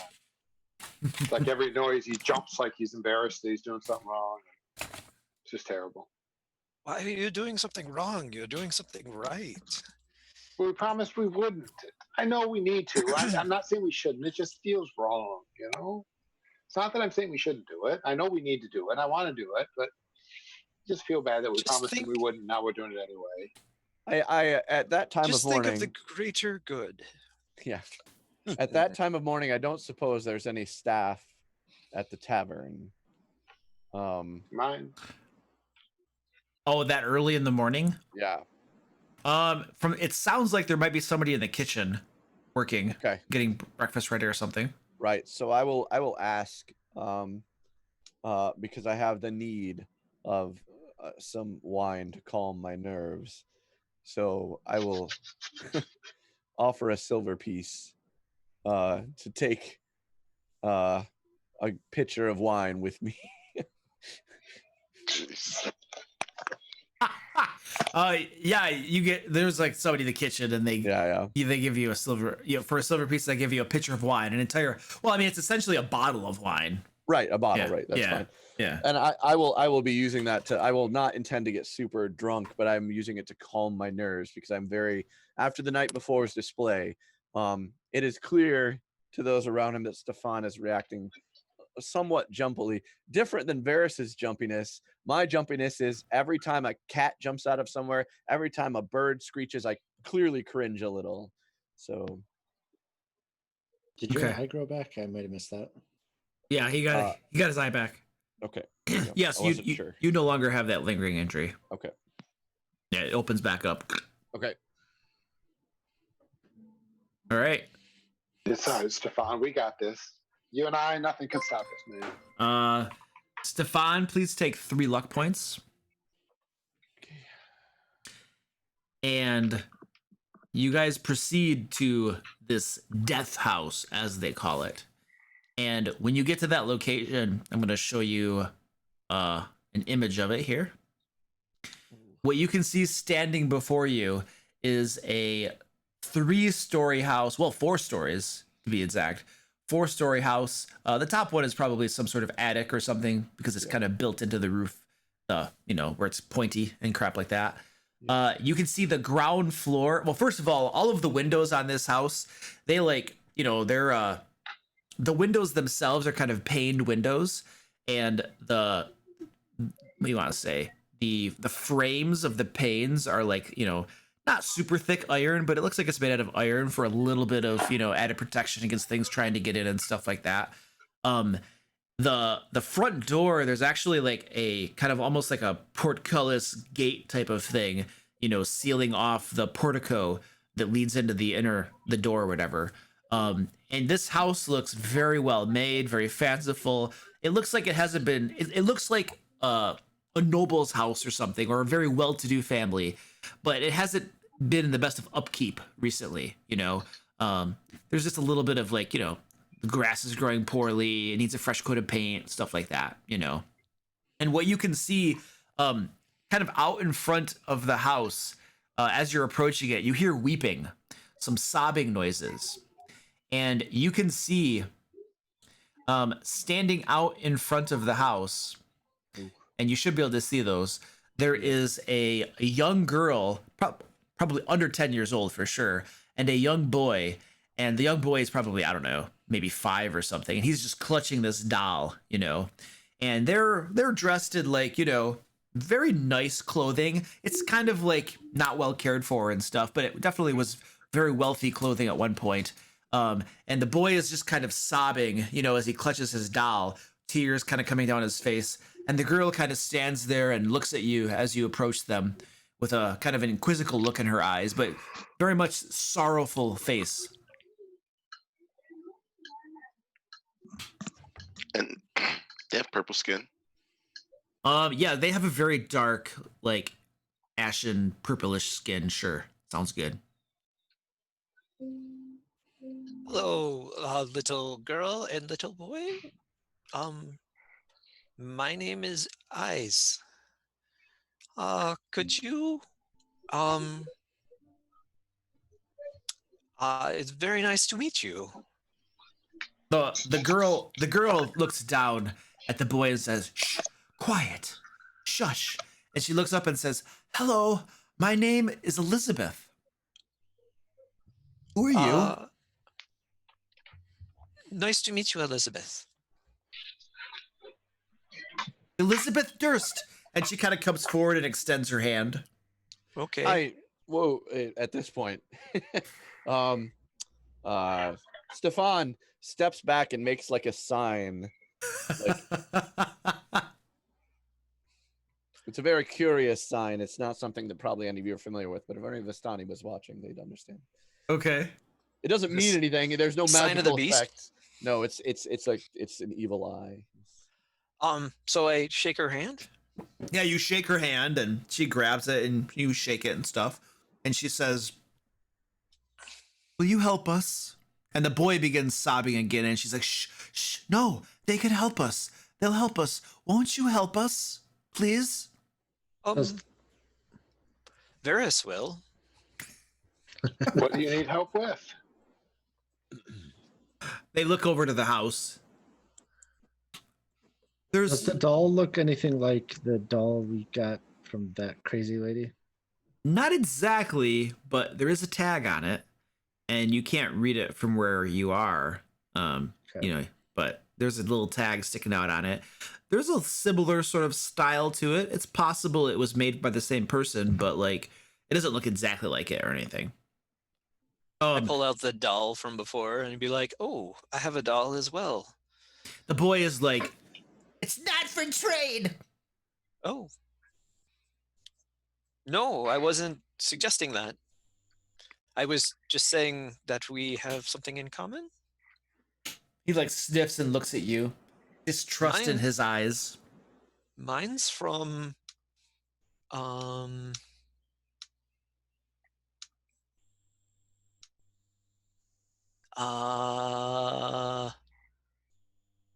doll. Shoot, I didn't write down the name of who the doll manufacturer was. Mary. They didn't write the manufacturer, name okay. down. Yeah. It says, the doll says, the tag, I'll just say what this tag says since you have it right there. Want to make sure I get it right. It says, is no fun, is no Blinsky. Is no fun, is no Blinsky. And the boy kind of crinkles his eyebrows up at you, looks at the girl and says, I think the monster sent them. I asked them, what do they need help with specifically? And the girl like shushes the boy again and she says, well, there's a monster in our house. And she gestures at the house. It's in the basement. We're afraid to go in. And the baby Walter is on the 3rd floor. You can hear him crying sometimes. You have to help us. Our parents are too busy.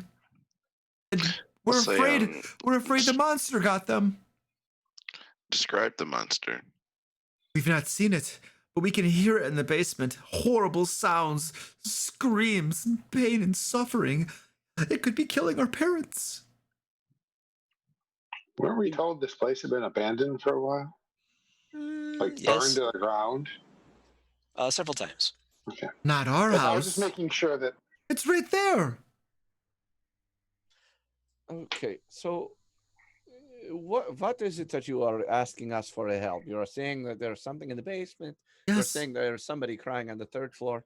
What are we doing? What are we helping with? Yes. Do you need us to slay a monster Yes. or rescue a baby? Well, the baby will be fine if the monster is slain. Simple enough. In the basement? Yes, in the basement. The monster. I lean over to Brotor, and ask if he has anything that lets him sense if these kids are not like undead or not human. Actually, I do.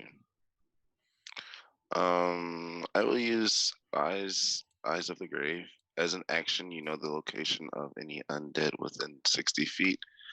That isn't behind total cover and that isn't protected from divination magic. Okay. All right. You do so, and these are not undead. Okay. Well, then. I mean, we're here, right? This is why we came. It just happens to be. Yeah. So my understanding is that your parents are how should we put this? Magically inclined, and I suspect that they may have some tools that will help us deal with the monster in the basement. Would you know where we could look for those? Yes. My parents would keep lots of things up in the attic. Storage up in the attic. That's where they would lock us up to. Baby. Wait. That's where they would what? They would lock us up there. They would lock you up there. Well, yeah, when they were busy, they would have visitors over, and we were loud and obnoxious, they said. I see. Understandable. Sometimes they would forget about us. I'll say, can you let us in? Whoa. Those gates are heavy. I don't know if I could open them. Do you have the key What key? to the house? Oh, the house isn't locked. Yeah. Come on, guys. The gate is open. We may go in as we please. I think that's what it says here.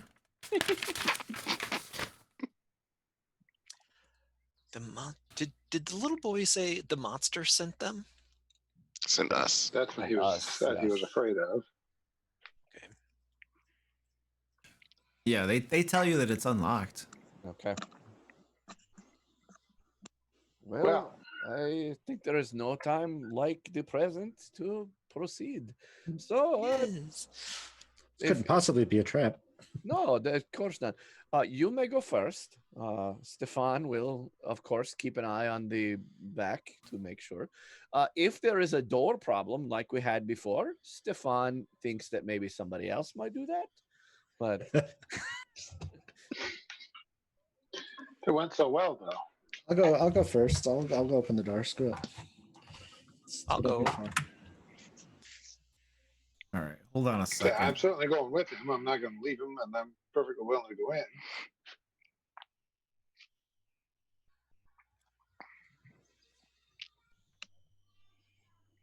All right. All right. Stand by. We are on a venturing fourth screen. You said my next character can be a paladin, right? No. I considered it. Why would you even build a paladin? The warlocks have all the same smite abilities. Detect evil. Is that even a useful spell in Ravenloft? right, Yep, it's It evil. is when you have demonic little kids trying to get you to do things. detect evil. Well, everything lights up. It's so bright it creates sunlight. And Yeah, you have, right. You have one. Yeah. Wipes out the vampires. I mean, I was thinking- evil doesn't even find evil, right? It finds undead. Like That's true. Yeah, it's not even useful. Yeah. Well, it finds supernatural evil, so No, I find that designed to be. to me the paladin is useful because of its armor stuff. So that's Yeah. But yeah, they nerfed it a little because the old paladin was like, the GM's running a mystery. The paladin detects evil. Oh, look, that guy's evil. exactly. If that mystery's It over. made it too easy. Yeah. But then there's the spell misdirection, which totally, you know. If the character's spellcaster and has that spell, but if you just, you don't want to do that right. Uh-oh. The GM's mad. We should be done for the night. I'm just trying I see the to. front door. I'm good. I'm just. I see the front door. Yeah, but some of the players can't see the map. Yep. Some I of- cast light. I have dark vision. I'm good. Hold on. I'm just trying to turn on global lighting somehow.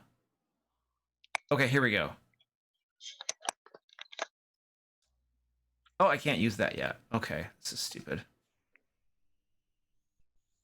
All right, let's see if that did anything for you. Nope. Now I can't see. Does that count? Oh, jeez, stupid roll 20. I'm They're- blind. They're like currently updating and making changes to dynamic lighting and stuff like that. And there used to be a button that would turn on global illumination, and it's now gone. And it's replaced with something else, which no longer does any good for me. So it should be on the first page. It should be on like page details or whatever that first tab is. Dynamic lighting. Oh, there it is. Global illumination. Okay.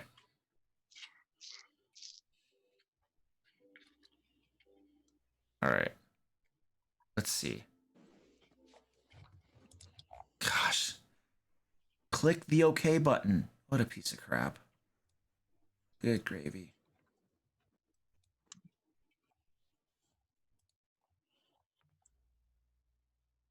Are some of you able to see, or is it not still black for everybody?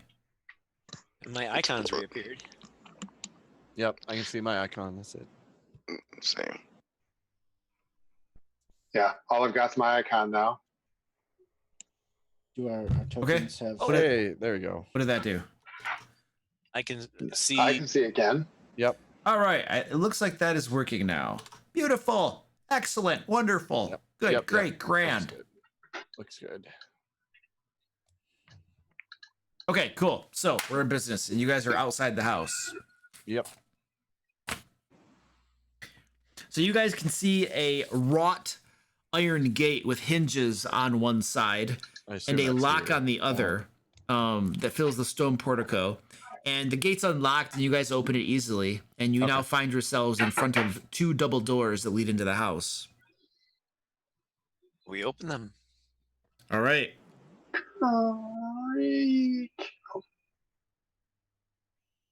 Then we grab Stefan and throw him in first. Oh, run away. Ah. You can't outrun me. Aha. True, I can't. We have been foiled by the antechamber. All right. So There it you is. guys looking inside, you guys can see a room, obviously, and hanging. Okay, so this is something that really ticks me off about this map. North is not up. North is to the left. Oh, Okay. boy. So up is east, and right is south, and down is west. So all of the descriptions I'm gonna give you are gonna reference like north and south and crap like that, and it's completely like tilted 90 degrees to the left. So somebody at Wizards of the Coast needs to get a beat down for being stupid, because this True. makes this whole thing difficult to comprehend. I was gonna say somebody can draw a compass down here, and then we can have it for reference. There you go. Did you make a compass? Somebody's drawing it right now. Is that Joe? Is that- Okay, cool. Yeah, north is to the left. Yeah. Good. Okay. That'll help. So. Excellent. Thank you. I want to find the person at Wizards of the Coast who's like, well, let's make it sideways because that's realistic. Huh? Well, if you're gonna make it sideways, then you turn the goddamn map sideways, right? I mean, yes. Stupid idiots. exactly. Okay. All right. Anyway. Okay. Because and here's the description. Hanging on the south wall of the foyer, and that's going to be to the right, is a shield emblazoned with a coat of arms, and then it is flanked by portraits of some stony-faced aristocrats. So there's like portrait hangings on the wall and stuff. And then you can see mahogany frame double doors leading from the foyer into the main hall, and they're set with panes of glass. So you can kind of see beyond them. There's like a main hall back that way.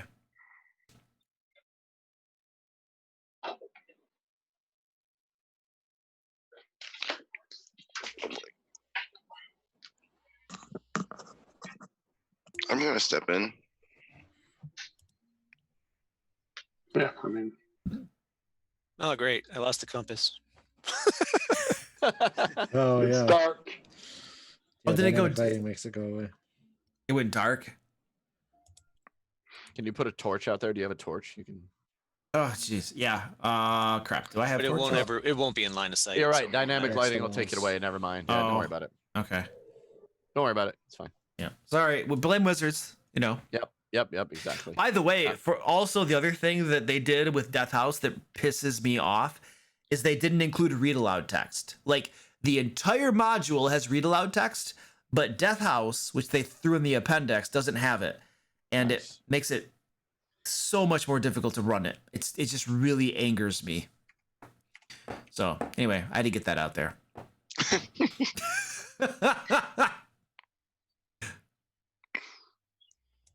I'm gonna ritual cast detect magic. If you guys wouldn't mind waiting 10 minutes. 10 minutes. Any objections? Nope. Nope. I feel like we should have done that outside, but it's fine. I should have, but I just thought of it now. So All right. Yeah, you cast detect magic. okay. Nothing hold on a second. Stand by. So you Having can cast detect magic, the entire house eats you. Now he's looking for it.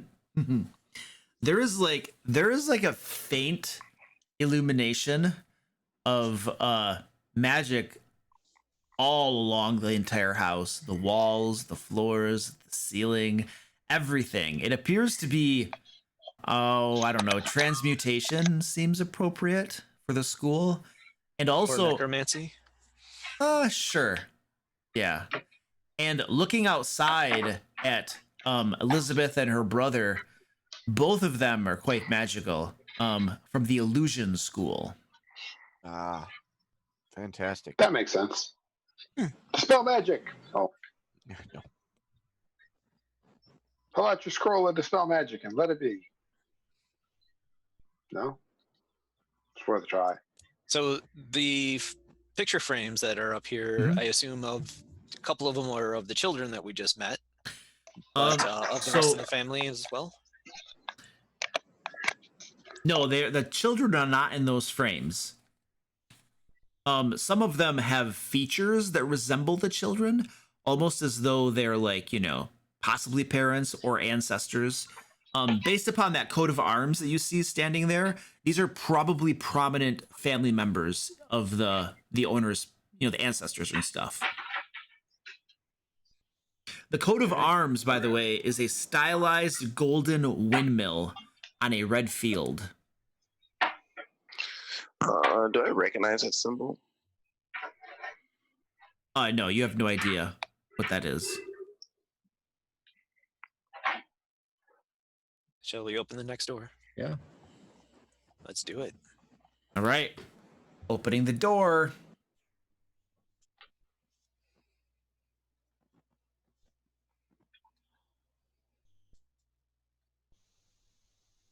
So this room here, you guys can see there's a wide hall that runs the width of the house with a black marble fireplace at one end and a sweeping red marble staircase at the other that leads upward. Mounted on the wall above this fireplace is a long sword with a windmill cameo worked into the hilt. The wood-paneled walls are ornately sculpted with images of vines, flowers, nymphs, and satyrs. The sword radiate any magic? It does. Anything special about it? It does not. Look at it. Nope. And I try to grab it anyway. Yeah, you grab the sword and take it off, and it's a long sword. I'll take it. Unless someone else wants it, but Nope. Unless we can find a way to make it a monk's weapon. Can it be one of those ribbon swords? I like how Stefan is not going in. He's just waiting back there for all I of you am. guys. I'm chilling. Waiting until they're like, okay, it's clear. I will open this door. All right. Are we ready for this door? Wait, we're opening a door? Yeah, Okay, go now ahead. I'll come in. Stand right back here in the corner. Wait, we're by a door. Oh, wait, over here. All right. You're guarding the stairs, huh? He's good at that. Yes, I am. Luke, did you say that longsword it had like the windmill we saw, like that same symbol? That same windmill like symbol, coat of arms type of thing is on the hilt of that sword. Yes. All right, you open that door up. Inside that room, you can see. Oh, what is that? What room is that? 5. This is clearly a dining room. The center of this wood panel dining room is a carved mahogany table surrounded by 8 high-backed chairs with sculpted armrests and cushioned seats. A crystal chandelier hangs above the table, which is covered with resplendent silverware and crystalware polished to a dazzling shine. Mounted above the marble fireplace is a mahogany frame painting of an alpine vale. The wall paneling is covered with elegant images of deer among the trees. So you guys are getting the impression of a very well-made house. And it's all very pristine and clean. No cobwebs, dust, or anything. It looks like it's been occupied and swept clean by servants and the like. Is there by chance an oversized knife used for cutting meat on the table? Yeah, there are several of them. Yes. I would like to take one of the silver knives just in case. Yeah, it does. It doesn't count as a silver weapon. Oh, It's just Piece of crap. it's silverware. but silverware is made out of silver. It won't count as a silver weapon. No. Do I hear anything like do I hear screams or movement or anything like that? I can make a check if I have to. No, you don't hear anything. It's like deathly silent in here. I would like to go take a look at the painting and check behind it. Okay, make you pull the painting out and look around and stuff. Give me a perception check.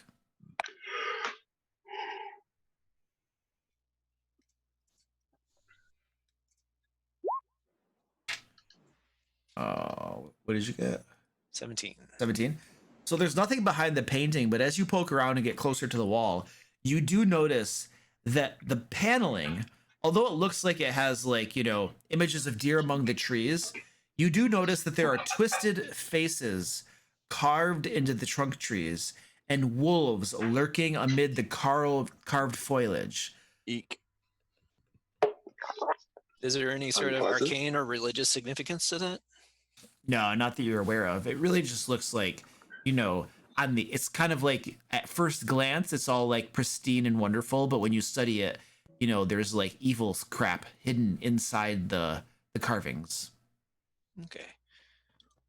Hey, the silverware's probably worth money. Are these tapestries along the walls? They look kind of like it.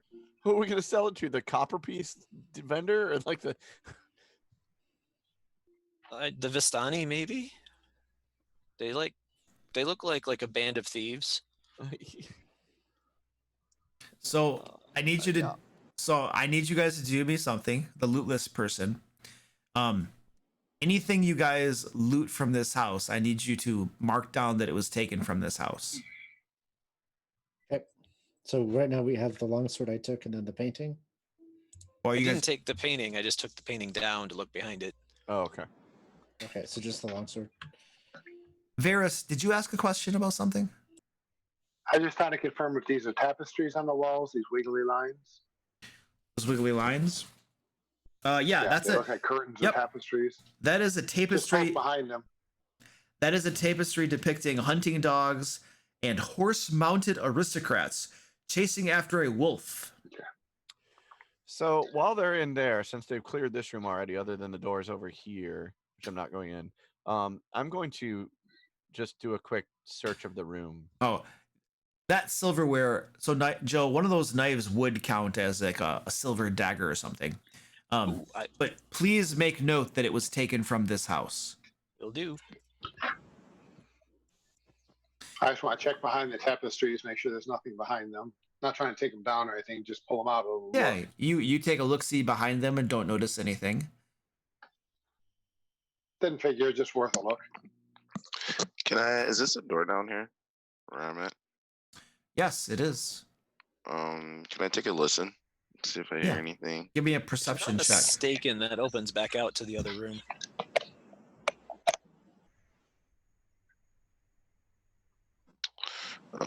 Perception, that's what I'm looking for.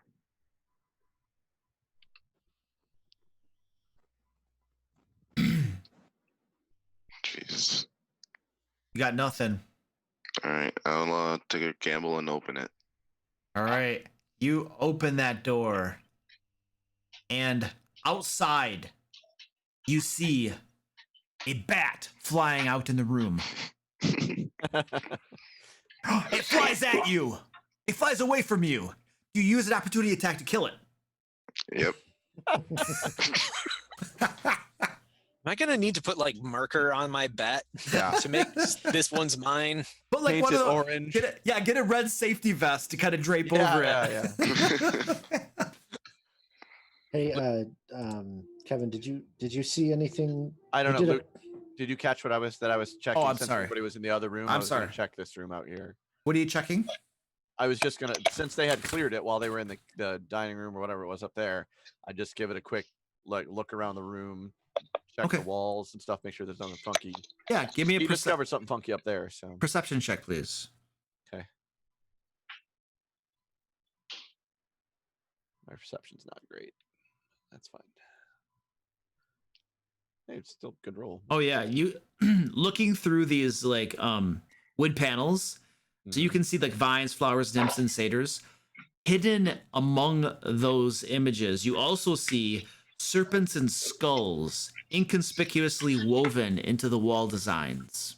Boy, this place is not making Stefan happy. This is.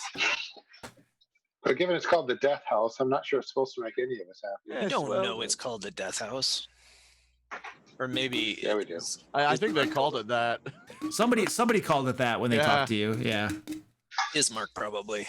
But he's a whiny, you know.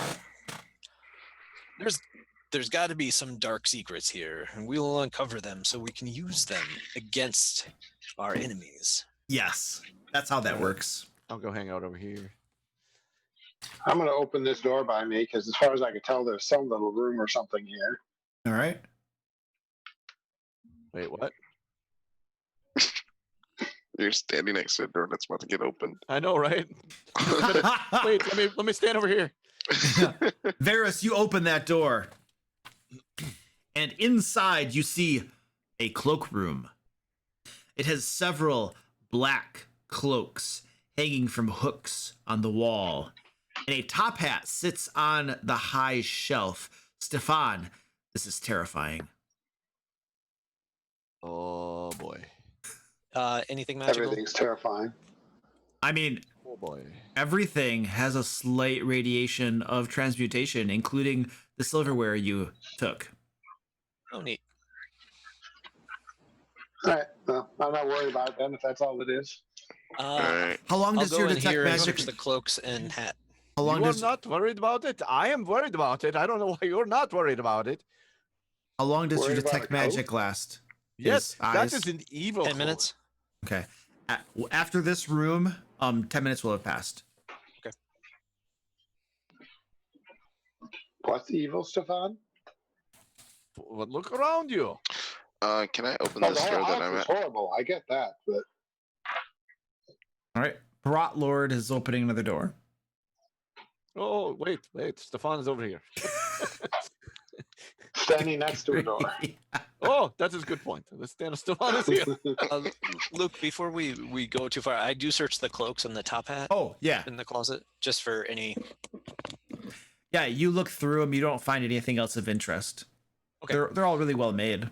The top hat has this like odor to it though, of like, men's perfume. Oh, It's kind of like this, you guys know what Brute smells like? Yeah. Yeah, kind of like that. Oh, Brat Lord, you opened up a door. All right, cool. Yep. All right. This oak paneled room looks like a hunter's den. Mounted above the fireplace is a stag's head, and positioned around the outskirts of the room are 3 stuffed wolves. 2 padded chairs draped in animal furs face the hearth, with an oak table between them. A chandelier hangs above a cloth-covered table surrounded by 4 chairs, and there are 2 cabinets standing against the walls.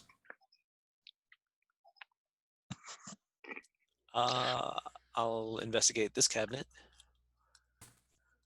Okay, you walk over to the cabinets. This cabinet is. Are you at which cabinet are you at? The north one or the So this would be the east one. east Yes. one? East one. Excellent. This cabinet is locked. Is anybody good with locks? Sometimes. That's not the barbarian. Bash it. I've opened a lock or two in my time. I can't promise you anything. It's depends on how rusty and beaten up it is. Well, I will guidance you. yes. Ice, good luck. I will just watch after the bat out here. He and I will feed him little treats. We will just be in here. Guidance I'm gives gonna me advantage or gives me a D4. D4. 22 before the guidance. Oh, nice. Yeah. You open it So up. 25. It's unlocked. And then I will open it. All right. Inside, you can see there is a heavy crossbow, a light crossbow, a hand crossbow, and a total of 60 bolts. Each, 20 each Somebody's for each really into weapon. crossbows. Yeah. Well, you're in like a hunting room. Like, Mhm. You don't have guns. yeah, exactly. This Oh, is I know. it's just- this is their it's- their crossbow closet. Guys, wouldn't mind. I'd like to do 10 more minutes to detect magic again. Oh, this is taking the a other- very long time. I mean, you can do it as Is the other restriction. cabinet locked or not? The other Oh, cabinet the is North not. cabinet locked? The other cabinet is not locked. I'll take All a right, look in I there. don't have to worry about it. Yeah, you open it up and it contains there's a small box inside, and an assortment of wine glasses. I would look in the box. You What's in the open box? you open up the box and you see a deck of playing cards. I'll take them. All What right. is that grin? You have Luke's got this evil smile. Announce not- that you're Do not play any of them. Rot How Lord. many will Announce you that you're draw? going to pull 52 cards from the deck. With any luck, we'll take Strahd out with us. Right. yes. But I got somewhere. I just forgot. I left the stove on at the inn, so I'll be back there before you Yes. start drawing. Yes, I. Luke, what else did you say was So- in here? There's 2 cabinets. What else was in here?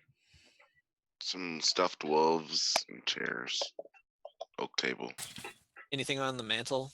Yeah, you have a chandelier, there are chairs, there's a table, the cabinets, No one is dead yet. That is good. wolf heads and stuff like that. Okay, now people were asking questions. What? Anything on the mantle? The mantle? The fireplace? Anything to that?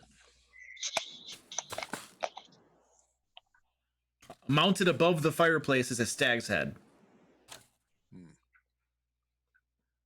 Does it open its eyes? Of course. It does not. Not yet. I'm gonna touch each one of the crossbows to see if I can feel if it's magical or not. We're not gonna They don't spend the 10 minutes. they don't appear to be magical. Okay. We'll go. I think Varys found another door. There's one by me here. Yep, let's do that. All right. Is this staircase in this room going up or down? It goes upward. Yeah, it looks like up. Hey, found a bathroom. All right.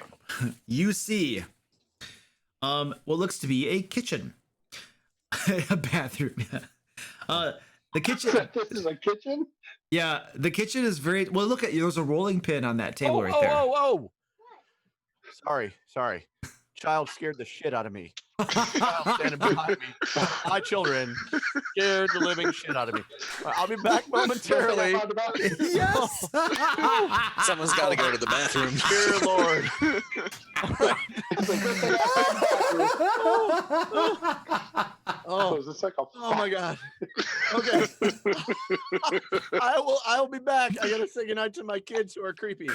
Oh, That's awesome. So this is. Let me like let me read it. Yeah. Um, Go ahead. Sorry. Yeah, the kitchen is tidy with dishware, cookware, and utensils neatly placed on shelves. A work table has a cutting board and a rolling pin atop it. A stone dome-shaped oven stands near the east wall. Its bent iron stovepipe connected to a hole in the ceiling. Behind the stove and to the left is a thin door.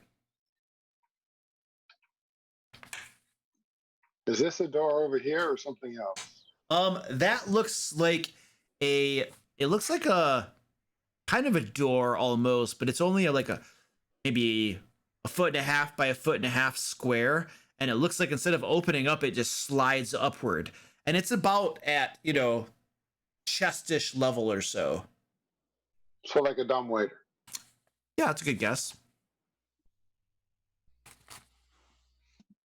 All right, I'll check this door. What the hell's a dumbwaiter? An elevator for food. Basically. And small children, commonly. Yeah. Small children creeping up on you.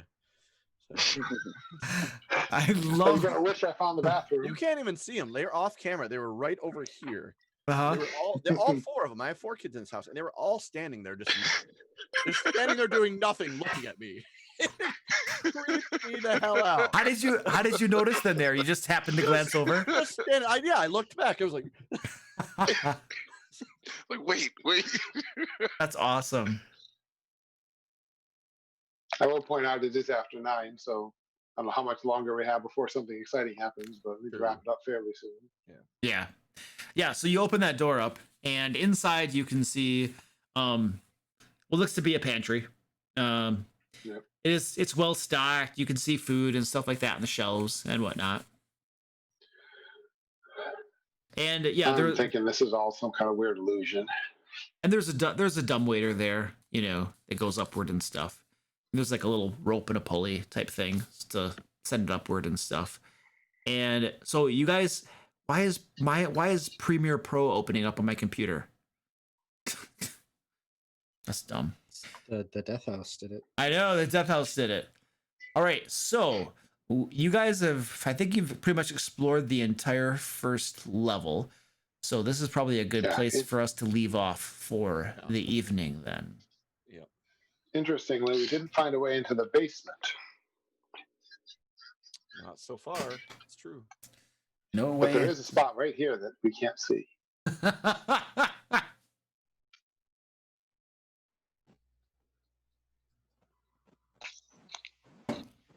All right, so we shall leave off there, and we'll pick it up in 2 weeks All right. for Great. more fun in Barovia and being scared by our own children. I know. And we get 5 levels for beating up the vampire. Oh yeah.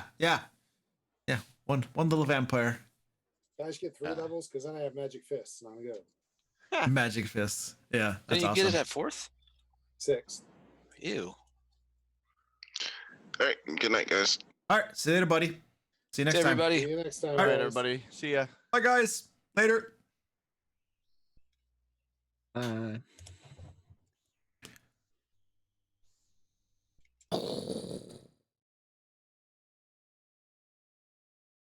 right, folks.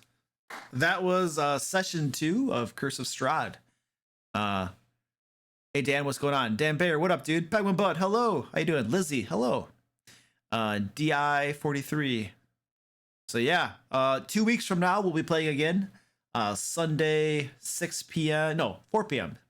Sunday, 4 p.m. Eastern U.S. time. So 2 weeks from now. So yeah. And then I'll be on tomorrow night too. Just hanging out and stuff. So we'll see you then. But I'm gonna take a bunch of notes here on everything that happened, so that 2 weeks from now I don't forget everything and to make it all up. So all right, I'm gonna bust out of here. Thanks for hanging out, guys. We'll see you next time. Stop streaming. Bye.